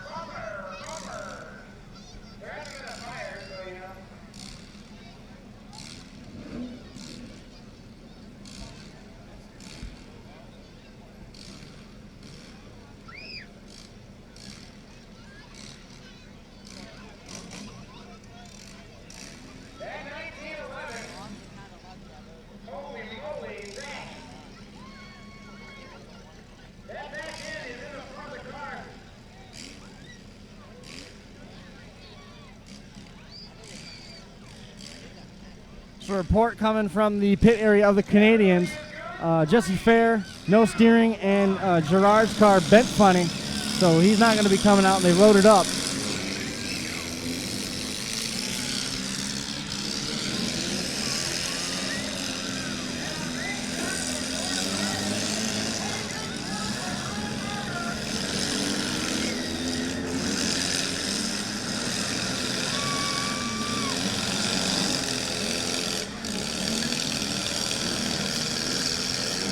Cameron Sleek on the shot clock at the far end.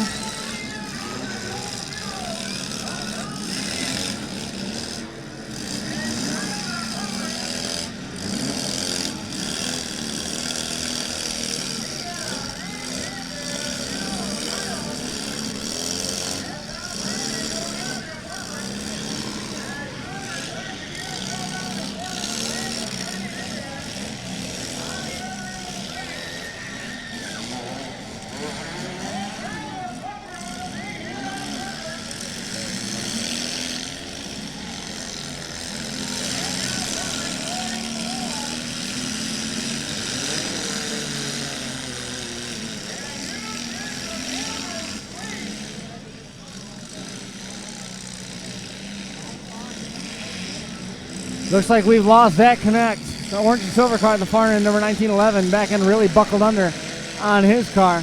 We had a Mustang, the number 53 of Joe Ives, just turning that motor hard. He tries to keep that thing running. He's laboring now as he goes in reverse. Slow on the throttle. Finds a shot, takes it on the Gremlin.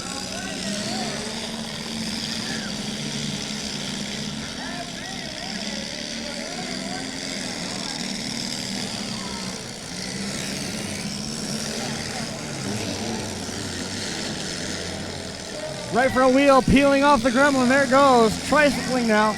Precarious position for him as he backs it down the track. The Gremlin in blanking out. I think that's Lucas Speck maybe. Digging for all he's got in the number 05.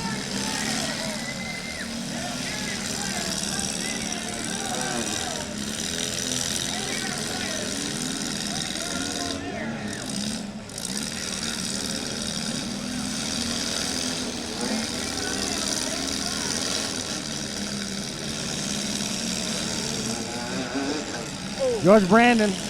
Indications are that George is all done on the top of the track. Right in front of an official. Tough break for George.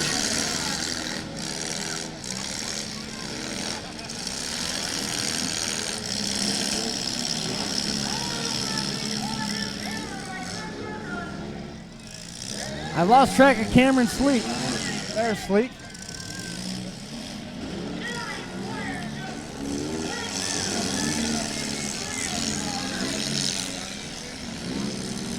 Might have lost Jacob Ives now in the center of the track. The number 61, he looks like he's all done along with the 00. Tom Diddy in the back of the number 13, flattened right out. That is Brandon Connect. The X5, there's Cameron Sleek against the wall. And Kerry Squires doing a nice job in the number C3, piling into the number 13, Brandon Connect. We just talked about his back end being buckled bad. The number 6 is Cochran now. Sunk, trying to get himself out. He looks like he could be in danger of being counted out.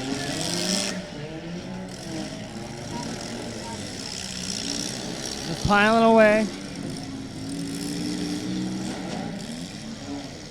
Kerry Squires putting the finishing touches on Tyler Cochran, the number 5 X5. He's all finished. Now number 53 of Joe Ives, last one to carry the torch for the black and silver cars. We see the number 13 of Brandon Connect. Black and yellow team of Squires. Squires, Lady, and Zurcher looking to run the table now. Smoke now pouring from under the hood of Squires. It's going to do it for Cameron Sleek and Tyler Cochran. Squires trying to take his time now. A lot of steam. They're all done. That's it for the 6 and the X5. So now the number 53 of Joe Ives, his new partner and best friend, is the driver, the number 13 of Brandon Connect. Kerry Squires, he knew he was out of town. Big shot delivered right there. Just delivered a hammer shot on the number 53 of Ives. Squires getting some more room to work with. Steam not an issue now. Found a new gear as the number 13 laboring. The number 53 also having trouble at the top of the track. Brandon Connect could be all done, as another shot just piling in on top of Brandon Connect, the number 13, the number 53 of Joe Ives. Here we go with, looks like we are down to 3 cars running and moving. Nope, Ives able to move, so is Brandon Connect.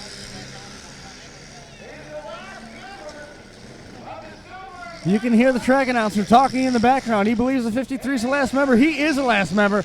and sands are thin in his hourglass. Now they're going after the steering after they did some serious damage to the back end. Somehow, Brandon Connect still running and moving behind him. He's got to get himself dislodged from that point, but nonetheless, he can get his team up to second place. The number 53 is counted out at this point. He's making contact on an active car, trying to work himself free. Looks like the 53 of Joe Ives still running and moving now, barely, if that's what you call it, being shoved around. The number 13's got his nose stuck out. Well, he's just got the back end stuck back in.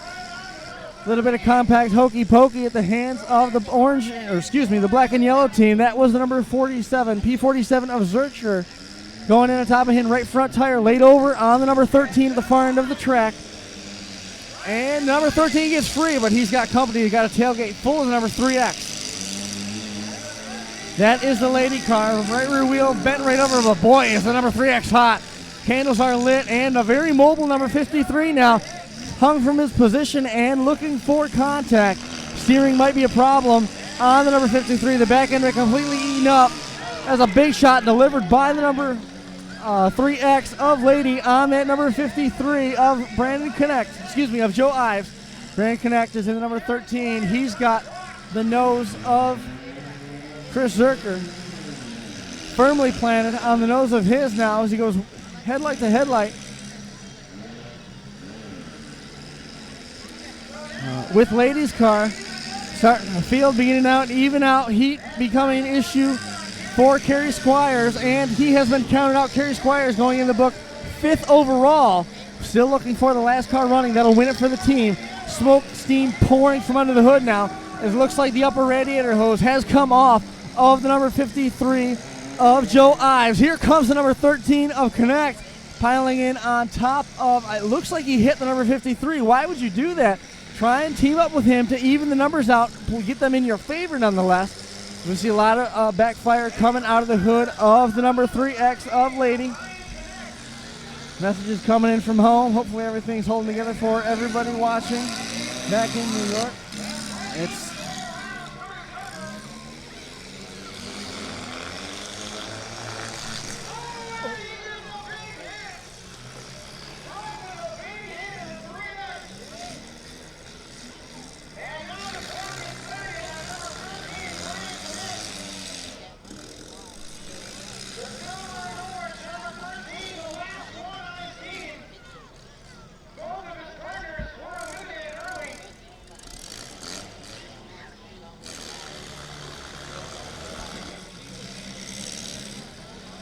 Ryan Horsley checking in from home.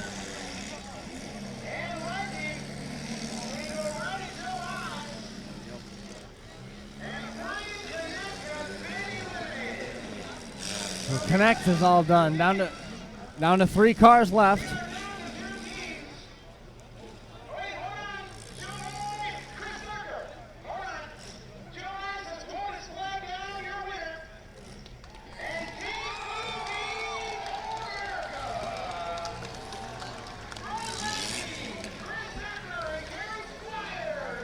Running 1-2 at the finish. Brett Lady and Chris Zurcher, the 3X and the P47, driving the 2 AMCs, going 1-2. Good run for Joe Ives in the Mustang. Came down to 3rd. Brandon Connect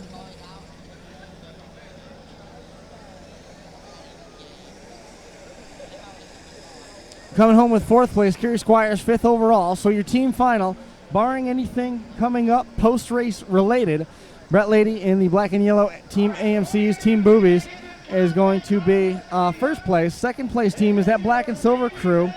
Black and silver, Tyler Cochran, Cameron Sleek, and the torch carried by Joe Ives to 2nd place. Brandon Connect in the orange and silver car is going to pick up 3rd place for the team standings overall with Zach Connect and Jacob Ives.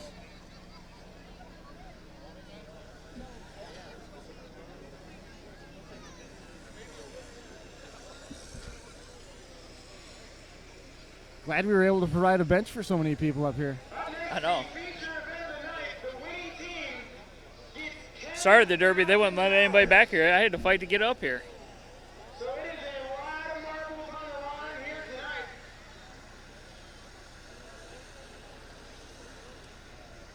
So P47, Chris Zurcher, and the 3X of Brett Lady Thank you, Brian Horsley, for correcting me on that.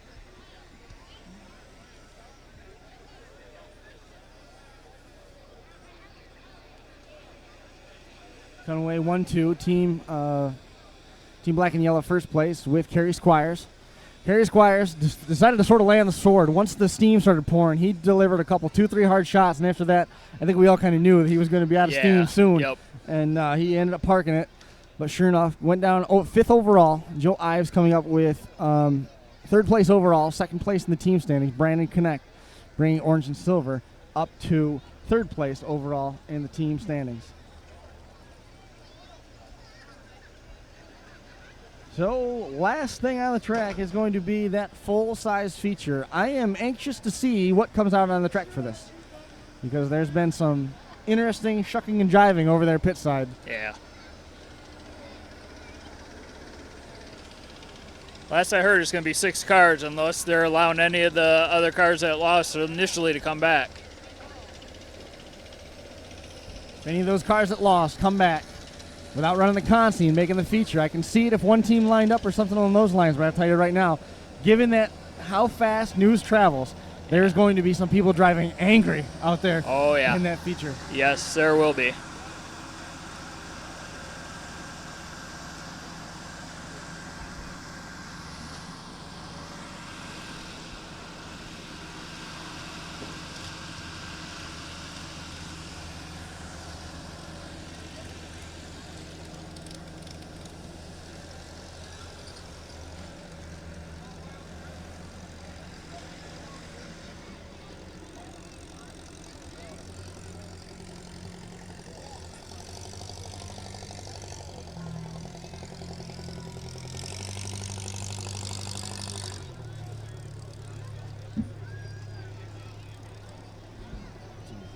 Exciting compact. A lot of people were enjoying watching those AMCs. They never seen them run for one, and they never knew that they were that hard. Yeah, they are.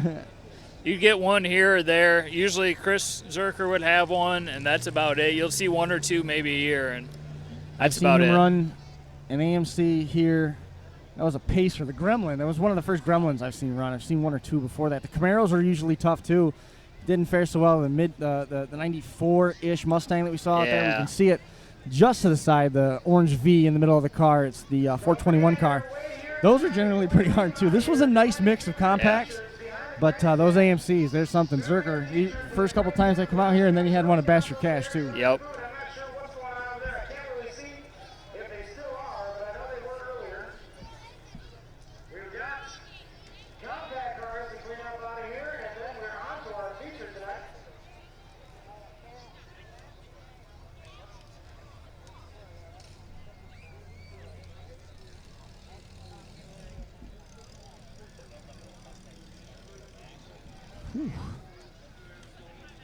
So you're not a believer in the compacts, but you can't tell me that wasn't a good feature. No, that was a good feature. It's not that I don't believe in them. I think they're a great show. No, but when the microphones were off, you were telling me how they shouldn't run, they shouldn't be loud. Here we go. Here we go. No, not by any means. Just not my cup of tea, I'll say that. But with the Mustangs, if I understand correctly, they had to have compact motors in them, 4s and 6s. Yes, yeah, they do. Here, you couldn't run a Mustang with a V8 or anything along those lines. No, they had to be 4 or 6 cylinder. But nonetheless, I mean, you can't tell me that you're not impressed a little bit with how the Mustangs hold up here. I am very impressed. I love Ohio Mustangs. Yes. I know they had a lot at Bash. Yes. Them and Camaros and. You know who won it? Huh. A Mustang. David Tillery. Yeah. Wow. I knew they said there were several Camaros, Mustangs, and stuff down there. I didn't get to go down this year, but. Travis Pedke and Bill Miller. We were out in Sturgis back in 2014 at an indoor show with Brandon Dixon, and those were the first times I saw Camaros run. And they were very, very they were mod compacts. Yeah. But since then, I've seen a couple Camaros go through that did very, very well. Yeah. My first experience with the Mustangs were in Ohio, and a little bit, just cursory experience with those in Virginia. Yep. Down in Woodstock, but still, it's a heavier build. Yeah. And then we went to Razorback Rumble in Arkansas, Hot Springs, Arkansas, in might even have been in Sturgis in early 2014. Then we were back at Hog Wild, and that's where Brandon Dixon brought one of those 94-ish style Mustangs. And again, they were heavier build, they were more mod compact, but they did really, really well. The 80s, the Fox bodies, Yeah, those are fun to watch. Yeah, I've seen the Fox bodies run up here and around, but it's the first time I've seen one of the newer ones, 94 and newer.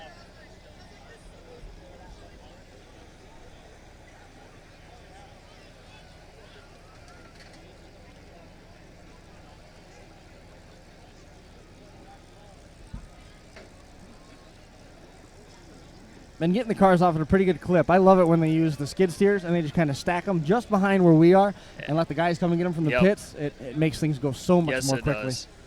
So I hear V8's rumbling in the pit area. RJ Mantle, I'm glad that you came and hung out with us here Yep. tonight. When we're done, we're going to be wrapping it pretty quick in terms of post-race stuff. I hope you enjoyed it. You did a nice job on the microphone. I appreciate you coming down here. It's a pleasure actually working with you. Looking forward to it. I wasn't running. It's probably been nothing. I would get bored sitting up in the stand, so. Nah, we've always got room. Probably wouldn't make it out to Utah. I know that. I loved watching that show, though.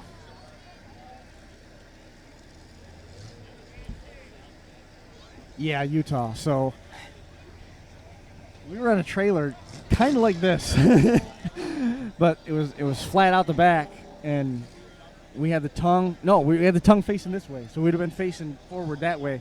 We were set up on it, and man, when Sam Williams come up over the wall with that Camaro, wow. Yeah, I watched that thing. I couldn't believe it.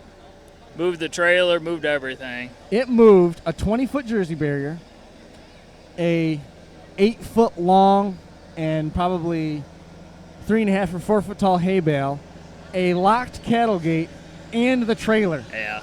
And it bent the gate so hard that it shoved the gate under the trailer. The only thing holding the trailer up was the bent gate. Wow.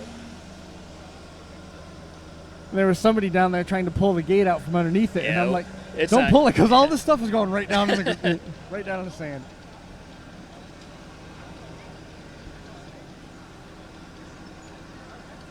Yeah, watching the 24, I think it was Robbie Layton, just laying down those full track shots. Unbelievable with that New Yorker.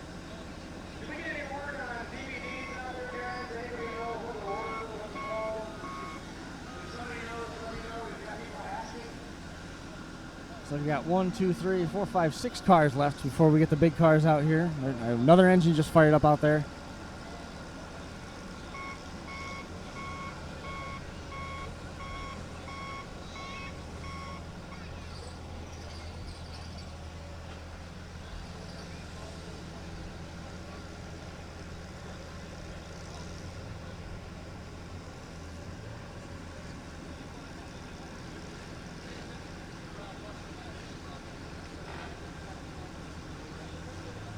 Once again, big thanks to Sandusky Tattoo for helping make tonight's live stream possible. Eric Remington checking in from home.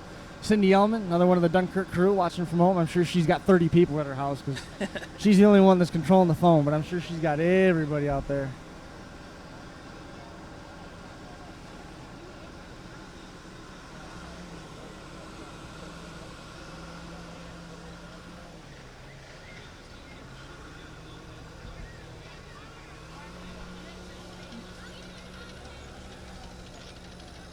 Hey, how are you?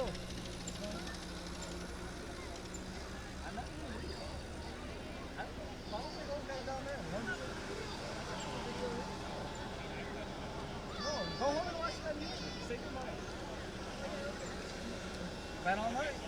You gonna come up here and hang out for a minute? Come on. All right. Don't go far.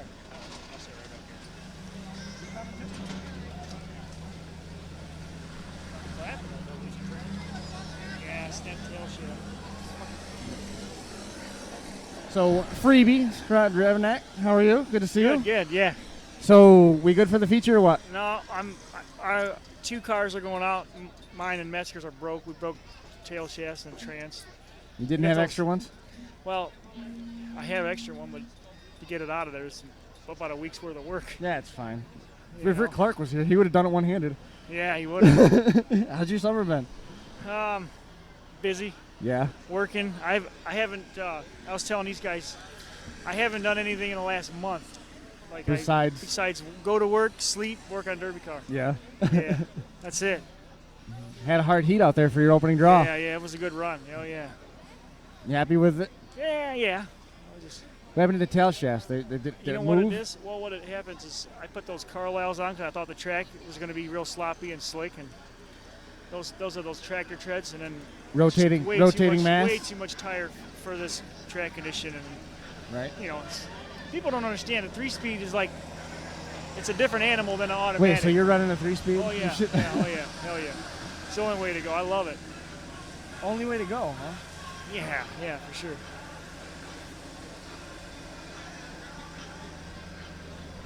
So who else? So who else is coming out then? If Well, Nick's Metzger- out, so Holt. Holt, Bilges, and And- I guess what it has happened is the Canadian team refuses to run. They're not going out there on the Why? track. I don't know. I don't know what You their know? problem is. Something with your cars? I don't know. You That's cheating just what I heard. jerks. Yeah. Wait No, a it's- minute. it's still Wait, hard hang cars, on. Wait, bud. wait a second. You said that Bilges is coming back out. Yeah. What's left of the back of Not that car? much, but no, just 9-wear the hell cars- out of it. Yeah. They just straighten it out a little bit, and that's about all you can do. It's Smash in it bad flat, shape. wedge it. Yeah, it's in bad shape. Yeah, they opened it up, but the nose looked great. But Holt's car's real good, and they're gonna. And then Billy Merritt's team and Brandon and Ryan Hall and Kurt Murray, they're gonna go out. And it's gonna be basically 4-on-2. I don't know what's gonna happen, but. Holt. Your eye, bud. Working on the car last night. Bolt broke free. Went to get back up in the nose. Oh. But this is all just residual. Oh yeah. Ooh. Didn't do anything to it. That sucks. Looks bad. If you're in a bar fight. No, I told everybody like that. Yeah. So we'll see what happens. I don't know. I guess they were mad. I guess that team that we ran out of New York was pretty upset. They're right there. Yeah. 2 broken blocks for those guys. Really? Yeah. Holy shit. Yep. Tough night. And to drag home broken blocks. You can't JB weld that together tough. either. That's just the way they got their motors mounted. in there, Probably. Yeah. Probably. Because, I mean, nobody cleared bumpers in your heat. I don't think Oh, I anybody didn't was know getting over bumpers. They were all No, hitting nose to nobody got nose. over bumpers. Everybody was real high. You know what I mean? All Yeah. the cars bumpers were even matched. You know what I mean? I didn't know that. I didn't know their motors got broken. Hey, you know what? The way they're building them cradles now, what can you do? You know, you got to add to it. You know what I mean? You have to. Yep. What cradle do you have in yours? I got a big rock, Yeah. an early big rock that I added a lot to. You know. Just gussets and stuff? Yeah, you know how you do. You just. It was Tell me one- where you it put was them. Huh? Tell me where you put them. Well, the early ones had like a half a mid plate, and I closed in the bottom of it, and then added a belly skid plate to it and stuff like that.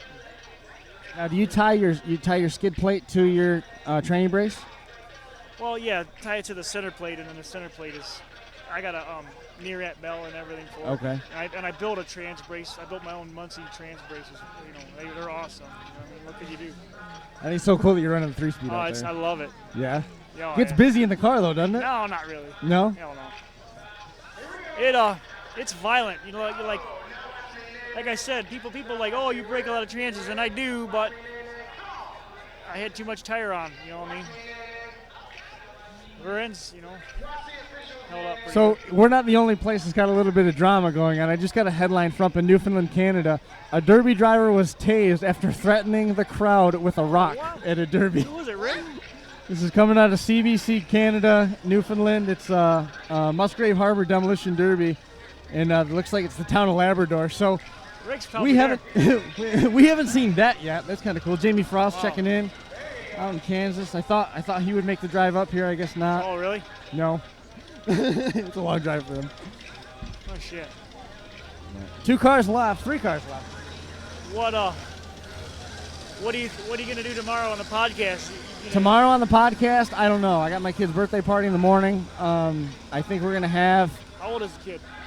It's all of his buddies and stuff Oh, yeah? because a bunch of his friends are going on vacation, so we'll be here for his real birthday. So Oh, okay. we just got like the kids' party. His real birthday's in September How old is he, 3rd. though?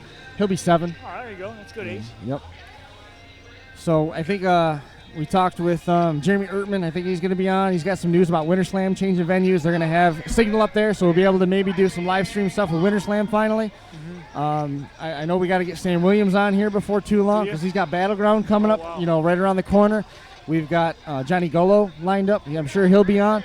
Obviously, we'll figure out who won overall here, and we'll probably have somebody from there on. And who knows, maybe even Josh Decker will make time to join us in studio. Oh yeah. Rock star now, huh? He's watching at home. Perfect. Yeah, Rick was supposed to make the trip, but he didn't make it. I don't know what happened. Jamie Frost, he says 3 speeds are the only way to go. I guess. Very awesome. I mean, I know when we talked with Mike Brown, Mike Brown told us about the top loader, and he's running different training combinations and stuff. Mm-hmm. And I thought that running sort of a standard shift transmission was an anomaly. But I'm hearing more and more people that are running the 3 speeds. It's way, in my opinion, it's way better than automatic. I mean, did you see me out there driving? I didn't have any problems getting around or changing directions. Do you still make pedals? Yes, some. I do it, basically for my buddies and stuff like that. Is Brian Horsley one of your buddies? He needs one. He needs one, yeah. I think he's already got one. He needs more. I made a little bit, something. I'm out of parts. I gotta get some. I gotta get some, some stock. What do you gotta buy? Some stock. I gotta buy. I was having a parts cut. I'm actually gonna change it. The one in my car now, I wish I could show it to you. I made it all out of 1/2-inch plate. It's basically the gas pedal, the brake, and the clutch is all on a floor mount unit. Right. I built it myself. It's pretty gnarly. Gotcha. Oh boy. This isn't going to end well. This is not a good decision. Those Canadians came all the way down from Canada. What the heck that's about. You don't need to. I mean, really, I don't understand. That's not a good move. Why would you come this far and not run? Well, if they feel like there's something unjust going on with the cars, I get it. But this is the second live stream in a row where we've had an announcer that took it upon himself to heckle competitors. After this, is that what he's doing? He said he's playing "Hey Hey Hey Goodbye" for the Canadians, and it's no way. He just did. Oh my God! They came down to Canada to support this thing. It was the first time through with the team format. Obviously, there's some stuff to iron out, but after that, you think those Canadians are going to come back? Kiss it goodbye. Rick won here a couple of years ago. Yeah, he ran fourth with his Lincoln, and he won against your teammate in the Pro Mods. Yeah. But that, I mean, you don't have to do that. Come on. No, you don't have to do that at all. But, I don't know. I don't get it. I said they come all the way down here and spend the money, the time, and to get here, they wouldn't run. I mean, they made the feature. I mean, why would you not run? Hey, Chase Mellering, no problem, buddy. They're not having a concert. What? They're not having a concert. No, nobody wanted to go out. So, final event coming out on the track right now.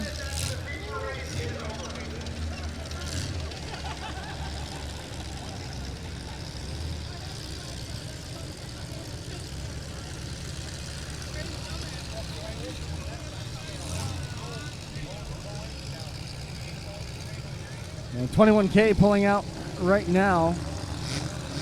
The relatively unscathed 21K. That's Kurt Murray. Going to be first on the track as we see the final car. I believe this is Stone Striker. They are going out. Look at that. James Hart's going out. That's awesome. Most Wanted Fine Art answering the feature A bell. lot better about it, actually.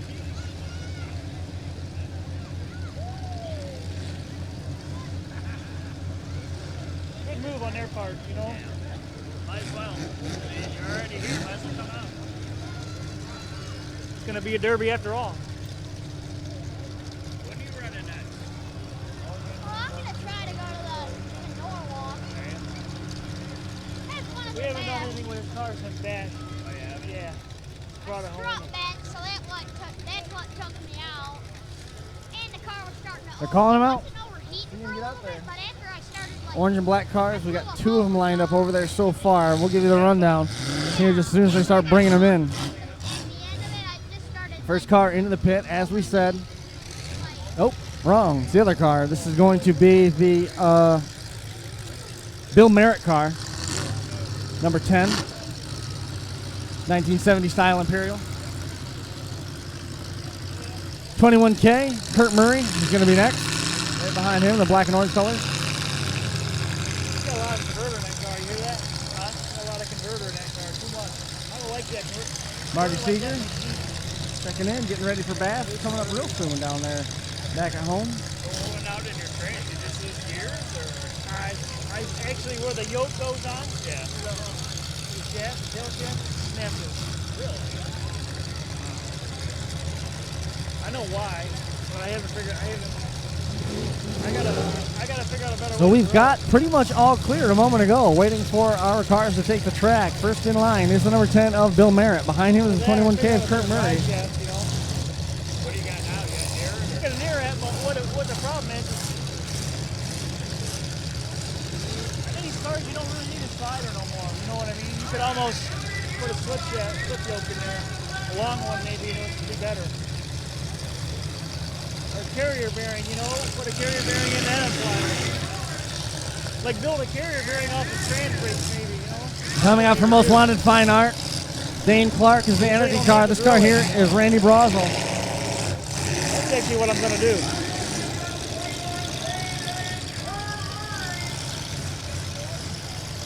Yeah, like Dane Clark again in the Anarchy car. Holt next in line, Stephen Holt in the 721. And Bill Bilges in that Imperial. Got a band-aider back together as best he could. Got a diamond in the back. Man, looks like a boat tail Riviera now. Coming out behind him is the number 115.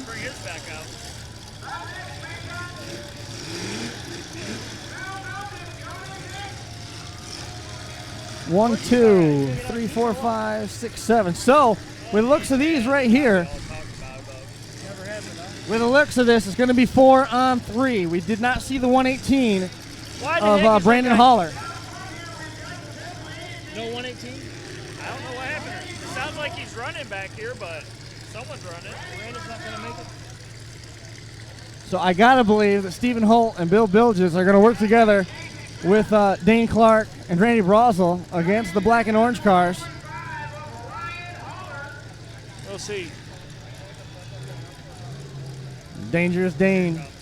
Anarchy car backing into his spot. That is the 115 of Ryan Holler. Last car to take his spot in the order. Looking for the 4th car from this black and orange team. There he is. I hear him coming behind us now.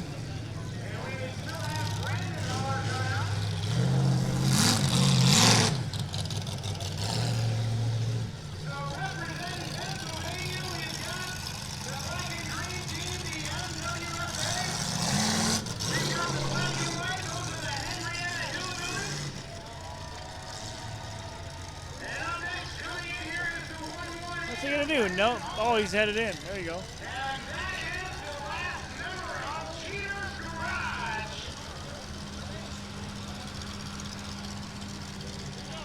So there's the 118 of Brandon Holler making his way out to the track.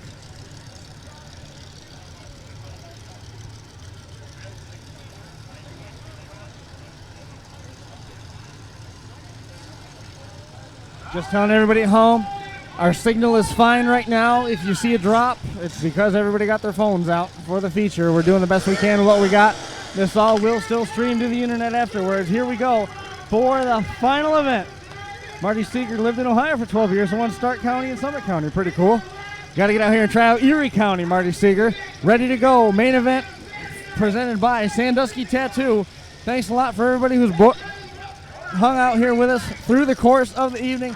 This is what we've all been waiting for. It's all quiet in the arena. Motors are running. Flag is trackside. Green flag's in hand, ready to turn them loose for one final time here. Green flag is out. Leon Rumsey checking in. Hey, Leon. Immediately backing up to the blocks to the number 118. Does not take the hit on Dane Clark. Dane Clark running interference in the middle. Big head of steam as the number 10, Bill Merritt, comes through. Wow, vicious hit. Bill Merritt hit him first, and then it was Kurt Murray. Here comes Merritt again on top of Dane Clark. Dane just a pincushion now down here in the far corner. The 15 of one of the haulers. It's the spider car, number 15, Ryan Holler. 21K gets out of it. Dane Clark right for a wheel locking up on Dane's entry. We knew it was going to be hard. Didn't know it was going to be that hard. Wow. Look at it. Buckled the back end, put it right in the dirt. Oh, the most wanted find out. Anarchy car driven by Dane Clark. Right now, motor does not appear to be running on the number 21K of Kurt Murray. Backs it up to the block, stuck in that soft spot. Got out of it, though, is Holt. and number 721. Randy in the Imperial now stuck in the blocks in the soft spot himself. Dane Clark pinned in. Bill just in the 225. Thought he was going to be on the receiving end of a haymaker, but they don't hit him. Dane Clark gets tagged hard from the back by the number 21K of Kurt Murray. Kurt backs it up again now. Looks like they're all done with the Most Wanted Fine Art cars. First two out. He is mired deep in that disabled car. And here he comes one more time. The classic car goes after Bill just now in the 225. Axle shot, liver shot for my wife listening at home. She loves the redundancy of axle shots. So now the field turns their attention to the far end of the track.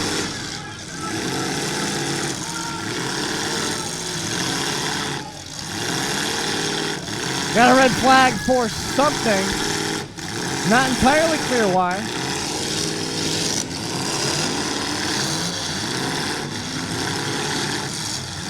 I thought we had a red flag. Some of us are, some of us aren't. You can hear the motor just honing on it. Dane Clark trying to get himself free. Red flag is out.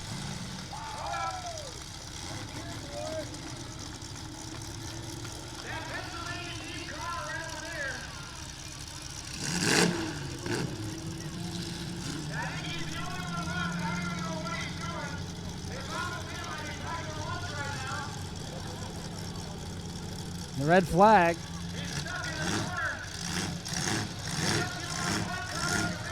Holt getting out of his car. Dane Clark somehow still in the mix. Bill just all done. Holt pulling out it, exiting his car. Took down the stick as soon as it was down to all of the Cheaters Garage black and orange cars.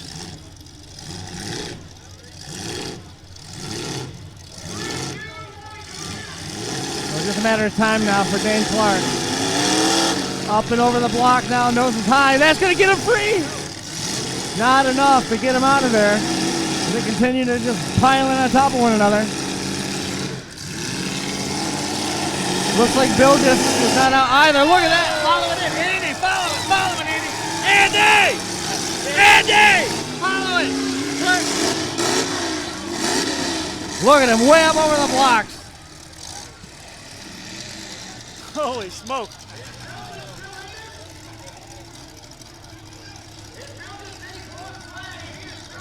I can't believe you put him on that block. Look at how high that is.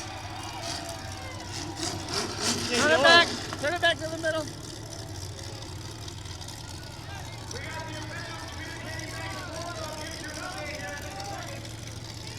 All right, cool. We got second. Officially, they just told Dane Clark he's got to shut it down.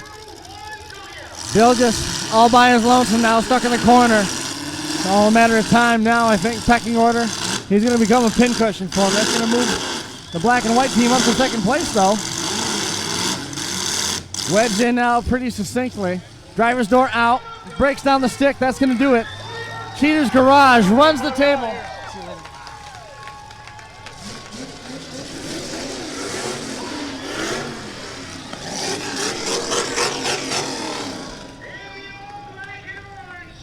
Chorus, the Sound and Furies, the black and orange team. Revs the motors a couple times. Standing alone atop the heap. Kurt Murray's car doesn't even look like it was hurt. And man, did Dane Clark get put over the blocks. Yeah, wow. I guess it was coming. We hadn't seen one yet, but it came. So, final thoughts at all here? RJ, thanks a lot for joining us here. Final thoughts on our feature? I kind of thought they'd go, everybody would team up and go after the Cheaters guys, as clean as their cars were, and there's a little bit of damage, but they all went after each other pretty evenly. So the pace that the Cheaters Garage cars came out of the blocks with was so fast. Yep. I don't know if those guys had a chance to get in a position where they were aggressive. I don't think they could. They came across the track and caught Dane over here. Yeah. And once they caught Dane, the other two took out Randy. Yep. And at that point, now Bill just was in there just trying to get Dane free, and it didn't work. Yeah. And they just started Steven picking went them out off. pretty quick too. I mean,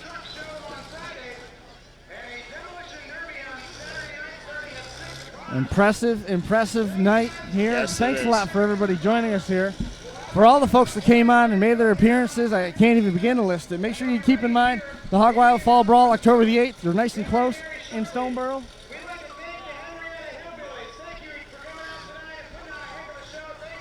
I lost my train of thought. Hog Wild Fall Brawl coming up October the 8th. If you want to make the trip up to New York, check out that show in Morris, New York, another benefit event. And, of course, you're nice and close to Dunkirk, New York for the Variety Kids. Lake Erie Rumble coming up on the 17th. We're going to be live at a number of those shows. Stay tuned to Crash Course Podcast for more details. We'll see everybody on Saturday. Jason Sauer, thanks for coming on. Freebie, RJ Volts, Andy Wolfhanger, Casey Smith, Mike Henshaw, Chris Furster. Had a great list of people hanging out with us through the course of the night. Bobby Aceto, Sandusky Tattoo. Huge thanks to those guys. That is going to do it for us trackside here. We're going to cut the screen to black, let the rest of this stuff stream up to the internet, and we're going to be out of here. Thanks again for everybody here at the Erie County Fair, and Corey McKillop, Sandusky Tattoo, helping make this show possible, and all of our sponsors, Stern Dirt Racing, Ultimate Derby and Blizzard Bash, with the Battleground coming up here indoors at Freedom Hall, Smash It Demolition Derby, Catskill Fab and Performance, and E2 Demolition Sliders. I am Chris Morcourt. This has been Crash Course Demolition Derby Podcast. That's going to do it for Erie County here in Sandusky, Ohio, and we will be back here again live in just about 2 weeks from New Alex, Pennsylvania for championship night down there with the New Alex Lions Club in New Alexandria, Pennsylvania. We'll see you right back here Monday night on FingerLakes1.tv. Thanks a lot, and we'll see you then. Have a good night.